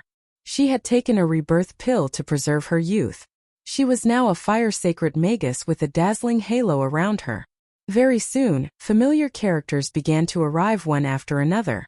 Through Dick's message, Emily, Phoebe, Fanny, Jasper, and others who were familiar with Han Shuo arrived via transportation matrices from various major cities. After not seeing each other for more than 10 years, Emily, Fanny, and the other girls all shed silent tears when they saw Han Shuo, blaming Han Shuo for being so heartless. With a few comforting words, these women of high status in the Lancelot Empire finally calmed their chaotic emotions and began to discuss the situation with Han Shuo. Unsurprisingly, Lancelot Empire had now become the most powerful nation on Profound Continent. Odin Empire, Brute Merchant Alliance, and Kasi Empire had all been annexed. Lawrence had achieved his wish of becoming the overlord of Profound Continent on the surface. The Church of Light and the Shrine of Ice had retreated to impoverished lands and stopped recruiting believers. They had also ceased their religious activities on Profound Continent, gradually withdrawing from the stage of Profound Continent over the past 10 years. In Lancelot Empire, there were only believers of the Druidic Order and the Calamity Church. A large portion of them worshipped the new god Han Shuo. No matter how one looked at it, the current situation on Profound Continent was very ideal. Gilbert, Statholm the Old Monster, the Emperor of the Flames, Elizabeth, his apprentice Sanguiner, Ballins, Trunks, and others who were familiar with Han Shuo all hurried over after receiving the news. In the largest banquet hall of the city lord's mansion, these people who were familiar with Han Shuo were all gathered together. Everyone, I have been away for more than 10 years. I am truly happy to be able to gather here today. Let us drink to our heart's content today. Han Shuo raised his cup and laughed heartily. The crowd raised their cups and drank to their heart's content. After getting drunk for 3 days, the sober crowd gathered together. This time, Han Shuo started to talk about serious matters. The elemental energies on Profound Continent are too weak, resources are not abundant, and the cultivation of energy is still at a low level. Han Shuo slowly described the situation on Profound Continent and Elysium. The crowd listened attentively to Han Shuo's words. For many of them, this was the first time they had learned about this vast universe. When they heard that Elysium was rich in elemental energies and gods were everywhere, many of them were greatly shocked. I will be leaving soon after I return. After I leave this time, there won't be many opportunities for me to return. All in all, Elysium is a much more suitable place for cultivation. I have established some businesses there and I can guarantee your safety. If any of you wish to pursue greater strength, you can tell me and I will bring you to Elysium, Han Shuo said in a deep voice. A decade or so was a long time for ordinary people, especially those who did not spend time and energy on cultivation. They spent most of their time and energy on having children. Some of them already had family and love on Profound Continent that they could not bear to part with. Han Shuo knew that not everyone would be willing to make a long and arduous journey to a new and unfamiliar environment. Master, I will go wherever you go, Gilbert immediately declared without the slightest hesitation. Soon after, Statholm the Old Monster, the Emperor of the Flames, Elizabeth, Ballins, Sanguiner, and the others who wholeheartedly pursued greater strength also excitedly expressed their support and strongly requested to leave with Han Shuo. These people did not have too many attachments on Profound Continent and were wholeheartedly working hard to become stronger. Now that they heard that they would be offered even better conditions, they did not even think twice and immediately agreed. Fanny, Emily, Phoebe, Helen, Jasper, and the other women who were close to Han Shuo more or less had family and loved ones on Profound Continent. However, it was even more difficult for them to bear the thought of being separated from Han Shuo. After hesitating for a moment, they too expressed their willingness to follow Han Shuo. However, before leaving, they wanted to bid farewell to their loved ones. As for people like Dorcas and Jack, as they pursued different things, in addition to the fact that they already had a family in Brettel City, after pondering for a period of time, they ultimately did not decide to leave. Having gotten his revenge, Trunks now possessed an enormous amount of resources, including the Valley of Sunshine and the Dark Forest. Now that he had a daughter with that female bandit Janet, he too could not bear to leave and therefore decided to stay. Even those who did not leave would need some time to settle some affairs. Therefore, after tallying up the number of people, Han Shuo gave them a time limit. 3 months. After 3 months, they would gather at Brettel City. Those who did not show up at that time would be considered to have decided to stay. Knowing that Han Shuo would not have many opportunities to meet them after leaving, those who had decided to stay did not leave Brettel City. During this period of time, they reunited with Han Shuo and drank to their heart's content. Han Shuo unceremoniously took out some of the cultivation items that he had prepared for Emily and the others and handed them to his friends who planned to stay on Profound Continent. Some of those items were origin crystals, while others could be used in secret arts. They were priceless items on Profound Continent. Han Shuo generously distributed them. Emily and the others did not mind as Han Shuo had informed them that these items could be purchased on Elysium with crystal coins. Therefore, they had no qualms about it. Parting was always somewhat sorrowful. Everyone made use of getting drunk to make up for it. For more than 2 months in a row, the city lord's mansion in Brettel City was filled with the strong smell of alcohol. The fragrance of fine wine could be smelled from miles away. Drunken dignitaries constantly walked in and out of the city lord's mansion, drawing the attention of the residents in the city. Han Shuo even made a trip to Austin City to bid farewell to King Lawrence of Lancelot Empire. Lawrence was very helpless about Han Shua's departure. However, now that Profound Continent was completely under his control, it didn't seem like a big deal to lose Han Shua. Lawrence and Han Shua could not be persuaded to stay. In Asen City, Candide, Emma, and Gree the Banshees, Pegasus, and Ermite Cotton, who were once subdued by Han Shua, also expressed their desire to leave with Han Shua when they heard that he was going to leave. They were already standing at the pinnacle of Profound Continent. As they had been tirelessly pursuing power, they were obviously unwilling to give up this opportunity. After hastily making preparations, they all hurried to Brettel City. 3 months later, Gilbert Statholm the Old Monster, the Emperor of the Flames, Elizabeth, Bollins, Sanguiner, Emily, Fanny, Candide, Emma, Gree, Pegasus, Ermite Cotton, and the others gathered in Brettel City. After bidding farewell to Jack, Trunks, and the others, they all followed Han Shua to the Cemetery of Death in the Boundless Sea. Every one of these people who were willing to leave with Han Shua was someone who pursued power. All of them had the ability to fly, which made the journey very convenient. After spending 7 days under Han Shua's lead, the party finally arrived at the island where the Cemetery of Death was located. Before they landed on the island, Andrina suddenly bunched her brows and said to Han Shua in a soft voice, "Huh? There's someone here." Han Shua was startled. He hastily expanded his consciousness and immediately sensed that there were 5 people in the Cemetery of Death. All 5 of them were mid-gods. This puzzled Han Shua. "All of you be careful. Stick close to each other." Han Shua turned around and instructed those people in a soft voice. None of those who were heading to Elysium this time had reached the low-god realm. If a battle were to break out, they wouldn't be able to retaliate at all. "What's going on?" Statholm the Old Monster asked. "There might be enemies. These people aren't people that you can handle for the time being."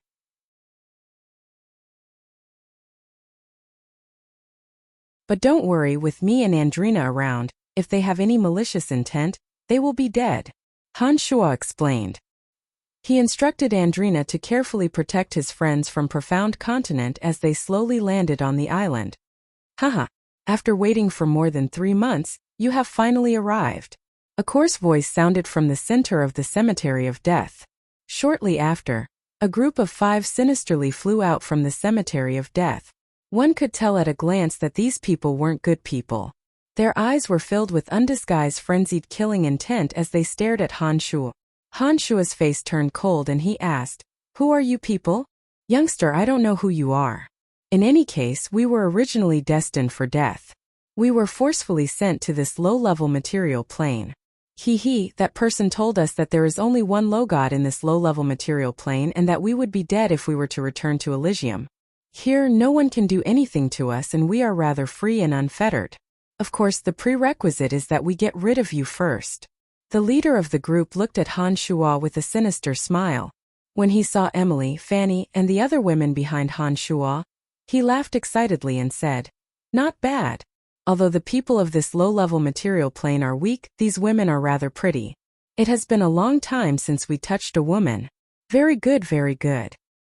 You were sent here by Dolores, weren't you?" Han Shua's face turned gloomy. He coldly sized up the group and immediately guessed what had happened. That's none of your business. In any case, from today onwards we are the ones who call the shots on this continent. Youngster, just accept your bad luck," the leader said with a maniacal laugh. The few people behind him sized up Emily and the other women with sinister gazes. They wanted nothing more than to rush over and attack them. "You keep an eye on them. I'll get rid of this trash." Before Han Shua could say anything, Andrina had already rushed out. Andrina had always detested this kind of people. "Haha, it's a little girl. I like her. Don't you dare snatch her from me." A shabbily dressed little old man who cultivated in the energy of darkness rubbed his hands excitedly when he saw Andrina flying over. Andrina didn't cultivate in any of the 12 fundamental energies, and she was adept at concealing her aura. Therefore, the 5 of them had no idea that Andrina was a god of slaughter. "Leave one alive," Han Shua hastily reminded when he saw Andrina rushing out with a cold face. "Got it. I'll leave one alive for you," Andrina replied to Han Shua impatiently. Then, like a sheep entering a tiger's den, she charged at the 5 people. A gorgeous curtain of light flew out from her delicate body and formed 5 small vortexes that instantly sucked all 5 people in. As expected, the 5 people were reduced to a bloody mess and turned into a rain of blood that scattered on the ground. The crude leader looked as if he had been skinned alive, covered in blood. He looked at Andrina with fear in his eyes and screamed, "Spare me, spare me! Is it Dolores?" Han Shuo asked indifferently after he had stored the other 4 people's divine souls into the cauldron of myriad demon. "I don't know any Dolores. I was escorted here by an old man named Jeff." The man screamed and begged bitterly, "Please spare me, we have no enmity between us. Alright, he has no value anymore." Han Shuo waved his hand mercilessly. He already knew who was behind this. Bang! The man's body exploded. Blood and flesh splattered all over the ground. Mike Cotton, Statholm, and the others behind Han Shuo were all dumbfounded. The 5 people did not conceal their terrifying auras. Before them, Mike Cotton and the others found it difficult to even breathe. Yet, these 5 experts were so easily killed by Andrina. Moreover, Andrina looked like a little girl. This strong contrast shocked them greatly. "Oh no! The interplanar transportation matrix has been destroyed." Andrina suddenly cried out in alarm. "What?" Han Shuo was shocked.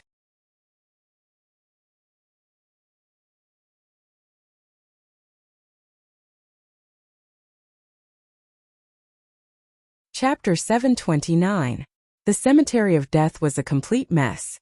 The interplanar transportation matrix had been forcibly destroyed. There was no way that interplanar transportation could take place. It appeared that the 5 were afraid of being hunted down by those from Elysium. Therefore, the first thing they did upon arriving on Profound Continent was to destroy the interplanar transportation matrix. Without the interplanar transportation matrix, they would have to go through countless twists and turns to travel from Elysium to Profound Continent. Even their most hated enemies would not be in the mood to come to Profound Continent. Without any restraints, as long as they killed Han Shuo, the 5 of them would be able to do whatever they wanted on Profound Continent. No one would be able to stop them. These 5 had made a good plan. But with that, Han Shuo would be in deep trouble. Everything was ready and Han Shuo could leave Profound Continent. Without the interplanar transportation matrix, how was he going to bring his friends who had yet to reach Logod Realm to Elysium? In order to travel across interplanar planes, not only would one need extraordinary strength, but they would also encounter all kinds of dangers along the way.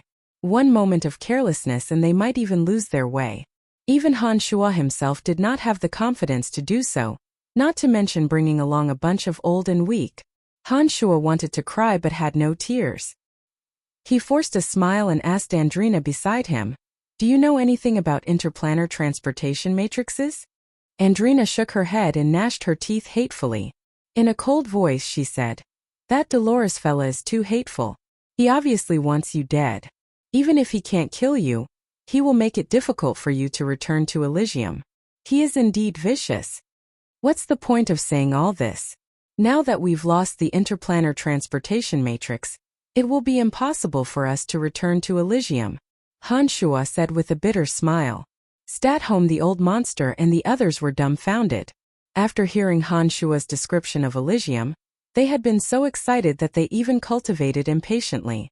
Now that their hopes had been dashed, the frustration and disappointment in their hearts surged out and they sighed. "Is there no other way?" Mike asked softly. "The journey between interplanar planes is too perilous. Even I don't have the confidence to survive it, let alone bring you guys along." Han Shuo forced a smile and said, "Only Andrina has the confidence to cross interplanar planes. We are in big trouble. How about this, Brian? Let's find a nearby material plane and see if there's an interplanar transportation matrix. When we return to Elysium, we can make a trip to the Space Dominion and hire a god who cultivates in the Edict of Space to refine an interplanar transportation matrix for us. After that, we can think of a way to return to Profound Continent and bring them away. What do you think?" Andrina hesitated for a moment and felt that this was the only way. It's too difficult to travel from Profound Continent to Elysium and find a suitable place to travel to Elysium. Who knows how many setbacks and how much time would be wasted, Han Shuo said with a deep frown, shaking his head and sighing. Other than that, do you have any better ideas? Andrina asked. Han Shuo shook his head and forced a smile. It seems that this is indeed the only way. However, I will have to look for those from the Druidic Order. Back then, that guy came here by crossing interplanar planes. Maybe he knows a shortcut. It would be great if he knows a shortcut. Andrina nodded and sighed. It's a pity that there are no experts cultivating in the Edict of Space on this material plane. Otherwise, there might be a way to repair this interplanar transportation matrix. Han Shuo, who was about to make a trip to the Druidic Order, stared blankly for a moment.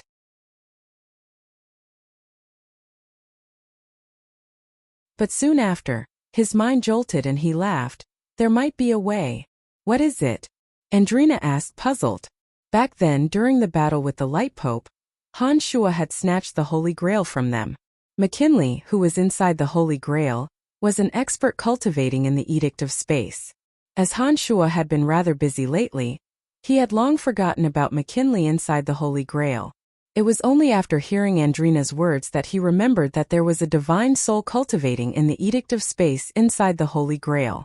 Han Shuo took out the Holy Grail from his space ring and attempted to communicate with McKinley using his consciousness. Hey McKinley, how are you? You stinking brat. It's been a long time since you've looked for me. McKinley cursed in a low voice when he saw that Han Shuo had finally remembered him. After scolding Han Shuo for a while, he asked, Why did you think of me this time? I want to ask you for a favor.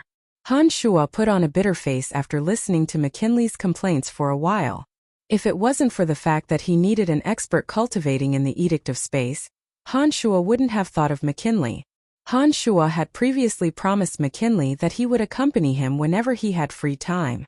It was obvious that Han Shuo had gone back on his word. I knew you wouldn't think of me when you don't need me, McKinley complained to Han Shuo. After a while he asked, Speak, what's the matter?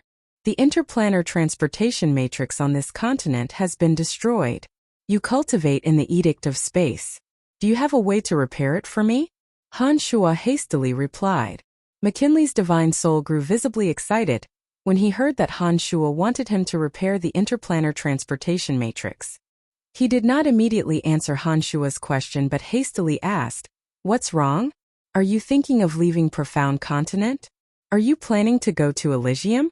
Haha, if you are really going to Elysium, you must bring me to the Space Dominion to look for someone. Who knows, I might even be able to find my divine body. Yes. Han Shuo dared not tell McKinley that he had returned from Elysium. Otherwise, McKinley would be infuriated to death by Han Shuo. Back when Han Shuo asked McKinley about Elysium, McKinley had implored Han Shuo to help him make a trip to the Space Dominion if he ever returned to Elysium. Han Shuo had long promised to do so. Unfortunately, he had forgotten about McKinley's existence after arriving on Elysium. Naturally, he couldn't fulfill his promise. Are you really going to Elysium? McKinley was indescribably excited. Only by going to Elysium would he be able to find a way to change his situation and escape from the Holy Grail. That's right. Do you have a way to repair the interplanar transportation matrix? Han Shuo asked impatiently. That depends on how badly damaged the interplanar transportation matrix is.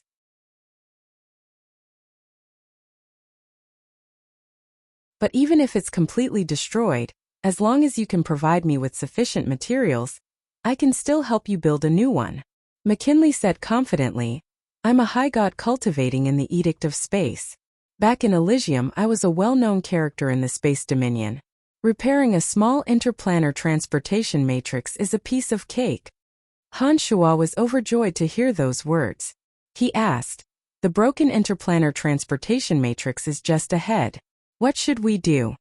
Put the Holy Grail inside the interplanar transportation matrix. I will be able to sense the situation through the remnants of the Edict of Space around the matrix, McKinley said proudly.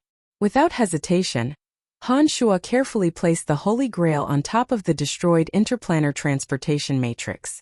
Brian, who's the divine soul inside the Holy Grail? Andrina put on a grave face and softly replied, That fella's divine soul is very powerful. He should have entered late-stage low-god realm. When did you get to know such a terrifying fella? Andrina possessed extraordinary strength. Given that Han Shuo and McKinley were communicating with each other through their souls, it was only natural that she could sense McKinley's existence. He's an unlucky bastard who had just reached late-stage high god realm and cultivated in the Edict of Space. His divine soul and divine body were separated by someone. His divine body was imprisoned in some unknown place, and his divine soul was imprisoned in this Holy Grail. He was transported from Elysium to this material plane. I only found out about all this because I happened to obtain this Holy Grail, Han Shuo explained smilingly. How did a late-stage high god end up like this? Who did he offend? Andrina was greatly astonished. There wasn't a single late-stage high god expert on Elysium who wasn't famous. She was even more astonished when she heard about McKinley's strength. According to him, he seems to have offended one of the God of Light's 3 keepers of the light, Jar, replied Han Shuo after recalling for a moment. Jar. Andrina's face jolted.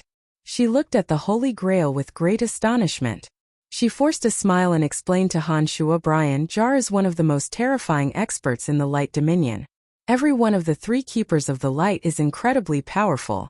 For this fella to be sealed in the Holy Grail by Jar, he can't be a nobody. What's his name? McKinley. Han Shuo didn't try to hide it. It's him. Andrina was once again shocked.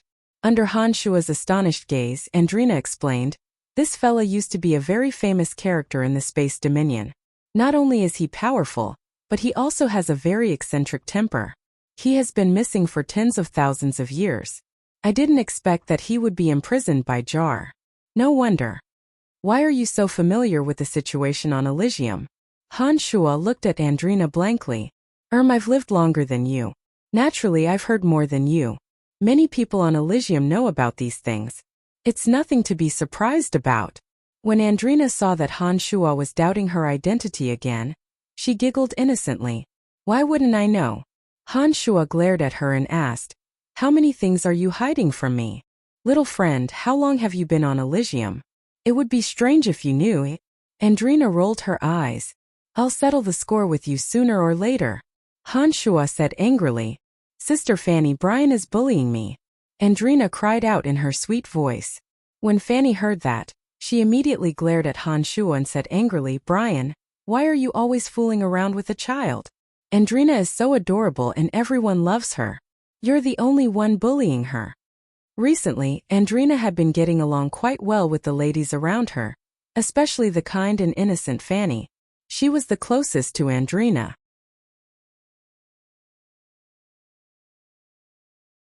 During this time, Fanny had brought Andrina to tour the entire profound continent. She was very fond of Andrina. Every time she saw Han Shuo berating Andrina, she would be the first to stand up and rebuke Han Shuo. A child? Even 100 of you added together wouldn't be as old as her. Han Shuo forced a smile and secretly glared at Andrina. He did not say anything else. He knew that it was pointless to talk to Fanny. As long as Fanny treated Andrina as a child, Han Shuo wouldn't be able to change anything. This woman was adorably silly. Look! Statholm softly shouted, drawing the attention of the crowd. The Holy Grail that contained McKinley suddenly produced an intense undulation. The space around it rippled like water. Under the effect of some bizarre energy, the previously destroyed interplanar transportation matrix miraculously began to reconnect. Soon, a small-scale interplanar transportation matrix appeared before Han Shuo. The group was dumbfounded. They hadn't expected McKinley to be so fast when he made his move. Many of the interplanar transportation matrix's materials were destroyed. I can only repair it with existing materials. Therefore, this interplanar transportation matrix is slightly smaller. It can only transport 2 or 3 people at a time. However, as long as you have enough energy crystals, you will still be able to return to Elysium safely, McKinley transmitted to Han Shuo after the Holy Grail had returned to Han Shuo's hand. Thank you, Han Shuo said sincerely. Without McKinley's help, who knew how many twists and turns they would have to go through in order to reach Elysium? You're welcome. Just remember to send my divine soul to the Space Dominion when you arrive on Elysium. As long as you help me with this task, I will definitely reward you handsomely after I find my divine body. McKinley repeatedly reminded Han Shuo as he was obsessed with finding his divine body. Don't worry. I will definitely remember this. Once I settle down on Elysium, the first thing I will do is make a trip to the Space Dominion and settle your matter. Han Shuo immediately guaranteed. This time he was truly sincere. Han Shuo had enough energy crystals in his possession. Interplanar transportation wouldn't be a problem. However, as he wasn't on good terms with those in the interplanar transportation matrix valley in the Darkness Dominion, Han Shuo had Andrina, Fanny, and Emily go first. He was in charge of constantly activating the interplanar transportation matrix. Rays of dazzling white light flashed past. The familiar faces disappeared before Han Shuo's eyes in groups of 2s and 3s. Han Shuo and Ermike were the last to enter the interplanar transportation matrix after everyone else had used the interplanar transportation matrix to reach Elysium. After a flash of white light, Han Shuo finally returned to Elysium. What a dense elemental energy! My goodness, this place is perfect for cultivation. Ugh, the gravity is so strong. I can't even fly. This is great.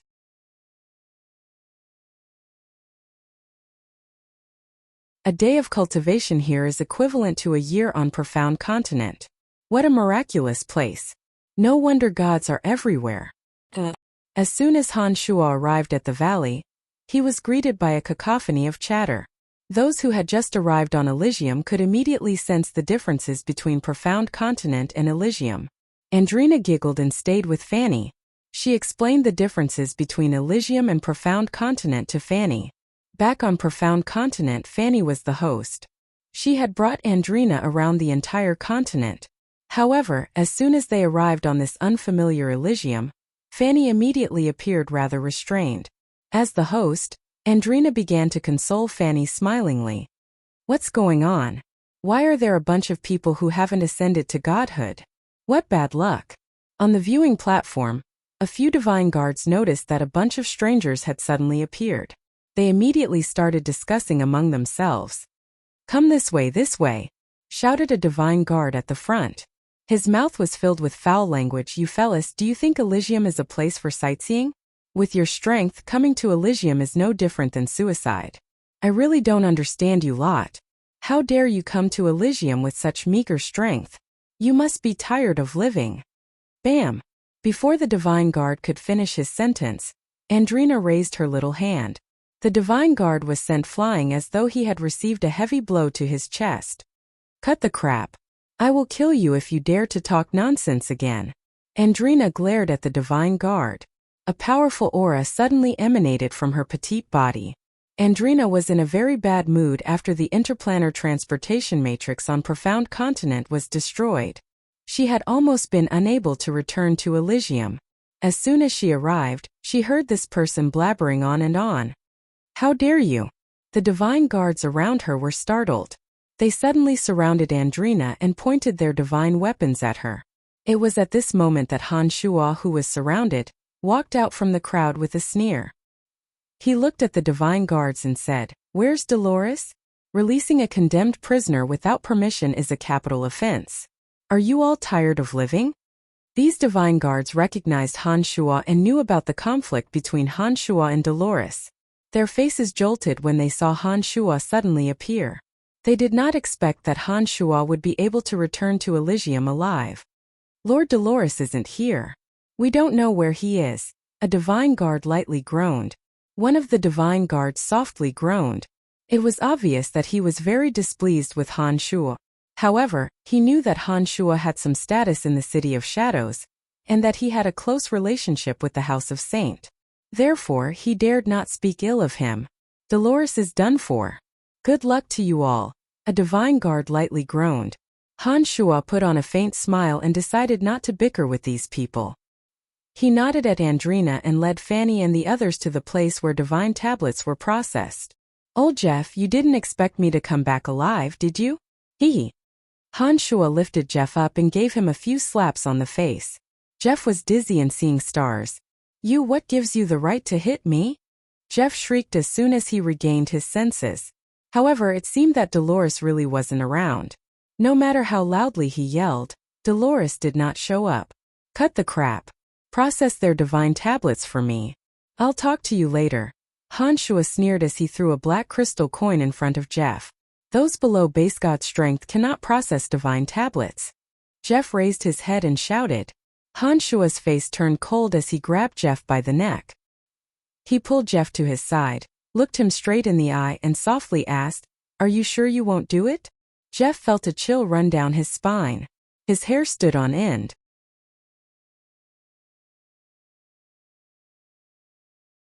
He knew that Han Shua had the intention to kill him. His expression changed drastically and he hastily said, "I'm not trying to make things difficult for you. Without base god strength, there's no way a divine tablet can verify one's identity. I'm just a small fry. Please let me go."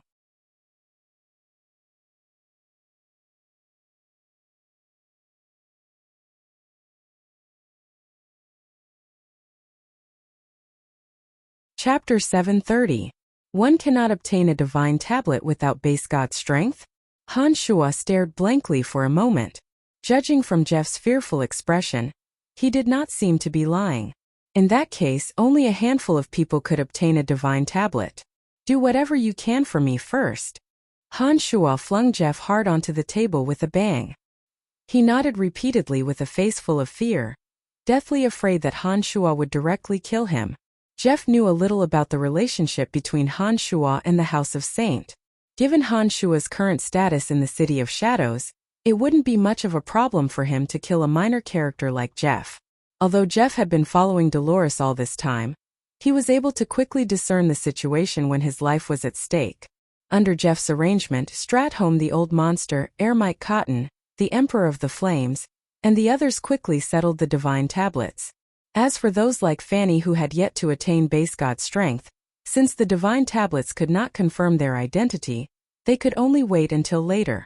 After Jeff had settled Han Shua's matter, he carefully handed over the crystal coins to Han Shua. He did not dare to say anything for fear of angering Han Shua. "Tell me where Dolores is and I'll spare your life," Han Shua said coldly as he narrowed his eyes at Jeff. He didn't take the remaining crystal coins. "Please spare my life, my lord. I really don't know where Dolores is." Jeff cried out in fear. "Brian, don't make things difficult for him," Fanny said softly. Han Shua softly groaned and said, "All right then, I'll let it go for today. But you have to be more careful in the near future. Dolores is done for. I heard that it was you who sent those death row prisoners to Profound Continent. This is no small crime. Just you wait to be punished." Upon finishing those words, Han Shua paid no more attention to Jeff. He left the place with Andrina and headed towards the direction of the City of Shadows. As long as Han Shua went back to inform Erebus, Andre, or Carmelita, Dolores and Jeff would definitely be severely punished. The two of them would be in trouble sooner or later, so he wasn't in a hurry to do anything to them. When they arrived on Elysium, due to the drastic change in gravity, most of those who came from Profound Continent had lost the ability to fly. With that, they could only walk on foot. Their speed immediately dropped. At this time, Han Shua realized that he had been negligent. If he had known this would happen, he would have bought a flying bat. With a flying bat, they wouldn't have wasted so much time on the road. It was a pity that the flying bats were only sold in some big towns, and the valley was remote, so there was still a long way to go to the nearest big town. Stratholme and his party weren't in a hurry. They were new to Elysium and were highly interested in everything. They constantly marveled at the vastness of Elysium and the abundance of elemental energies on Elysium. They were especially interested in the flora and fauna on Elysium.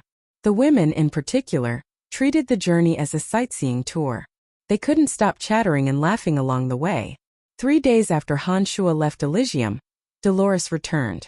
Through Jeff, Dolores immediately understood the situation. His face turned gloomy and he said hatefully, "That youngster sure is lucky to be able to return to Elysium alive. My lord, what should we do? Given his relationship with the House of Saint, all he needs to do is say a word and we'll both be done for." Jeff had a dejected look on his face. He was truly afraid. That's right. That's right. What are you panicking for?" Dolores chided. He bunched his brows and thought for a moment before he suddenly asked, "You are saying that he brought a lot of weaklings with him?" "Yes, there isn't even a low god among them. There aren't many of them who have reached base god or demigod realm.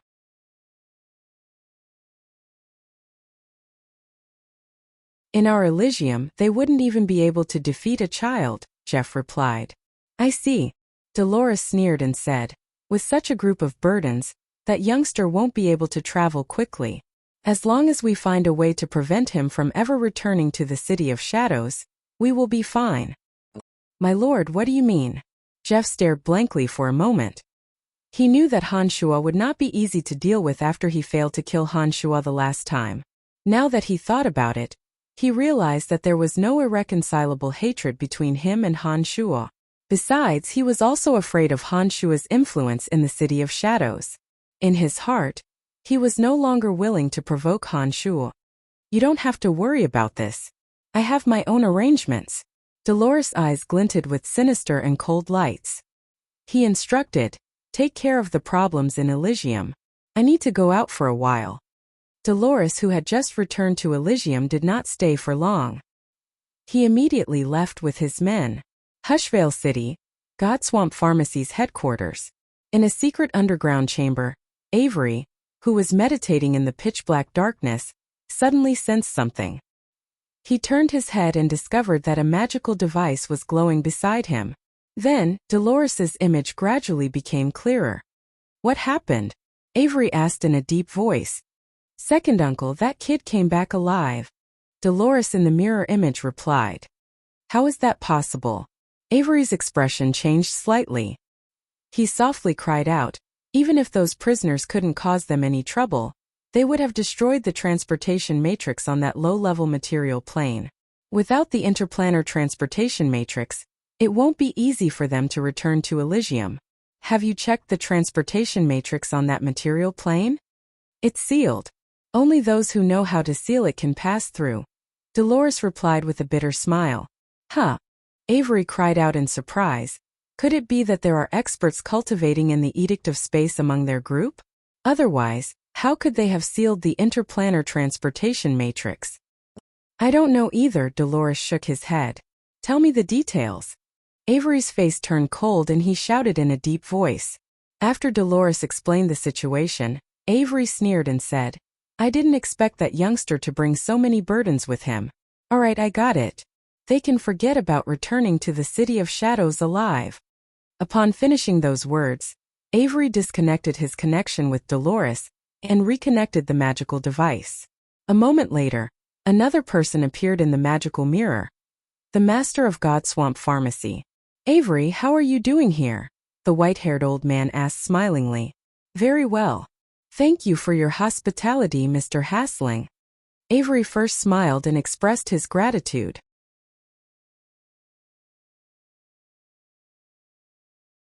Shortly after, he put on a solemn face and said, I have received news that Brian of Celestial Pearl Pharmacy has just returned from a low-level material plane. He has taken over everything in the City of Shadows. I believe Mr. Hassling will be very interested in teaching him a lesson. What's the situation? Hassling put on a faint smile and asked in a soft voice. After listening to Avery's explanation, Hassling nodded smilingly and said, I understand. Continue to rest. Leave this matter to me. Hassling took the initiative to disconnect with Avery. Then, Avery used the magical device to contact another person. When the blurry image of that person appeared, Hassling smilingly said, Bravst, the little girl you are looking for has just left the interplanar transportation valley in the City of Shadows. I believe you will be very interested in her. If you can help me deliver the head of that youngster named Brian to me, I will give you an additional 100 bottles of mind confusion poison. Deal. Before the image of the person appeared, a deep voice sounded and the connection was severed. How dare you ruin my business? Youngster, the Godswamp Pharmacy isn't that easy to take over. I want you to spit it all out. Hassling sneered. Elysium is so vast. It took us 7 days just to reach a single valley. Phoebe lamented. That was what the crowd was thinking. They had gradually adapted to their new environment over the past few days, and realized just how vast Elysium was. Some, such as Gree the Banshee, Pegasus, and a few others were considered outstanding characters back on Profound Continent. They could practically do whatever they wanted on the entire Profound Continent. Unfortunately, after arriving on Elysium, they encountered some people who were low gods. Their auras instilled fear in them. They cautiously followed behind Han Shuo, fearing that they would have nowhere to go if they left Han Shuo. Yes, this continent is vast. Even a small valley is bigger than the territory of the Lancelot Empire. We need to hurry to the nearest city and buy an airship. Otherwise, at this rate, we won't be able to reach the City of Shadows for at least a year or two. Han Shuo said smilingly. Brian, are those god hunters really that terrifying? Fanny was instinctively afraid of the god hunters that Han Shuo mentioned. Whenever she thought of those people who specialized in hunting gods, she felt a chill run down her spine. God hunters are a special group of people on Elysium. These people hunt others to increase their strength. They are the most abominable. As soon as I run into those god hunters, I will kill every last one of them. Andrina said hatefully. Don't worry, the god hunters won't be interested in you. You haven't reached the low god realm, and you haven't condensed divine energy in your body. They won't waste their time on you. Han Shuo comforted Fanny. So you're saying that we don't even have the qualifications to be hunted? Statholm, the old monster, put on a bitter smile. He shook his head and sighed. It seems that we have been looking at the sky from the bottom of a well. Sigh, although the cultivation environment on this continent is excellent, this is too much of a blow to our confidence. Don't worry. To be able to cultivate to this stage in a place as barren as Profound Continent shows that all of you possess astonishing aptitudes. On Elysium, I will provide you with crystal coins. Using the rich elements here, your strength will rapidly increase. I believe that it won't be long before every one of you reaches the low god realm. Han Shuo comforted Statholm smilingly. This was also the reason why Han Shuo spared no effort to bring them to Elysium. To be able to cultivate to such a stage on Profound Continent was a testament to their wisdom and aptitude. Now that they were in a better environment under great pressure, they would definitely work tirelessly to become stronger.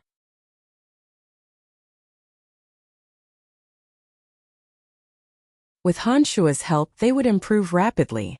It was not impossible for them to become the main force of Han Shuo's family head in the future. After another month, the group finally passed through the valley. After traveling for more than 10 days, they arrived at an even more vast mountain range. This mountain range was even vaster than the valley. As long as they passed through this mountain range, they would be able to reach a slightly larger town. Perhaps they would be able to buy an airship there. After traveling for a few days in this mountain range, Han Shuo suddenly discovered through his demon generals that there were a lot more people around them. Those people were pretending to be ordinary godswolves but were secretly observing Han Shuo and his party. Something's not right, Han Shuo said to Andrina. Although Andrina's divine soul was sharp, it was limited to the area around her. Naturally, she couldn't see things that were extremely far away with the help of her demon generals like Han Shuo could. What's going on? Andrina asked puzzledly. A lot of people are secretly gathering here using all kinds of methods. Those people possess extraordinary strength. Although they are carefully concealing their auras, they are paying close attention to us. In my opinion, they should be god hunters, and not the scattered kind. Han Shuo said in a deep voice. You mean the God Hunter Alliance? Andrina was startled. Shortly after, she said angrily, they are courting death. I was just fretting that I couldn't find them. Han Shuo shook his head and put on a grave face. He said, they seem to know that you are here. That's why they aren't approaching us. I think we are in big trouble this time. What do you mean? Andrina stared blankly for a moment. Soon after, she realized something and cried out in surprise. You mean? Han Shuo nodded and said in a deep voice, it might be like what happened at Greenfire Swamp. They seem to be waiting for their leaders to arrive. They will only attack us when they are fully confident. Andrina was startled. She said, if that's the case, even I won't be able to protect all of them until they reach the City of Shadows. I know. Han Shuo took a deep breath and said, that's why we have to split up.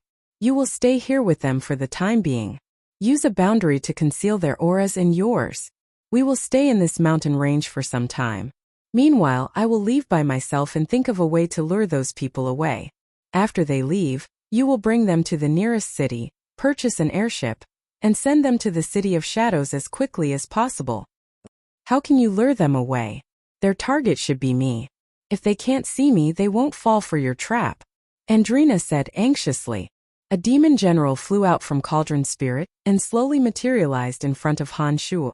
It gradually took on the appearance of Andrina.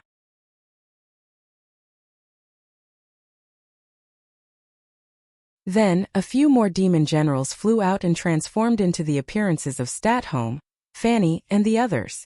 Each and every one of them looked exactly the same as Han Shuo and Han Shuo. This is... Not only Andrina but everyone else was shocked. They looked at Han Shuo in disbelief. It was a very impactful scene to suddenly have another version of themselves in front of them. All of a sudden, they were all stupefied. That's it. Any more questions? Han Shuo put on a faint smile and asked Andrina, "How did you do it?" Andrina shook her head and forced a smile. "Last time, you said that you could only use this life form to gather information. But now, you can transform into a human at will. Just how many more secrets do you have?"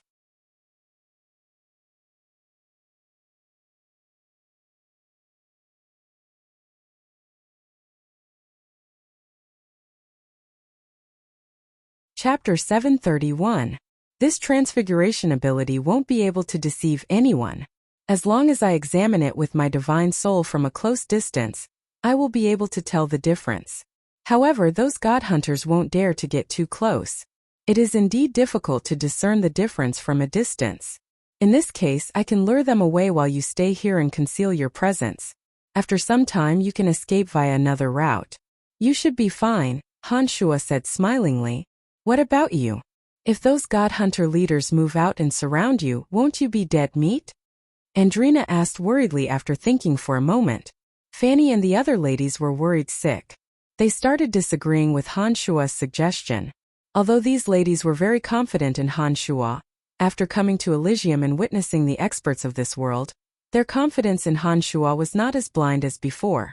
After listening to Andrina's suggestion, they did not want Han Shuo to take the risk.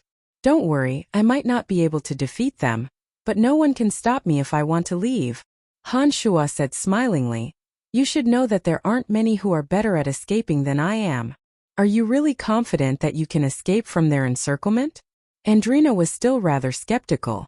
Even she almost died when she was hunted down by those god hunter leaders, let alone Han Shuo. Han Shuo nodded and replied confidently, absolutely. Alright, I will stay here with them. As long as you lure those god hunters away, I guarantee that you will be able to safely escort them to the City of Shadows. Andrina hesitated for a moment but ultimately agreed to Han Shuo's suggestion. She had no better ideas other than that. Most importantly, Andrina felt that Han Shuo was hiding a lot of secrets. Based on her understanding of Han Shuo, she knew that Han Shuo wasn't the kind of person who would boast. Without absolute confidence, Han Shuo wouldn't be so confident. Brian, I'm sorry we've become a burden to you. Mike put on a bitter face. He, who had once been an all-powerful figure on Profound Continent, had never imagined that he would one day be so helpless. It doesn't matter. Everyone, there's no need to be disheartened. With your aptitude and comprehension, you'll definitely make a difference in this vast continent. In time, all of you will enter the realm of Logod. When that time comes, you won't have to worry so much. Han Shuo said smilingly, thank goodness we came with you. If we had come to Elysium alone, I'm afraid none of us would have survived to become Logods. Statholm shook his head and sighed endlessly. At this point he'd already figured out the situation and fully realized the benefits of having an acquaintance. Alright, you can thank me later. Han Shuo took out a bag of black crystal coins and tossed it to Andrina. He warned, this is for you to buy the airship. Don't be greedy. You're so long-winded. Of course I can figure out the situation. Andrina put away the crystal coins and groaned discontentedly. Ladies and gentlemen, we'll meet in the City of Shadows. Han Shuo waved his hand and led the group of dummies that the demon generals had conjured, leaving without a second thought. Without Mike and the other encumbrances, Han Shuo's speed was much faster. Although he was still on foot, his transformed demon generals were still very fast. Some of his demon generals transformed into the appearances of Andrina, and the others while the others remained in their incorporeal forms. They spread out in all directions, secretly spying on every movement within 100 miles of them. Not even the slightest movement could escape Han Shuo's eyes and ears. Many scattered god hunters surrounded Han Shuo from all directions. These god hunters had varying strengths. Most of them were early-stage or mid-stage mid-gods. For the time being, not a single high god was detected.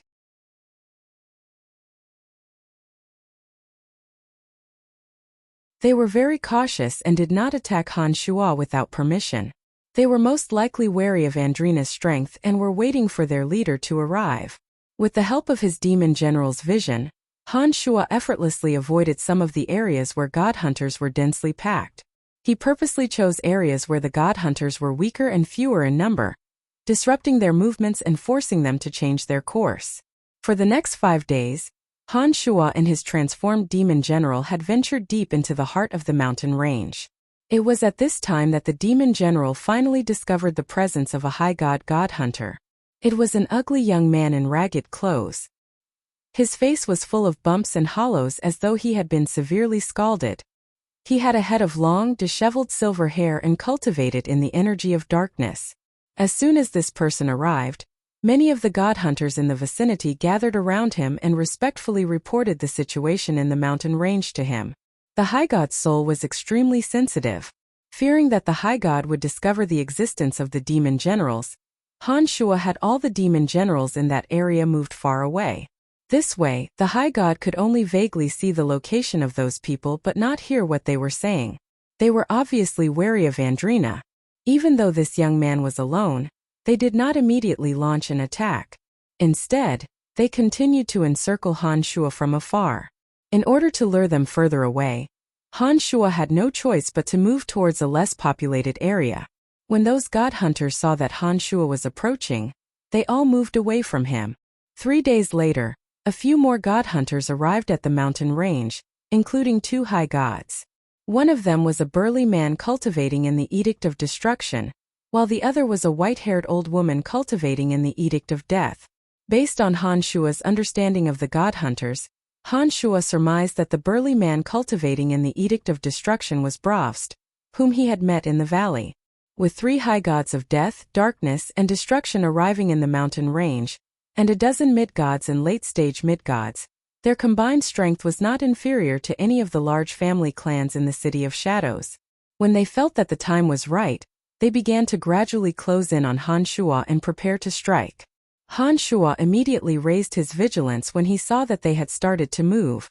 Before they could complete their encirclement, using the probing abilities of his demon generals, Han Shuo stealthily crept into the weakest part of the encirclement. Those demon generals transformed into Andrina, and the others were immediately put away by Han Shuo. They transformed into their incorporeal forms and clung to the lush foliage of the trees.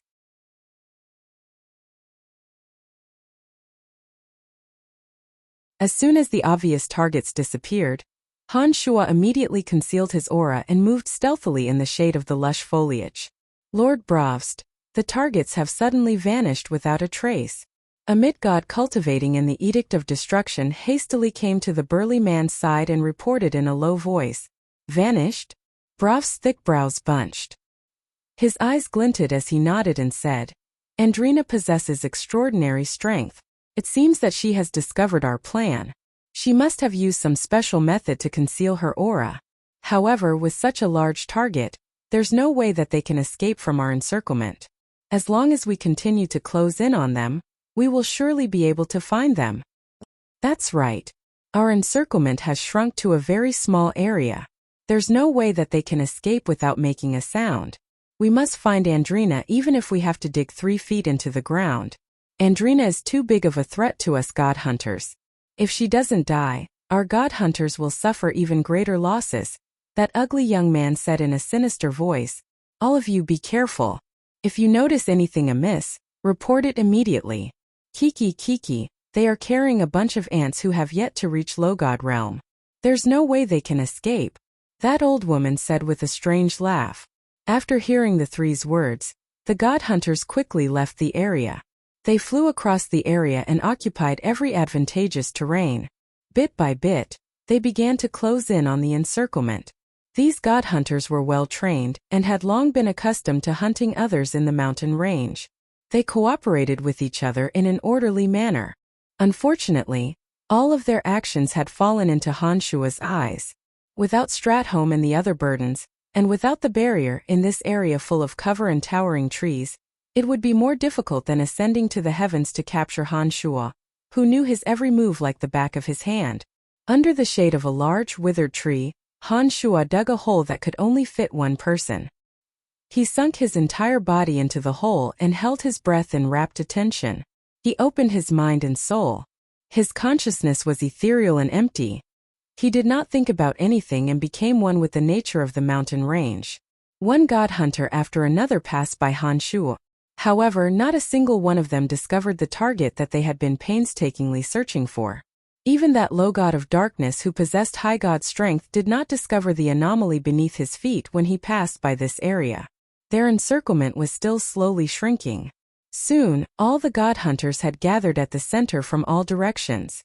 We didn't discover anything. There's no one on our side. There's nothing. Several dozen god hunters gathered at the center of the encirclement.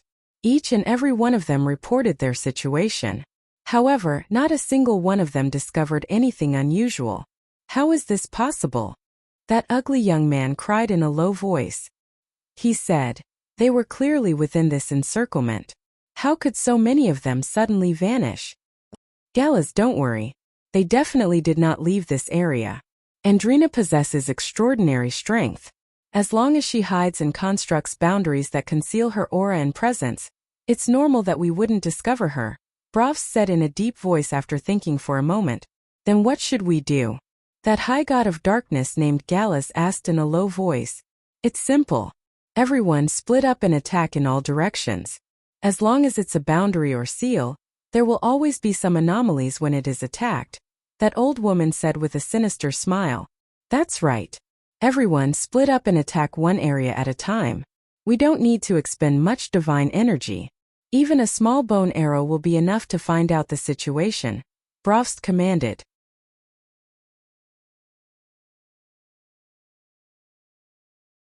The god hunters obeyed the order and started sweeping the area they came from. They launched all kinds of attacks at the same time, stirring up clouds of dust and snapping tree branches. Using this method, they rapidly cleared out all areas that could possibly be affected by the boundary. God damn it, luckily I'm smart enough to keep them at the back. Otherwise, Andrina's boundary wouldn't be able to hide from them in such a blanket search. Han Shua cursed in a low voice from underground.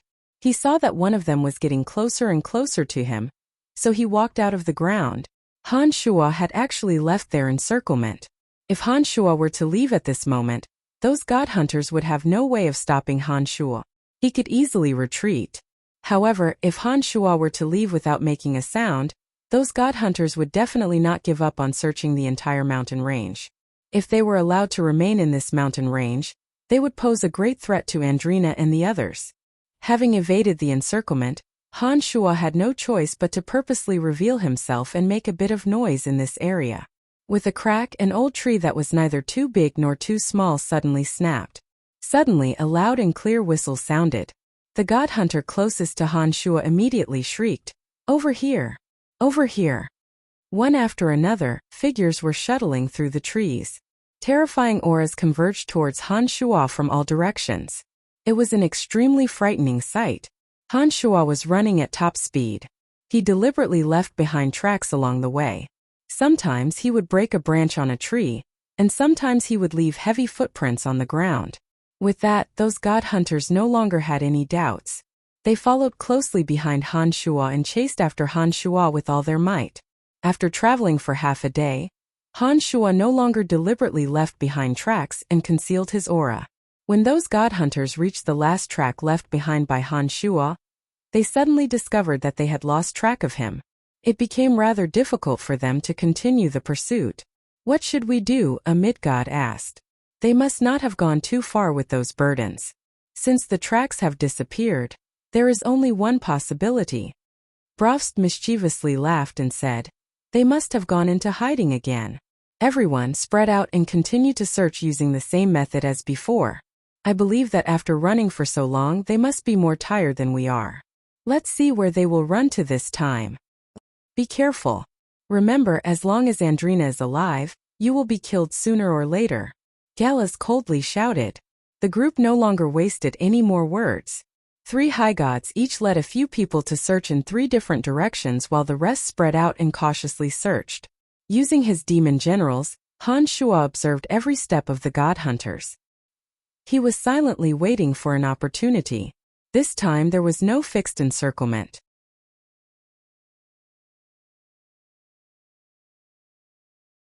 They were searching from the inside to the outside.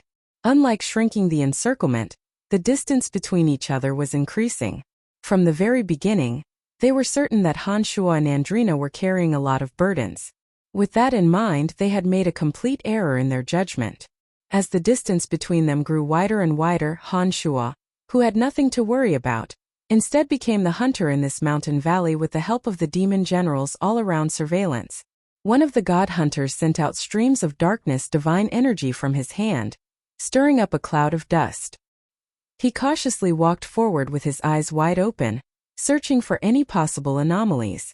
Bloody hell, these bastards really know how to run, cursed the god hunter in a low voice. Unknowingly, he had put some distance between himself and the person closest to him. However, as he was too focused on searching, he did not notice. He arrived under an ancient tree, raised his head to look at the dense foliage, and casually sent out a stream of darkness divine energy. Crack! Another branch snapped. He paid no attention to it and continued to walk forward. Slowly, he arrived under the tree and sent out another stream of darkness divine energy towards a small pond. Still nothing. Cursed the god hunter in a low voice. Suddenly, he discovered that there were no more god hunters in the vicinity. It was then that he realized that he had moved too far away. Did I search too far? He suddenly had such a thought. As soon as he thought of this, he prepared to change his direction and approach the god hunter closest to him. But at this moment, a dozen or so dark shadows suddenly descended from the dense foliage above his head. They entered his body in an instant, causing his limbs to stiffen and depriving him of the opportunity to call for help. Rustle, Han Shuo's figure gently landed on the ground. The cauldron of myriad demon flew out from his body and covered the top of the god hunter's head. Creak! The demonic blades penetrated the god hunter's abdomen. Demonic yuan instantly destroyed the insides of the god hunter's divine body. In the next moment, the cauldron of myriad demon exerted its power and absorbed the god hunter's divine soul. The dozen or so dark shadows flew out of the god hunter's divine body like bats. Han Shuo opened his hand and absorbed the cauldron of myriad demon back into his body. He gave the god hunter a gentle push and the god hunter fell soundlessly into the shade of the tree. "You're the first," muttered Han Shuo to himself. His body swayed and he disappeared into the shade of the tree. On the other side, a god hunter who was quite a distance away from the other god hunters was walking on soft ground.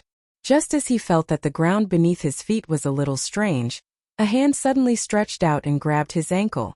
Terrifying energy surged into his body and sealed his ability to call for help. Then, a dozen or so dark shadows appeared and swarmed into his body. They completely froze his divine body. The cauldron of myriad demon flew out of Han Shuo's hand and landed on the god hunter's abdomen. Boom! Boom! Boom! His divine body exploded and his divine soul was absorbed into the cauldron of myriad demon by Han Shuo. Han Shuo continued to search for his next target as he sneered in his heart, "Motherfucker, treating me as prey? Let's see who's the real prey today." With the terrifying perception of his demon generals and his ability to conceal his tracks, Han Shuo had become the god hunter's worst nightmare in this mountain range where he could hide from any direction. He specifically targeted those weaker god hunters who were relatively far away from the others. Once he succeeded, he would immediately retreat. In a very short period of time, he had hunted down all 7 god hunters, leaving not a single one alive. An ear-piercing shriek came from afar.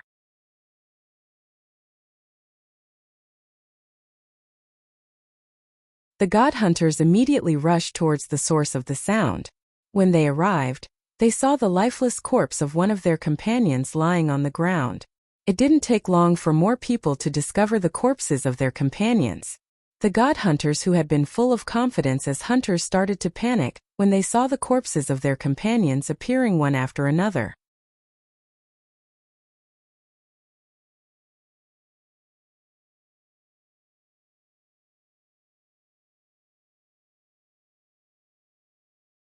Chapter 732. It was a terrible feeling to have 7 corpses in front of them, but not even a shadow of the enemy could be found. Andrina, if we don't kill him this time, who knows how many more of us will die? Gallus gnashed his teeth in hatred. 4 of the 7 people were his subordinates, and they had been killed so silently. Naturally, he was extremely furious. Something's not right. Andrina brought a bunch of burdens with her. Why would she dare to attack us under such circumstances? The gloomy-looking old woman said with a puzzled face. She was starting to suspect that something was wrong. Talon, I also feel that something's not right. How could they escape from right under our noses every time? With so many burdens, even Andrina wouldn't be able to conceal all traces of them. Why is it that every time we are about to catch up to them, we would suddenly lose track of them? Brovst was also rather uncertain about the situation. After hesitating for a moment, he bunched his brows and said, "Could it be that the information provided by that fella is inaccurate?" After a moment of silence, the old woman called Tai Lin took a deep breath and suggested, "Let's explore more carefully. This time we'll form groups of 3 and stay close to each other, lest someone takes advantage of the situation and kills us." "All right." Gallus and Brovst nodded in agreement. The god hunters split into groups of 3, and didn't dare to stay too far away from each other. They slowed down their search speed and continued to search in all directions. With that, it would be impossible for Han Shuo to kill them without leaving a trace. Once he was discovered and surrounded, he would be in an extremely disadvantageous position. In order to prevent that from happening, Han Shuo did not attack recklessly. Instead, he once again carefully concealed himself and used his demon generals to observe their every move. After the god hunters regrouped, in order to look out for each other, the distance between the 2 groups was shortened. This naturally slowed down the search speed by a lot. After spending half a day searching, they had only covered a few dozen miles. Naturally, they still didn't find anything. Coldly watching their every move, Han Shuo kept thinking about how to make his move. After pondering for a long time, Han Shuo's mouth curved into a sinister smile. With a thought, the hidden demons turned into solid bodies, turning into the appearances of Andrina, Phoebe, and the others. They scattered in the periphery and quickly fled in all directions. "There's someone here. There's someone here. Andrina is here." Suddenly, anxious cries of alarm came from the various regions of the mountain range that had been silent for a long time. Brovst, Gallus, and Talon hastily rushed towards the region where Andrina's doppelganger was. Along the way, Brovst, Gallus, and Talon hastily instructed, "They're going to split up and break out of the encirclement. Capture those who haven't even become low gods alive, and use them to threaten Andrina." In the eyes of these god hunters, Andrina was the only one who posed a threat to them. The others, including Han Shuo, were insignificant characters who could be easily captured. Han Shuo made use of their misunderstanding to come up with a specific strategy. All the true experts, including the 3 god hunter leaders, went after Andrina. The weaker god hunters split up and chased after the so-called burden, while sneering. However, what they didn't expect was that the burden, in their minds, would suddenly bare its fangs and bite them to death. In the middle of the chase, they would suddenly discover that the target they had been chasing had suddenly disappeared without a trace. More often than not, before they could react, they would be assaulted by a sudden attack. In just a few seconds, their divine souls would be absorbed by Han Shuo's cauldron of myriad demon.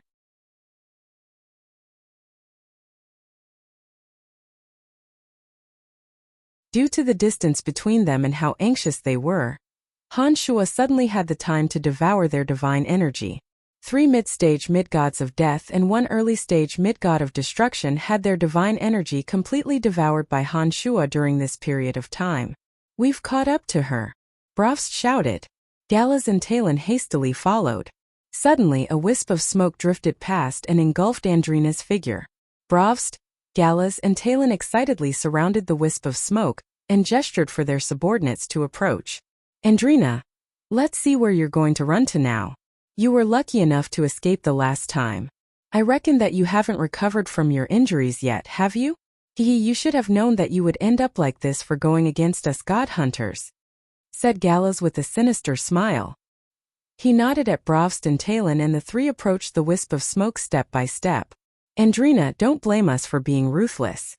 You are just too much of a hindrance. Talon let out a soft laugh. The element of death within a radius of 10 miles frantically converged towards them. A gentle breeze blew past and dispersed the wisp of smoke that the three high gods had surrounded. Andrina was nowhere to be seen. This is. Talon stared blankly and her face was filled with astonishment. Impossible. How could she vanish into thin air? Gallus suddenly shrieked. Brovst didn't say a word, but he too had an ugly expression on his face. The three had painstakingly pursued Andrina for so long. They had surrounded her and were about to deal a fatal blow to her, when they suddenly discovered that she had vanished without a trace.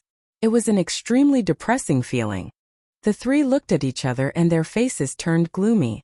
Oh no, someone else has been killed. That's fine too. He was killed by someone who devoured his divine energy. How could this be? Here too. It's clearly the work of us god hunters. Is there a traitor among us? Sharp cries of alarm sounded from all directions. Soon enough, 8 more corpses were placed before the three high gods. 4 of the corpses had clearly been devoured of their divine energy. This was clearly the work of the god hunters. Brovst and the other 2 looked at the 4 corpses, their faces turning uglier than the last. Fear filled the eyes of the god hunters around them. They subconsciously kept a distance from the people around them, as though they thought that the murderer was among them. Everyone gather here. Talon gestured. Although the terrified god hunters felt a little uncomfortable and guarded against him, they still gathered from all directions and stood still. The 3 of us will examine each and every one of them. There is no way that the murderer could have digested the divine energy in their bodies in such a short period of time, said Talon in a deep voice.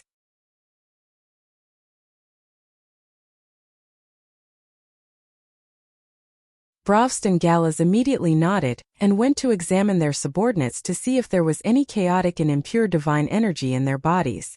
Of course there was none. It's not our people. Brovst shouted. He then suddenly said, "Don't you guys feel that the situation is a little strange? Why do I suddenly feel that we are the prey?" At this point even Gallus felt that something was wrong.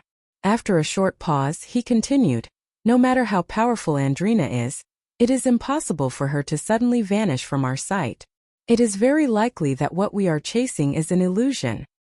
Someone is after us," Talon said in a deep voice, "and it is very likely to be a high-level god hunter.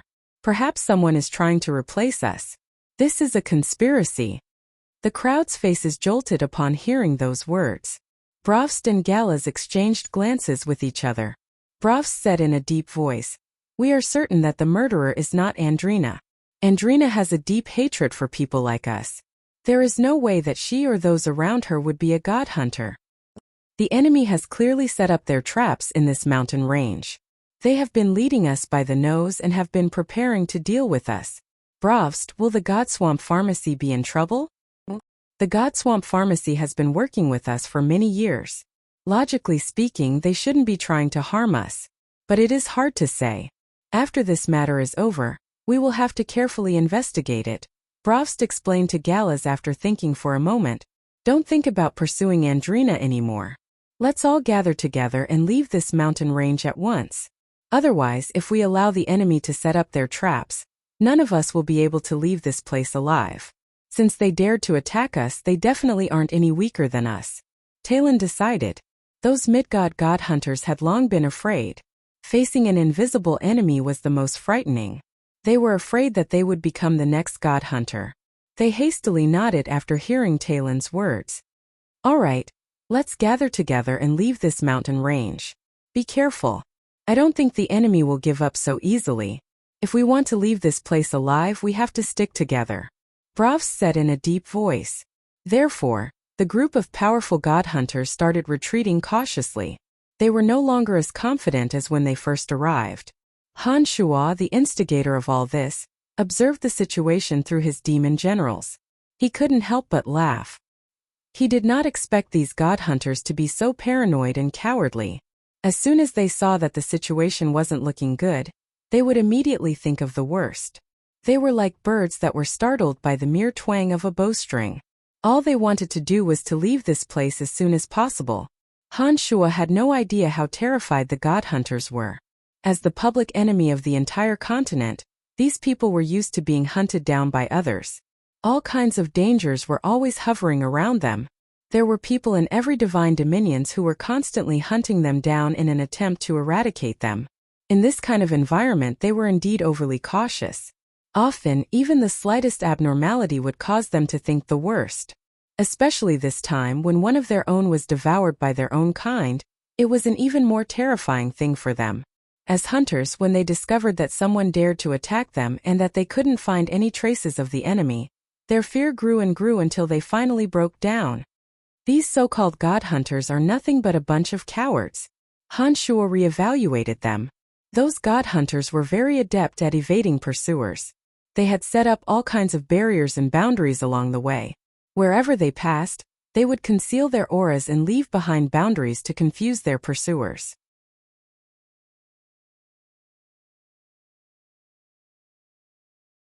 Along the way, these people would leave behind boundaries on trees, on the ground, and on rivers to confuse and obstruct their pursuers.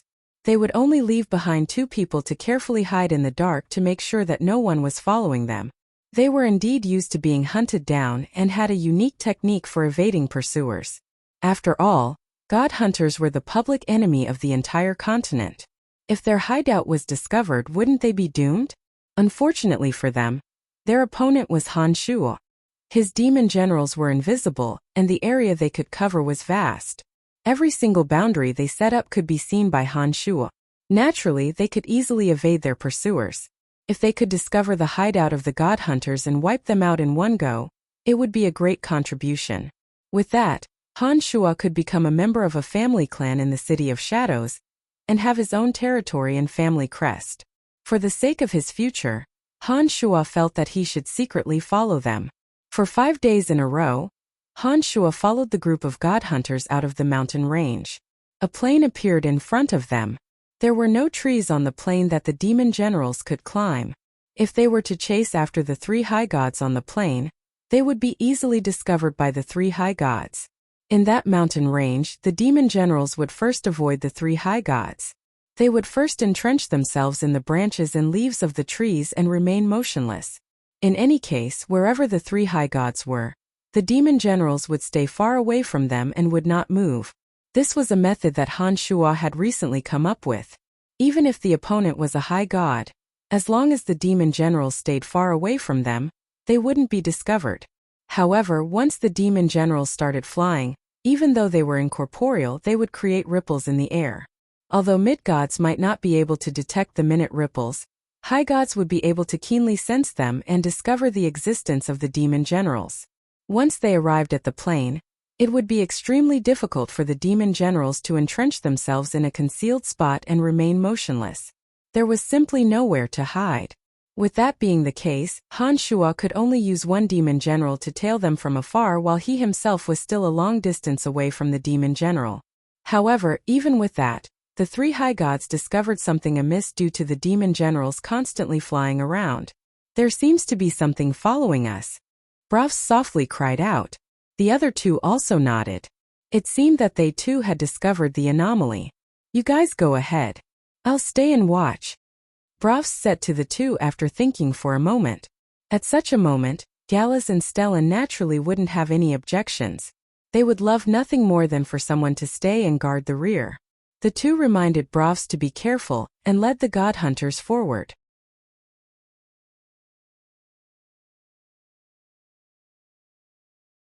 However, Brofs stayed behind by himself. Soon the demon general saw a blurry silhouette in the distance. Similarly, the demon general quickly stopped and didn't dare to go any further. Han Shuo, who was behind the demon general, also remained motionless. He was competing with Brofst in patience. After an hour, Brofst saw that there was nothing out of the ordinary and started to leave. This time Han Shuo became even more cautious. He waited until Brofst was some distance away, and the demon general could only vaguely see a shadow before he followed.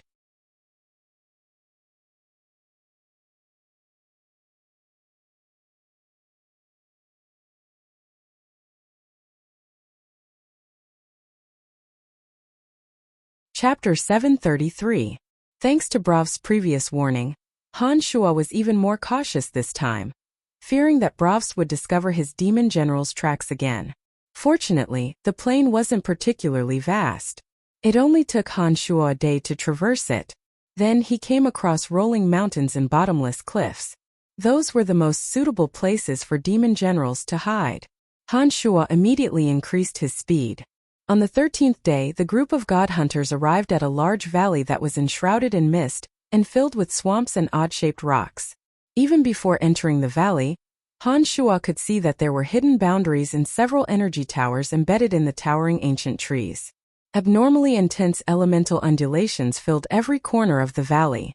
Silhouettes were hiding in the dark, silently observing every god hunter that entered the valley.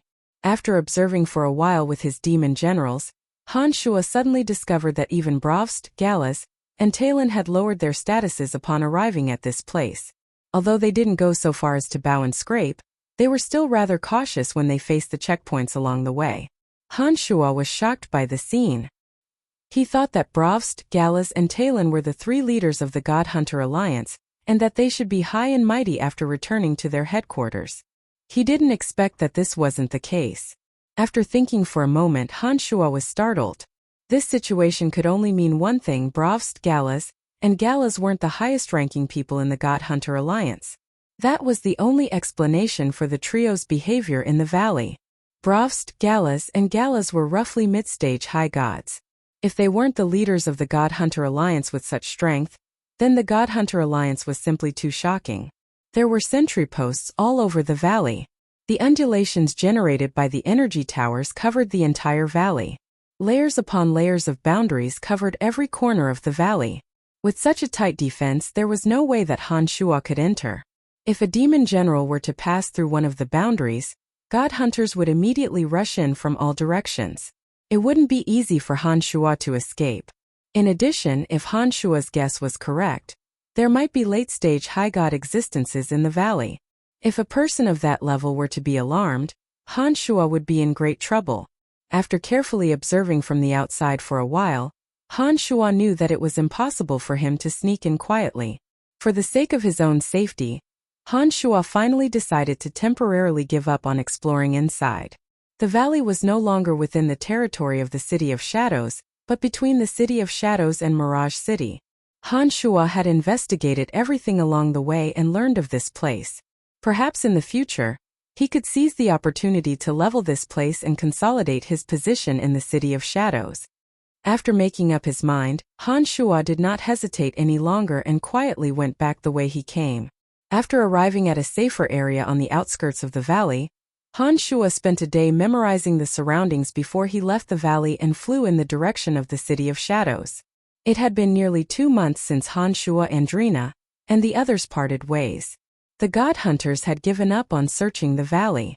According to the agreement between Han Shuo and Andrina, they should be returning to the City of Shadows on airships if nothing unexpected happened.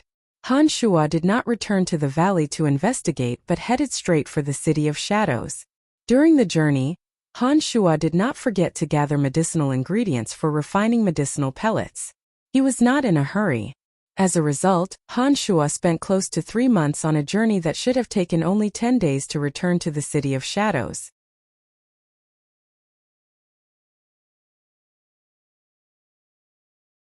All the divine guards of the House of Saint recognized Han Shuo. As soon as Han Shuo appeared at the city gates, they respectfully greeted Han Shuo. "Goth, has anyone from our Celestial Pearl Pharmacy visited recently? Many of them are only demigods and their strengths are very low."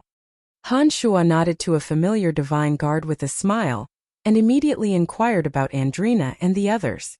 "No, there haven't been any demigods who entered the city recently.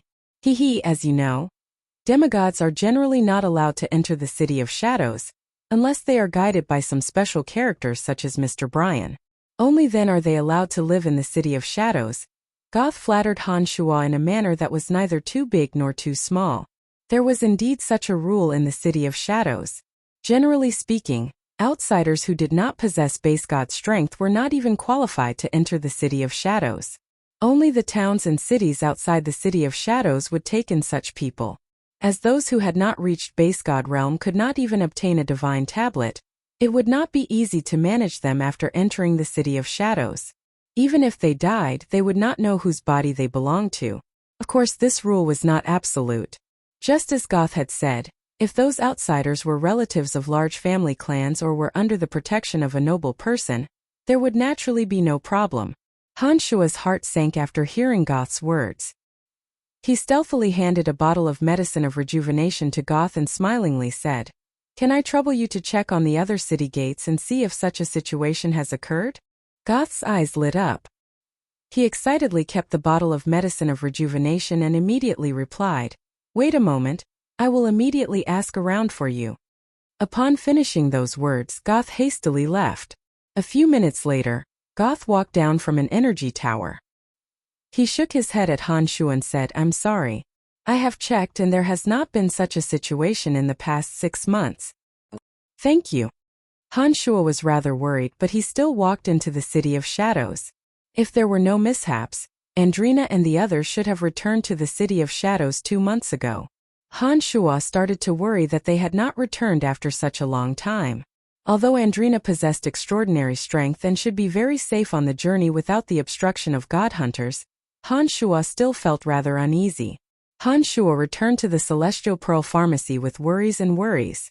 Through Akeley and Gu Li, Han Shu quickly learned about the recent situation in the City of Shadows. The Celestial Pearl Pharmacy had been doing well during this period of time. They were raking in a considerable amount of crystal coins every day. More pharmacists and all kinds of personnel had joined the Celestial Pearl Pharmacy during this period of time.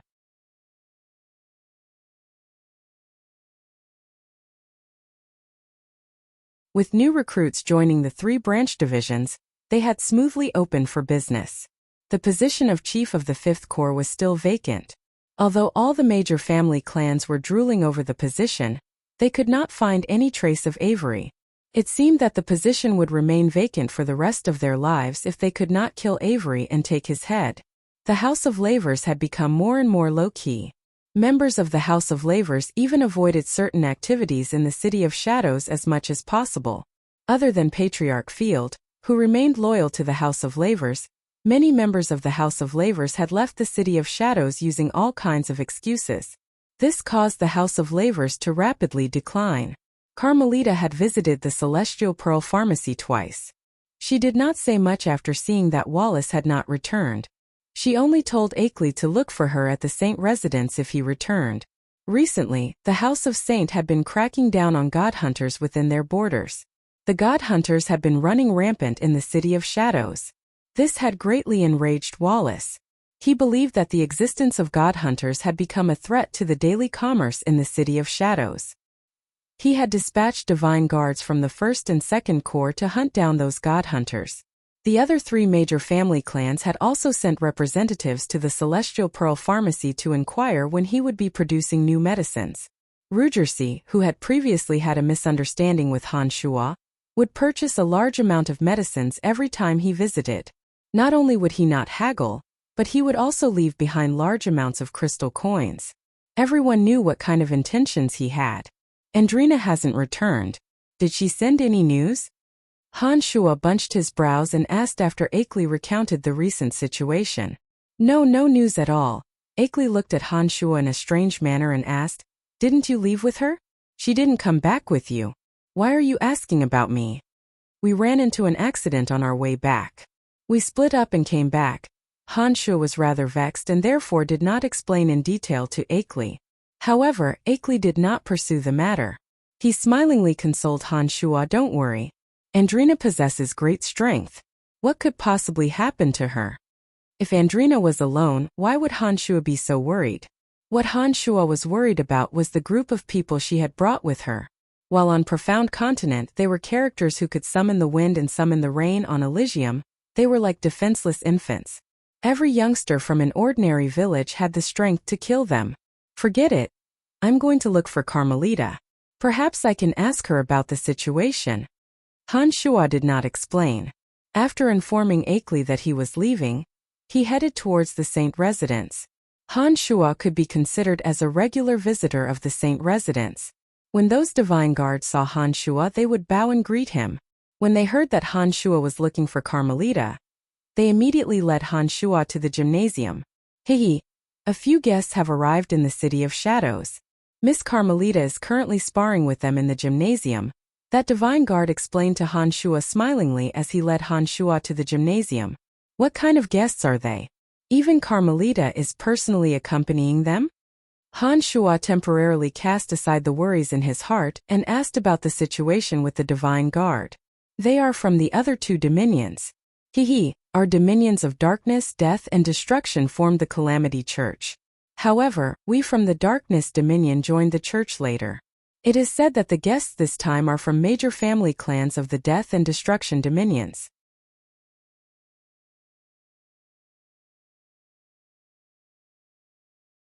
Their status in the church is slightly higher than that of the saint residents, the divine guard explained in a low voice. Han Shuo was slightly startled after hearing those words. He did not expect that people from major family clans of the two dominions would come to the City of Shadows. What were they doing in the City of Shadows?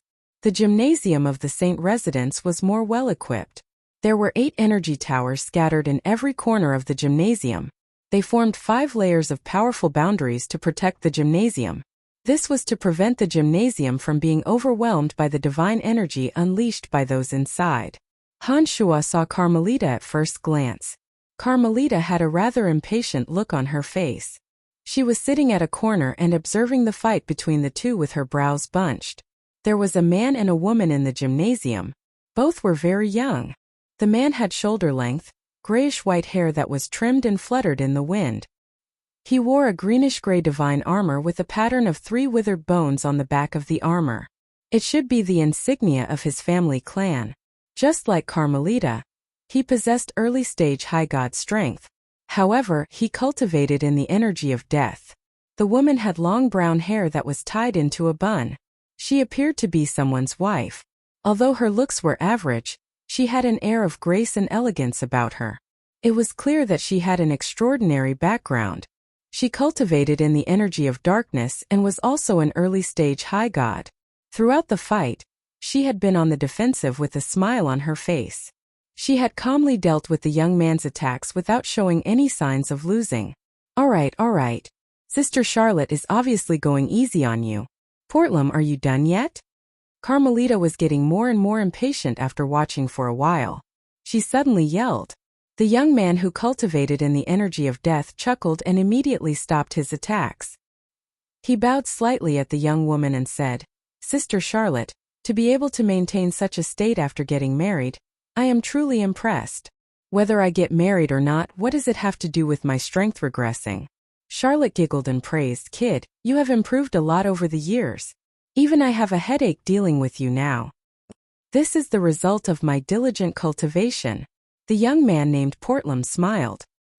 He shot a glance at the impatient Carmelita, shook his head and clicked his tongue in wonder. I really didn't expect that even you have changed so much. Carmelita, I don't even fear you anymore. I still remember the first time I saw you. I thought you were a foreigner. Shut up, Portlam. You always give me the urge to tear your lips apart. Carmelita cursed and coldly said, Don't think that I can't do anything to you now that you have become a high god. I'm a guest. You can't be as impulsive as you used to be, right? Portlam chuckled. He did not appear to be afraid of Carmelita at all.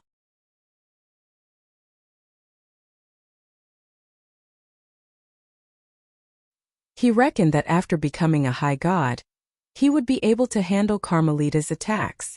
Miss Carmelita, Brian is looking for you. It was at this moment that the divine guard who brought Han Shuo here softly called out from the door.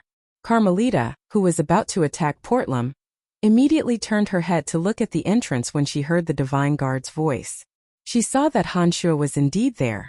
She smilingly waved her hand and said, Brian, come here quickly. Let me introduce you to 2 people. Nodding his head, Han Shuo wore a smile on his face as he calmly walked towards the 2. When he walked towards them, Portlam and Charlotte stopped their conversation and turned their attention to Han Shuo. The 2 wore friendly smiles on their faces and nodded at Han Shuo from afar. Han Shuo returned the greeting. This is Portlam from the Batchelder family of the Death Dominion. This is Charlotte from the Brackner family of the Destruction Dominion. Oh, Charlotte used to be from our Mirage City in the Darkness Dominion. but she has now married into the Brackner family. The two of them are very interested in your Celestial Pearl Pharmacy. One of the reasons they came here with their family members is to purchase some of the medicines you personally refined. Carmelita explained smilingly. The two of them are very interested in your pharmacy. Greetings to the two of you. Han Shuo smilingly nodded and said, "It just so happens that I have a batch of medicinal ingredients on hand. You have come at the right time. I will be able to refine new medicinal ingredients in 2 months. If the two of you haven't left the city by then, I will reserve some for you." Although the medicines personally refined by Han Shuo were notoriously expensive in the City of Shadows, they were always in high demand and could be sold out on the same day. The two had been in the City of Shadows for some time and had obviously heard about this. They immediately expressed their gratitude after hearing Han Shuo's words. The Batchelder family of the Death Dominion and the Brackner family of the Destruction Dominion, like the House of Saint, were extremely ancient family clans. As they resided in the Death and Destruction Dominions, their influence on the Calamity Church was slightly greater than that of the Saint family. Having the two family clans purchase medicines from him would be the best publicity for the Celestial Pearl Pharmacy. As long as they obtained the medicines and experienced their miraculous effects, even more large family clans from the two dominions would come to the City of Shadows to purchase his medicines. By then, the Celestial Pearl Pharmacy would become even more famous. They might even have branches in various cities like the Godswamp Pharmacy. It was precisely because of his long-term vision that Han Shuo agreed to the request without hesitation. "Thank you very much. We will be staying in the City of Shadows for at least half a year. We will be there to support you on the day you finish refining the medicines." Charlotte immediately thanked Han Shuo smilingly. "Yes, the price is definitely not a problem," Portlam immediately promised. However, his eyes when he looked at Han Shuo seemed to be flickering, as though he was trying to avoid something. All right, carry on. Do whatever you want. I have something to discuss with Brian in private." Carmelita waved her hand and dragged Brian away. Both Portlam and Charlotte noticed Carmelita's unbridled attitude towards Han Shuo. The two stared blankly for a moment before they realized something. Portlam put on a cold smile and said disdainfully, "No wonder. I was wondering how he could climb up the ranks so quickly in the City of Shadows. So this is the reason." Humph, this youngster actually clenched his teeth and tried to get close to Carmelita in order to achieve his goal.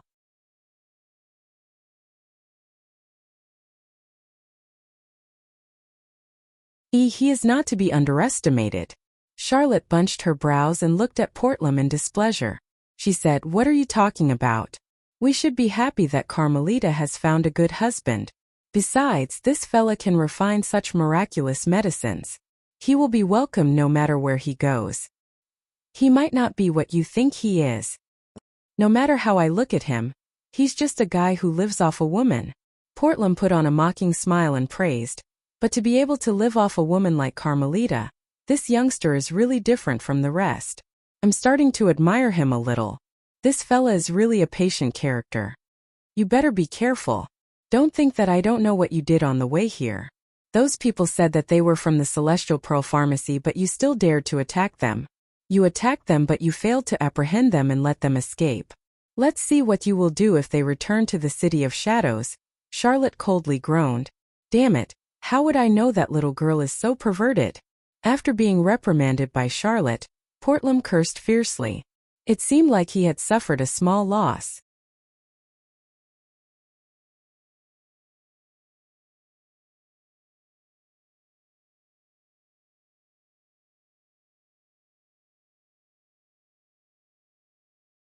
Chapter 734.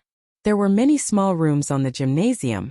Carmelita dragged Han Shuo to a secluded corner and asked in a low voice, "Why were you gone for so long?" "I was delayed by some people on the way. That's why I've only returned now," Han Shuo casually explained before he asked, "Oh right, you came to my Celestial Pearl Pharmacy twice. Did something happen?" "Of course," Carmelita replied. "The first time I visited you was to tell you to leave some of the medicines you refined for those two fellas. The second time I visited you was about Andrina. Have you been separated from her?" Han Shuo's heart sank when he heard Carmelita mention Andrina. He nodded and replied, "That's right, I have indeed been separated from Andrina." "How did you know?" Andrina seems to have run into some trouble and is slightly injured. She contacted the local divine guards in Fort Vaca and had someone send me a message. She said that while you were distracting the god hunters, she was bringing your friends to the City of Shadows. She ran into some trouble and was slightly injured. She told you not to worry for the time being, and that she will bring your friends back safely. Andrina is injured. Han Shua's expression changed. He hastily asked, what else did she say?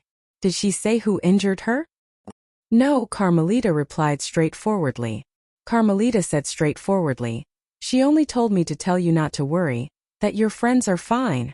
Han Shua's face turned gloomy. He asked in a low voice, I have clearly lured the god hunters away. How could Andrina be injured in the City of Shadows? Who exactly did she run into?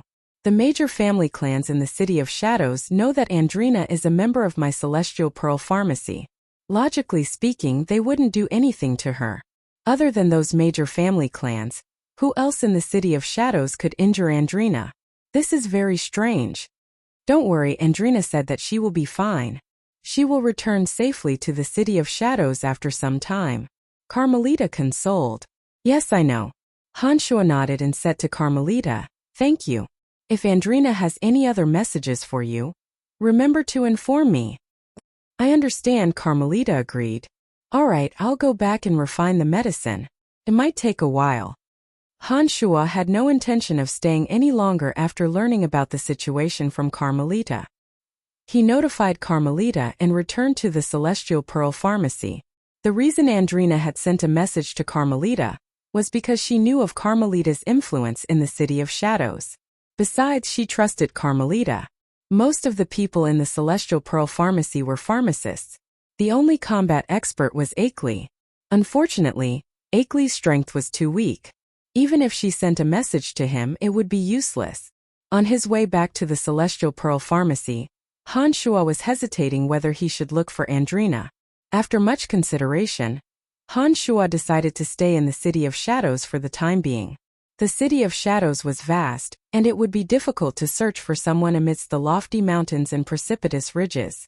Besides, Han Shua had no way of ascertaining which region Andrina was in. If he were to search for Andrina recklessly, the chances of him finding her would be very slim. In the end, Han Shua decided to stay in the Celestial Pearl Pharmacy for the time being.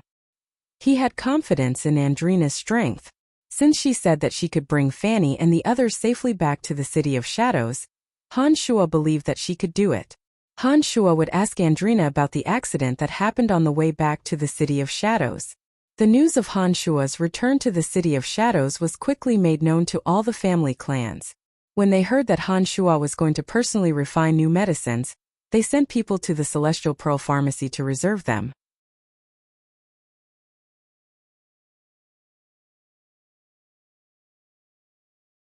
In no time at all, the Celestial Pearl Pharmacy was filled with an endless stream of people. Even the medicines refined by ordinary pharmacists were sold. At present, Han Shua's room was equipped with a specialized pill refining chamber. There were large cabinets that could store all kinds of medicinal ingredients. The plentiful medicine refining utensils were merely for decoration. Han Shua declined all distractions and focused on refining new medicines in the pill refining chamber. While Han Shua was calming down to refine new medicines, his two avatars inside the cauldron of Myriad Demon were not idling around either. After absorbing the divine energy from the god hunters' bodies, the two avatars had made progress. His avatar of destruction was on the verge of breaking through to mid-god realm. The divine energy in his body was sufficient, and all that was left was an epiphany. His avatar of death seemed to be on the verge of breaking through to mid-god realm very soon. This made Han Shua very happy. He thought to himself that if he ever lacked divine energy in the future, killing god hunters would be a shortcut for him to make rapid progress. When that time came, he would go to those vast mountain ranges and hunt god hunters of the same energy to accumulate enough divine energy. Time flew by. In the blink of an eye, another 2 months had passed. After all the new medicines were refined, Han Shua officially came out of seclusion. In 2 months, his avatar of death had successfully broken through to mid-god realm. However, his avatar of destruction had yet to break through to mid-god realm. If only he could fuse with the divine soul of a mid-god of destruction, the speed of his breakthrough would be much faster. Han Shuo couldn't help but sigh with emotion. His avatar of death had once fused with the divine soul of a mid-god in the void. As long as he had sufficient divine energy to support him, he would be able to make a breakthrough without much effort. After attaining the divine realm, one's understanding of one's energy was of utmost importance. Even if one had sufficient divine energy, one would not be able to make a breakthrough after every breakthrough. Unfortunately, Han Shuo's good days were coming to an end. The divine soul of a mid-god that his avatar of death had fused with was merely a mid-stage mid-god of death. In other words, if Han Shuo's avatar of death wished to make any progress, he would have to rely on himself to comprehend the energy of death. That was as far as he could go with the divine soul he had fused with. Not long after Han Shuo walked out of the pellet refinement lab, he discovered that many divine guards from major family clans had gathered outside the Celestial Pearl Pharmacy. When they had nothing to do, they would stroll around the pharmacy and buy some ordinary medicines. When they saw Han Shuo walk out of the Celestial Pearl Pharmacy, they were indescribably excited.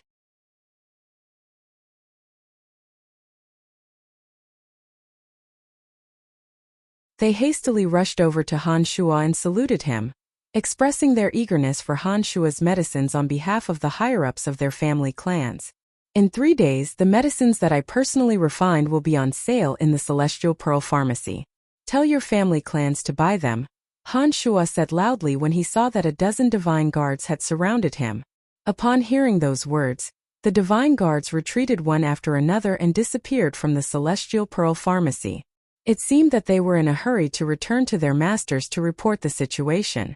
After those people left, Han Shuo immediately notified Anaito and asked him to spread the word that the Celestial Pearl Pharmacy would be selling the medicines he had personally refined in 3 days. This time, not only were they targeted at the major family clans, but as long as one had enough crystal coins, any god who came early could purchase the medicine with the black crystal coins they had on hand. Han Shuo intended to thoroughly spread the fame of the Celestial Pearl Pharmacy, suppressing all the pharmacies in the City of Shadows in one fell swoop. This way, he would make the name of the Celestial Pearl Pharmacy reverberate like thunder in everyone's ears. Those gods and outsiders who purchased Han Shuo's medicines would certainly spread the fame of the Celestial Pearl Pharmacy as they traveled to various divine dominions. This would bring direct benefits to the Celestial Pearl Pharmacy. Although Anaito's strength was average, he was an expert when it came to such matters. With his help, every region in the City of Shadows was covered in brochures. In no time at all, many gods in seclusion learned of the news. The sale of Han Shuo's medicines immediately became a grand occasion in the City of Shadows. Not only did the residents of the city express their strong interest, but many gods from other cities and those who came to trade were also talking about the Celestial Pearl Pharmacy with the help of the residents of the city. 3 days later, the Celestial Pearl Pharmacy was packed with people. It was as though all the people in the City of Shadows had gathered in this place. There were people as far as the eye could see. Some were in groups of family clans, some were in individual groups, and some were in groups of 3 to 5. They were roaming around the Celestial Pearl Pharmacy. Even before the medicines refined by Han Shuo were ready to be sold, the ordinary medicines sold in the store had already been sold for 50 to 60,000 black crystal coins. Everyone in the Celestial Pearl Pharmacy was bustling with activity. They were hastily tallying the sales and displaying the new medicines. Han Shuo stood on top of the tallest building in the Celestial Pearl Pharmacy. He lowered his head and looked at the endless stream of people below. He thought to himself, if every time the medicines I personally refined could become a grand occasion in the City of Shadows, it would be a great achievement. Han Shuo was in no hurry to display the medicines he personally refined.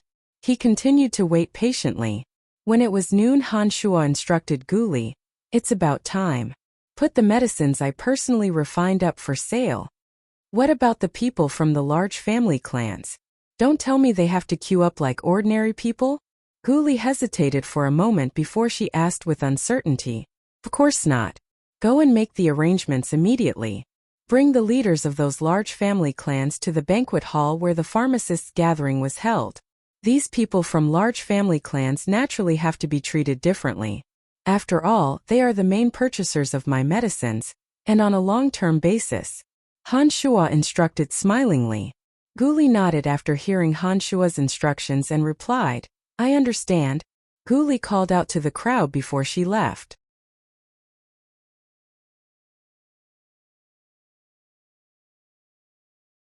The medicines that had been prepared long ago were placed in the cabinets that had long been empty. The crowd who had been waiting for a long time cheered loudly when they finally saw the medicines refined by Han Shuo being served. There was no lack of wealthy people among these people. Having heard many rumors about the genius pharmacist Han Shuo, they were willing to spend large sums of money on medicines that Han Shuo had personally refined. Suddenly, the interior of the store became unbearably crowded, especially in the area where Han Shuo had personally refined medicines. It was so packed that not even a drop of water could trickle through. Inside a private banquet hall, a large oval table was placed at the center of the hall. Fine wine and delicacies were placed on top of it. All the influential people in the City of Shadows were gathered here. Portlam and Charlotte were among those who received the news. It was at this moment that Rugersi, who was standing in front of the door, looked at Han Shuo rather awkwardly and said, That, it's been so long. Mr. Brian wouldn't still hold a grudge against me, would he? During this period of time, Rugersi had spent a lot of money on the Celestial Pearl Pharmacy in order to improve his relationship with Han Shuo. He would often send people to deliver small gifts to Han Shuo as an apology for the incident. Rugersi had been humbling himself in front of Han Shuo for a long time. Today, even Andre started to speak up for him. Brian, just let it go. It's not easy for Rugersi to do what he did. Today is an auspicious day for your Celestial Pearl Pharmacy. Give me some face and let the matter go. In fact, Han Shuo had long since given up on the matter. He nodded after hearing Andre's words. When Rugersi saw Han Shuo nod, he immediately walked in with a beaming face. He found a seat, filled his glass with wine, raised his glass to Han Shuo from afar and said, Cheers. Rugersi had expressed sufficient sincerity. Han Shuo had no choice but to give him face in front of so many people. He also raised his glass and drained it. Then he smilingly said, Ladies and gentlemen, from today onwards, I will only personally refine medicines once every 5 years. This time, only 3/10 of the medicines will be sold outside. The rest will be prepared for you. Upon finishing those words, Han Shuo clapped his hands. Enormous glass containers were pushed out. Inside the containers were bottles of medicines of various colors. They were neatly arranged and their prices were obvious at a glance. The members of the major family clan stood up excitedly and hastily crowded around. At the entrance of the Celestial Pearl Pharmacy, Andrina and a group of people were stunned when they saw the endless stream of people. Andrina, is this Brian's Celestial Pearl Pharmacy? Emily asked the little girl beside her in astonishment. Andrina nodded and put on a faint smile. She replied, Yeah, isn't it awesome? It's so lively.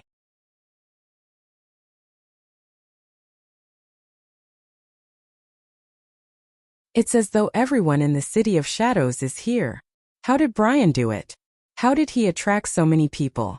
Phoebe softly cried out and said, I remember that Brian isn't particularly good at doing business. How did he become so awesome on Elysium? It's because the medicines he refined are awesome. Angelina explained, Brian is a famous genius pharmacist in the City of Shadows. All the large family clans in the City of Shadows would fight over the medicines he personally refined. Judging from the situation today, I reckon that he has started selling the medicines he personally refined again. Andrina had been with Han Shuo for some time. After some observation, she immediately guessed the truth. It's Miss Angelina. Come in quickly. He turned his body sideways and gestured for Andrina to enter. Follow me, everyone. Let's go find Brian. Andrina nodded and led the way inside. The crowd followed behind her. Everyone follow me. Let's go find Brian. Andrina nodded and led the way inside. Fanny and the others were amazed by the scene they saw along the way. They did not expect that Han Shuo would have such a huge business on Elysium.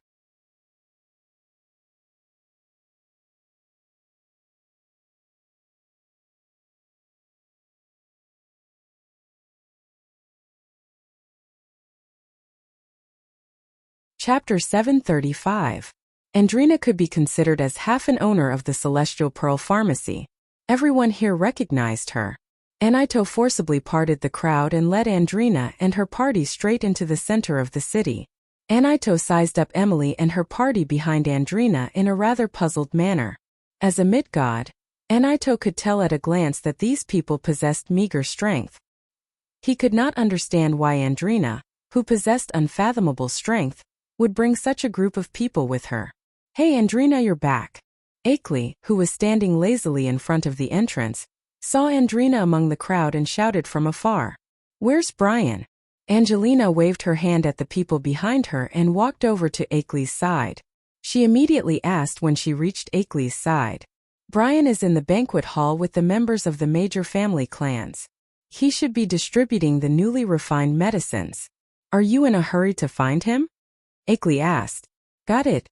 Andrina pointed at the group behind her and instructed Akeley, "Help them settle down first. They are Brian's friends. Do not neglect them." After saying those words to Akeley in an overbearing manner of an old man, Angelina turned her head around and said to Fanny and the other women smilingly, "Rest well, sisters. This is the City of Shadows. There will be no more accidents." The group had been on tenterhooks along the way. They must have suffered quite a lot of setbacks. After hearing Andrina's words, they all heaved a sigh of relief. Statholm, the old monster, gazed at the bustling crowd with reverence. He said to Ermike in a low voice, "Look at these people. Every one of them possesses an incredibly powerful aura. They should all be low gods at the very least. On this continent, we need to improve our strength as quickly as possible.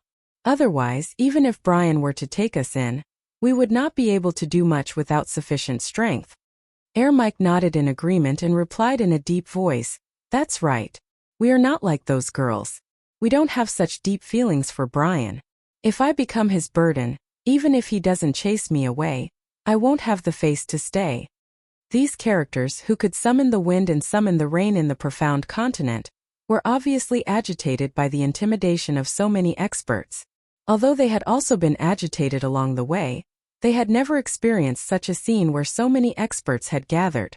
When they discovered that everyone around them could squash them like ants with just a flick of a finger, the feeling of grievance in their hearts was too strong. "So it's Brian's friends. Come, come, come. I've arranged a place for you. Haha, our Celestial Pearl Pharmacy has a lot of empty rooms." Akeley laughed heartily and led Statholm, Emily, and the others away. Those demigods and base gods who sensed Akeley's intention did not waste any time after they were settled down. They immediately began to cultivate and gather the elements, not letting go of any opportunity to improve their strength. Andrina did not leave with them. Instead, she went to the banquet hall that was used to entertain the major families. "Everyone, are you all satisfied with the distribution?" In the banquet hall, Han Shuo pushed the medicines he had prepared to each major family clan according to their strength and asked smilingly. Every family clan representative had a large pile of medicines in front of them. They were all beaming with joy and nodding their heads to express their satisfaction. Bags of black crystal coins were generously thrown in front of Han Shuo. The black crystal coins piled up like a small hill. After the crowd expressed their satisfaction, Han Shuo smilingly put away the bags of black crystal coins. As he had refined more medicinal pellets this time, Han Shuo roughly estimated that he had obtained nearly 300,000 black crystal coins. This was no small sum.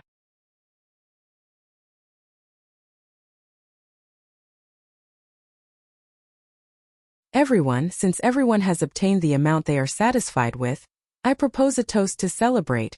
Andre smilingly raised his cup. His voice gradually spread throughout the banquet hall. Everyone gave Andre face.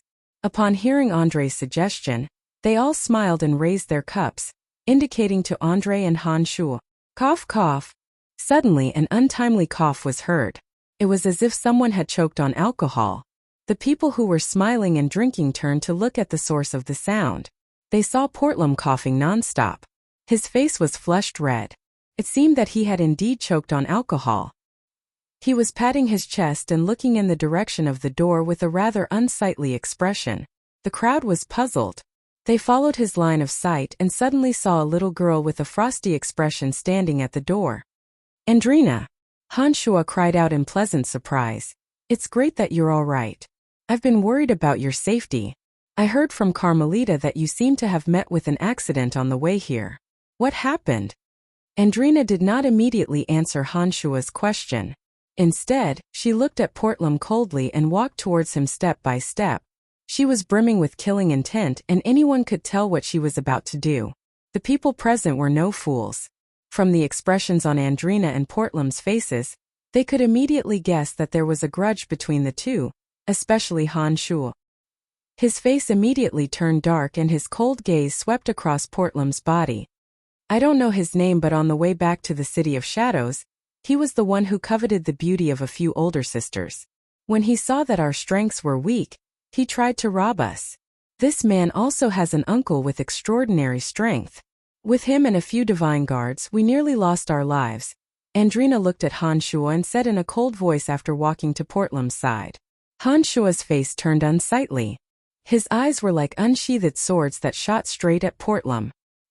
He softly asked, "Young Master Portlam, is that right?" "Brian, there's been a misunderstanding. I didn't know that they were from your Celestial Pearl Pharmacy. Those people didn't even possess demigod or base god strengths. They were either young or old. There were even a few women. How would I know that they were from your Celestial Pearl Pharmacy?" Portlam put on a bitter smile and hastily explained, "I remember saying the name of Celestial Pearl to avoid any misunderstandings.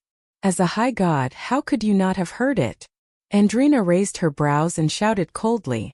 As soon as she finished those words, Andrina suddenly made her move. A curtain of dazzling light flew out from her body. She turned into a streak of light and streaked towards Portlam. Portlam, who was about to explain himself, jolted when he saw Andrina suddenly making her move. His robe suddenly shattered, revealing a divine armor with 3 segments of dried bones.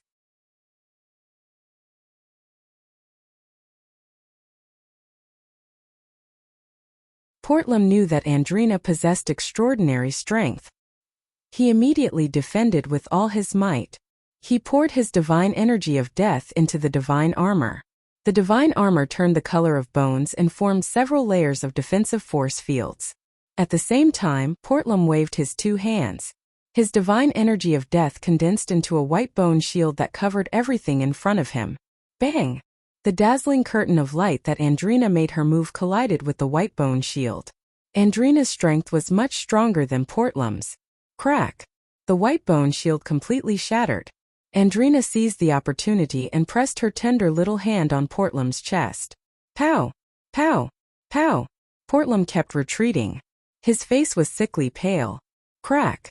Han Shua, who was holding a wine glass in his hand, took advantage of Portlam's retreat to suddenly close in on him.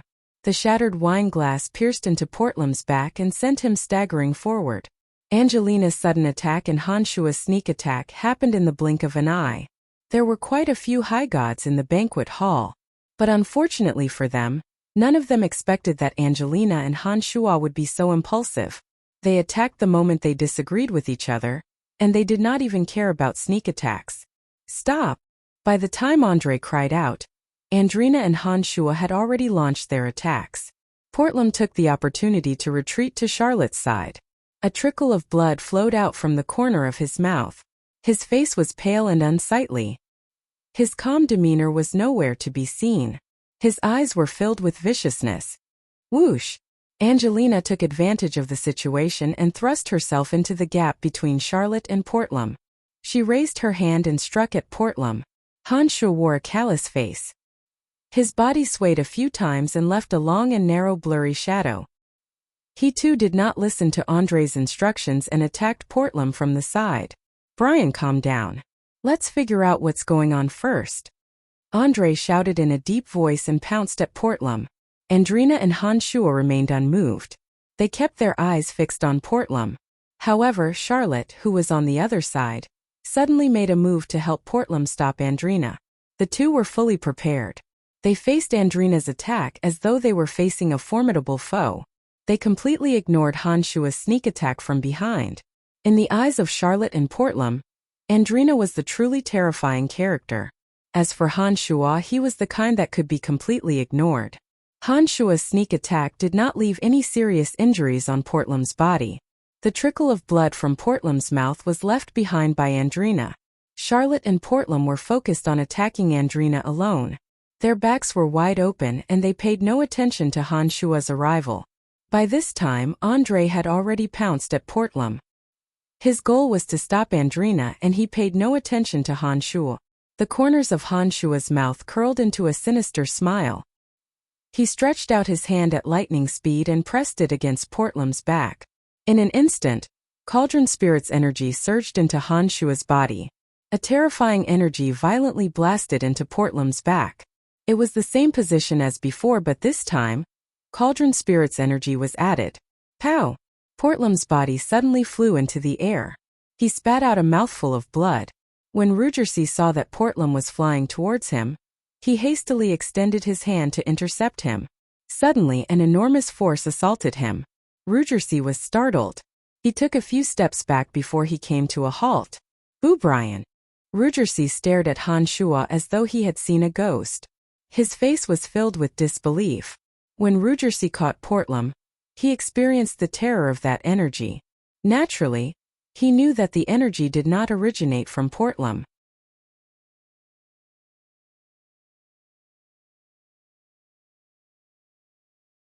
When he realized that the unfamiliar energy that severely injured Portlam was unleashed by Han Shua, the fear in his heart was simply indescribable.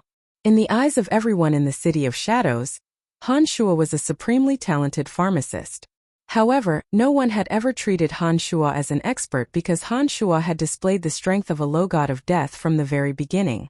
This was also the reason why Rugersi dared to attack Han Shua at the Kisa residence. A low god was just too ordinary in the City of Shadows. No one would pay any attention to him. However, when Han Shua, who everyone thought only knew how to refine medicines, suddenly erupted with high god strength, that kind of shocking power shocked everyone.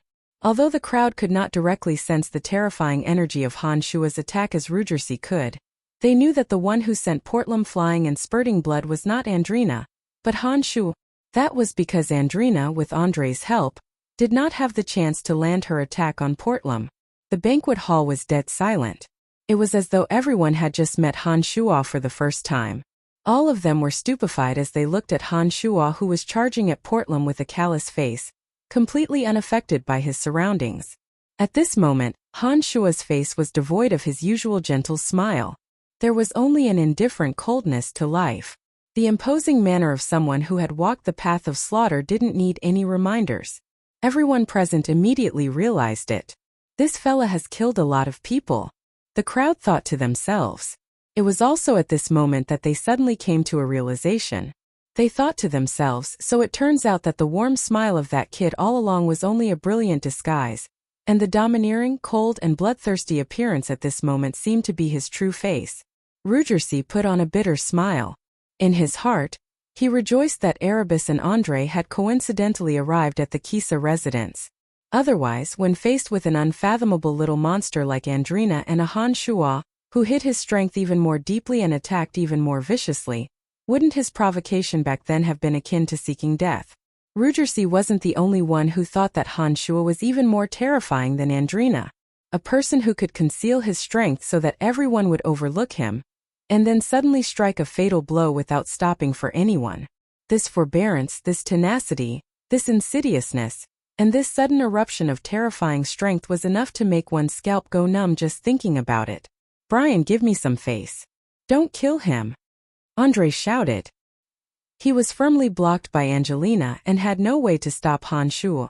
That was all he could say. Han Shua did not say a word. He charged at Portlam, who was in Rugersi's hands and was bleeding profusely. It was obvious that Han Shua did not give Andre any face. "If worst comes to worst, I'll leave the City of Shadows."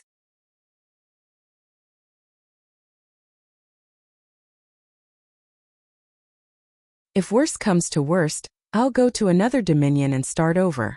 Even if I can't stay in the Calamity Church anymore, I'll at most go to the Space Dominion or the Destiny Dominion." Han Shua had this realization the moment he'd made his move. "Everyone stop him. If Portlam dies in the City of Shadows, we won't be able to explain ourselves," Andre hastily shouted when he saw that Han Shua remained unmoved. He really did not expect that Han Shua, who was usually courteous to him, would be so unscrupulous and disrespectful when he attacked. This fella is even more dangerous than Andrina.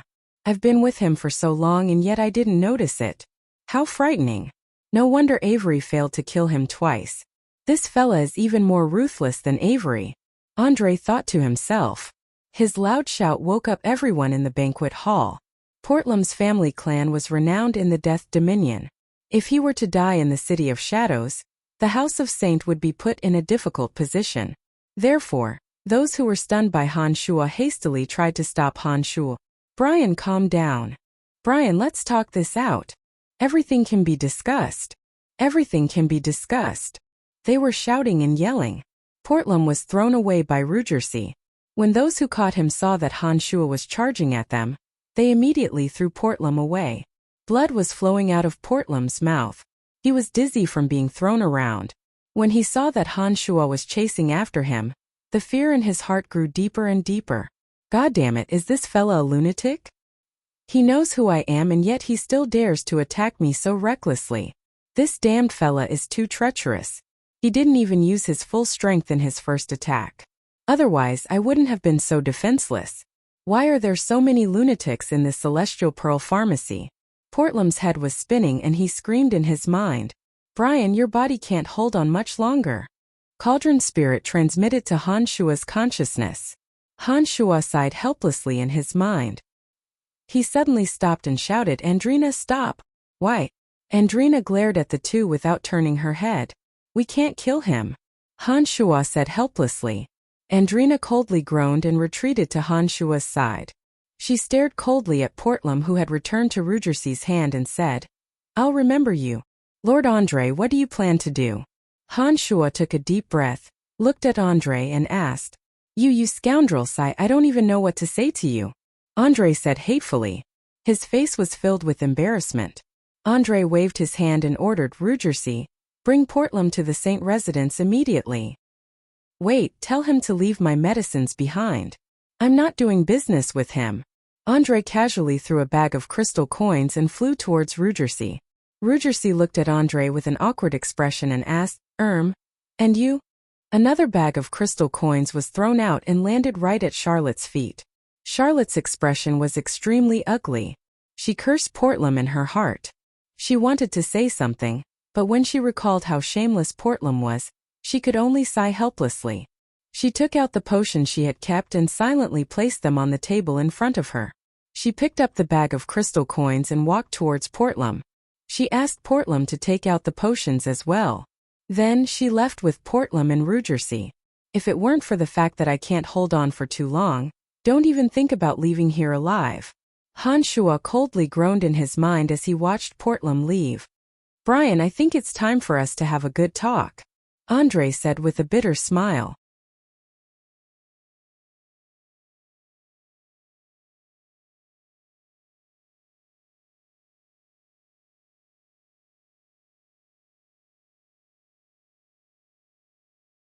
Chapter 736. The members of the major family clans in the banquet hall took their medicines and left. Along the way, they discussed what had just happened in low voices. Before Jia left, her beautiful eyes were sparkling. When she looked at Han Shuo, her eyes were full of splendor. It was as though she was getting to know Han Shuo all over again. Han Shuo's sudden outburst had shocked everyone present. It was only now that they realized that Han Shuo, who usually kept a low profile, was actually a character who was adept at forbearance. All of them immediately elevated Han Shuo's status to a whole new level. No one treated Han Shuo as a pharmacist anymore.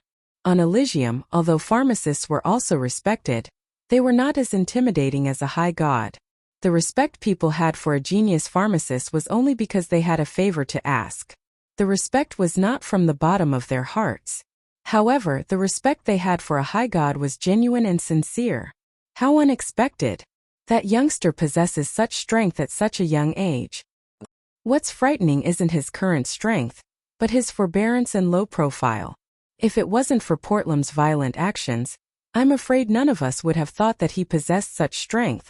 Beth of the House of Kinson exclaimed after exiting the banquet hall. She glanced at Jia and softly asked, What's wrong? My little Jia is tempted? Of course not. Jia's charming face blushed. She giggled and said, I just think that this fella is very interesting. I have never seen anyone like him in the City of Shadows. It's fine if he doesn't do anything, but once he does, he won't give face to anyone. He used to bow and scrape to Andre, but when he was about to kill Portlam, he didn't even bat an eyelid no matter how Andre yelled at him. I'm amazed. I heard that the youngster flew into a rage because Portlam is interested in his woman. Gia, you must remember that he already has women, and not just one. Beth reminded softly. Mother, what are you talking about? Gia softly groaned and walked away impatiently. Beth looked at Gia's back and softly sighed. She said, I have raised you all these years, but I have never seen you so interested in a young man. Inside the secret chamber, Han Shua and Andre sat face to face. Han Shua's face was solemn and he didn't say a word. Andre looked at Han Shua with a bitter smile and sighed. Brian, how many things are you hiding from us?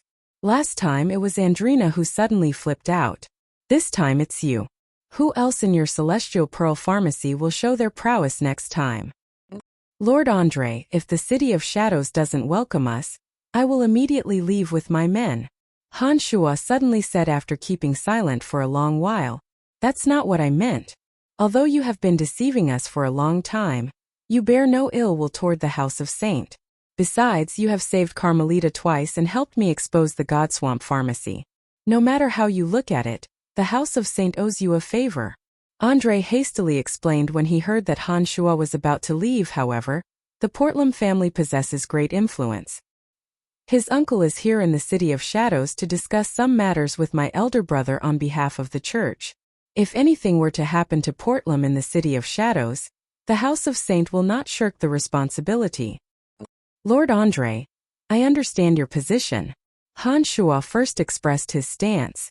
Shortly after, he said in a deep voice, but Portlam, knowing that Andrina is a member of our Celestial Pearl Pharmacy, he still tried to snatch my woman. His actions are intolerable. Forget it, let's not talk about this anymore. Andre put on a worried face and waved his hand. After taking a short pause, he asked, Brian, what energy did you use? Why have I never seen it before? Han Shua kept quiet. Andre was rather embarrassed.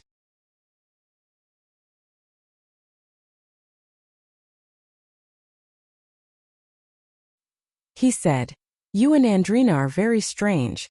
The way you use your energy is very unique. I'm just curious, that's all. It's a kind of energy similar to fighting aura. I've been cultivating it since I was a child. Han Shua thought for a moment before he gave a simple explanation. As for exactly what kind of energy it is, I'm not too sure either.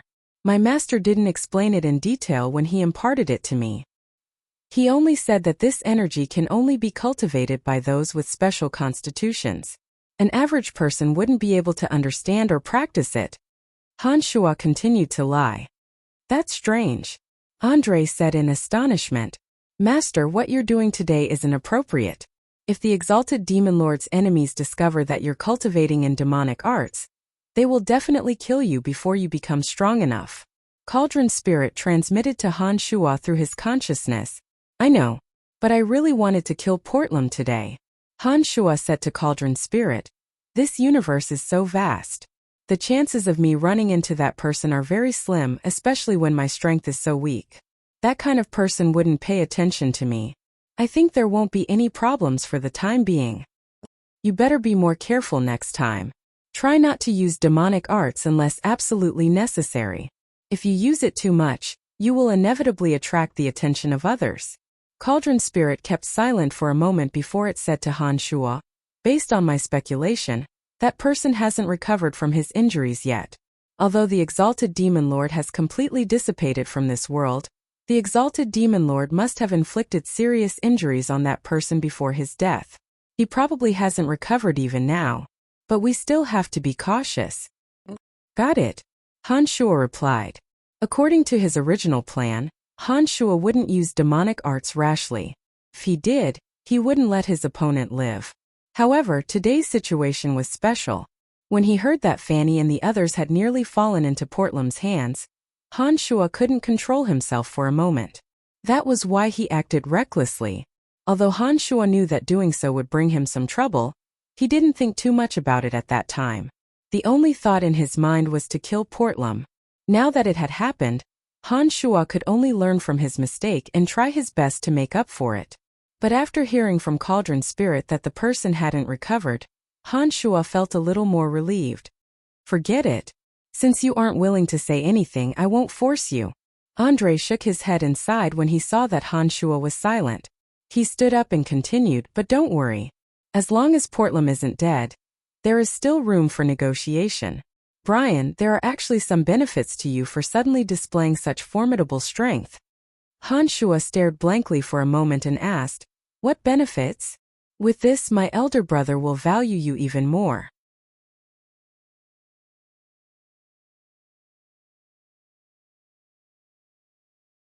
If you didn't possess such strength, my elder brother might sacrifice you for the sake of the bigger picture. After all, a pharmacist is just a pharmacist. To my elder brother, who only cares about the strong, a high god is far less important. But now it's different. All I have to do is go back and tell my elder brother about what happened today. Given the importance of you and Andrina, my elder brother will do his utmost to protect you, even if he doesn't care about Andrina. Andre guaranteed, therefore you don't have to leave the City of Shadows. You don't have to worry about this matter. Our House of Saint will cover it up for you. After taking a short pause, Andre looked at Han Shuo and said, but you have to promise me that you will not attack Portlam while in the City of Shadows. Portlam's uncle isn't here today. Otherwise, he would cause a huge ruckus. If you really can't forgive Portlam, you will have to wait until Portlam leaves the City of Shadows. Then you can find a way to resolve it yourself. Portlam had been gravely injured today. To Han Shuo, it could be said that he had vented his resentment. After hearing Andre's solemn instructions, Han Shuo, who had calmed down, pondered for a moment before he finally nodded and sincerely said, Lord Andre, I'm sorry for what happened earlier. I had lost my rationality back then. I understand, Andre said smilingly. But in his heart he thought, you were calm and composed when you killed someone. How did you lose your rationality? Then I won't be seeing you off. Han Shuo bowed as an apology. Andre nodded smilingly and left Han Shuo with a few more words of advice before leaving the Celestial Pearl Pharmacy. As soon as Han Shuo left, Andrina came in from outside and asked, Brian, are we leaving the City of Shadows? Han Shuo shook his head and replied in a deep voice, not for now. Let's see how things go first. If we don't leave now, it will be too late for the House of Saint to take us down and give Portlam an explanation. Andrina bunched her brows and said, if the House of Saint really wants to do that, it's too late for us to leave now. Han Shuo took a short pause before he asked, what's going on? 20 days after we separated, I protected them with a boundary and went out to scout the situation. I discovered that all the god hunters had disappeared. I knew that you must have lured the god hunters away, so I brought them back to the City of Shadows. When we passed by a town, I used 20,000 black crystal coins to purchase an airship and flew them to the City of Shadows. When we passed by a valley on our way, we ran into that fella's airship that was headed for the City of Shadows. Although Fanny and the other elder sisters possessed very weak strength, every one of them was exceptionally good-looking. They were rare beauties even on Elysium. That guy saw that our group was weak, so he had evil thoughts. Fortunately, they didn't discover my true strength. When they weren't paying attention, I made a move and destroyed their flying bats. It wasn't easy for me to escape with them. Because I was injured before I recovered, I was afraid of encountering any accidents on the way, so I rested for a while before I came back on the airship. That's the gist of the matter. Angelina gave a brief account of what happened. I'm going to check on Fanny and the others. Here, take this bag of black crystal coins. Use it to heal your injuries. Han Shuo tossed a bag of black crystal coins to Andrina and headed to the room where Fanny and the others were staying. Thanks to his demon generals, Han Shuo knew where Akeley had arranged for Fanny and the others to stay. He quickly arrived at their rooms and comforted them with a few words of comfort and, of course, a few gentle caresses. Only when he was satisfied with their service did Han Shuo dare to leave.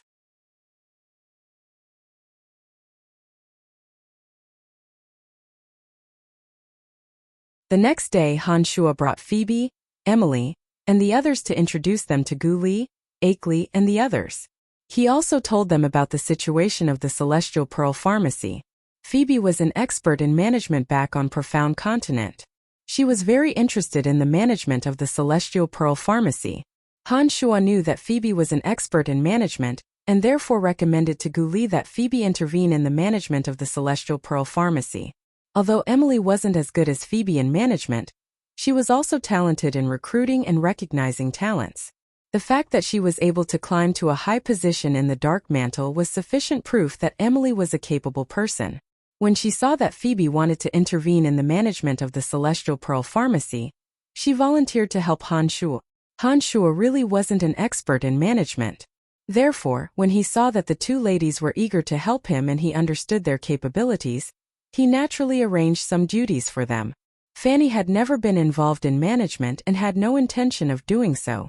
Therefore, Han Shuo did not make any other arrangements for her. While Phoebe and Emily excitedly asked Gu Li about the details of the Celestial Pearl Pharmacy, Han Shuo led Fanny to the nearest shop that sold divine weapons. He had given the origin crystals he purchased and some insights on ascension to godhood to Trunks and the others. Now that he had arrived on Elysium, his top priority was to help them improve their strengths. These people possess decent aptitudes. With the rich elemental energy on Elysium, in addition to special materials and secret manuals, it was only natural for them to make rapid progress. After spending only 3,000 black crystal coins, Han Shuo had purchased all the items he needed from the shop. The items he needed were all low-grade items in the divine weapon shops on Elysium. They weren't particularly precious in the first place. Fanny was visibly stimulated when she saw those precious items that she wouldn't even dare to think about on Profound Continent being displayed in an inconspicuous corner of a shop on Elysium, priced at a few dozen purple crystal coins or 2 to 3 black crystal coins. The reason why the people on Elysium can cultivate so quickly is that there are all kinds of resources on Elysium. In addition to the unique environment, it's not surprising that there are so many gods. Otherwise, there wouldn't be so many people who would fight to the death to get to Elysium, said Han Shuo smilingly as he chatted with Fanny. After storing the items into his space ring, he and Fanny returned to the Celestial Pearl Pharmacy. After returning to the Celestial Pearl Pharmacy, Han Shuo gathered the guests from Profound Continent and placed all the items he had just purchased in front of them. He smilingly said, "Everyone, please pick out the items that suit you."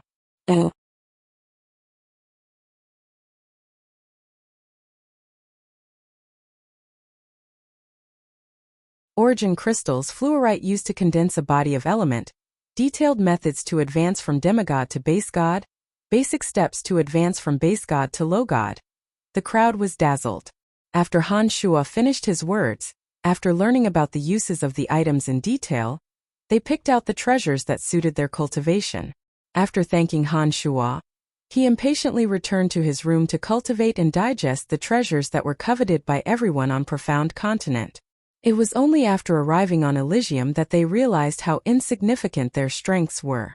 In order to shorten the gap between them and the people on Elysium, they didn't want to waste even a second. You're tuning in to the Li Mei's Wuxia Whispers YouTube channel.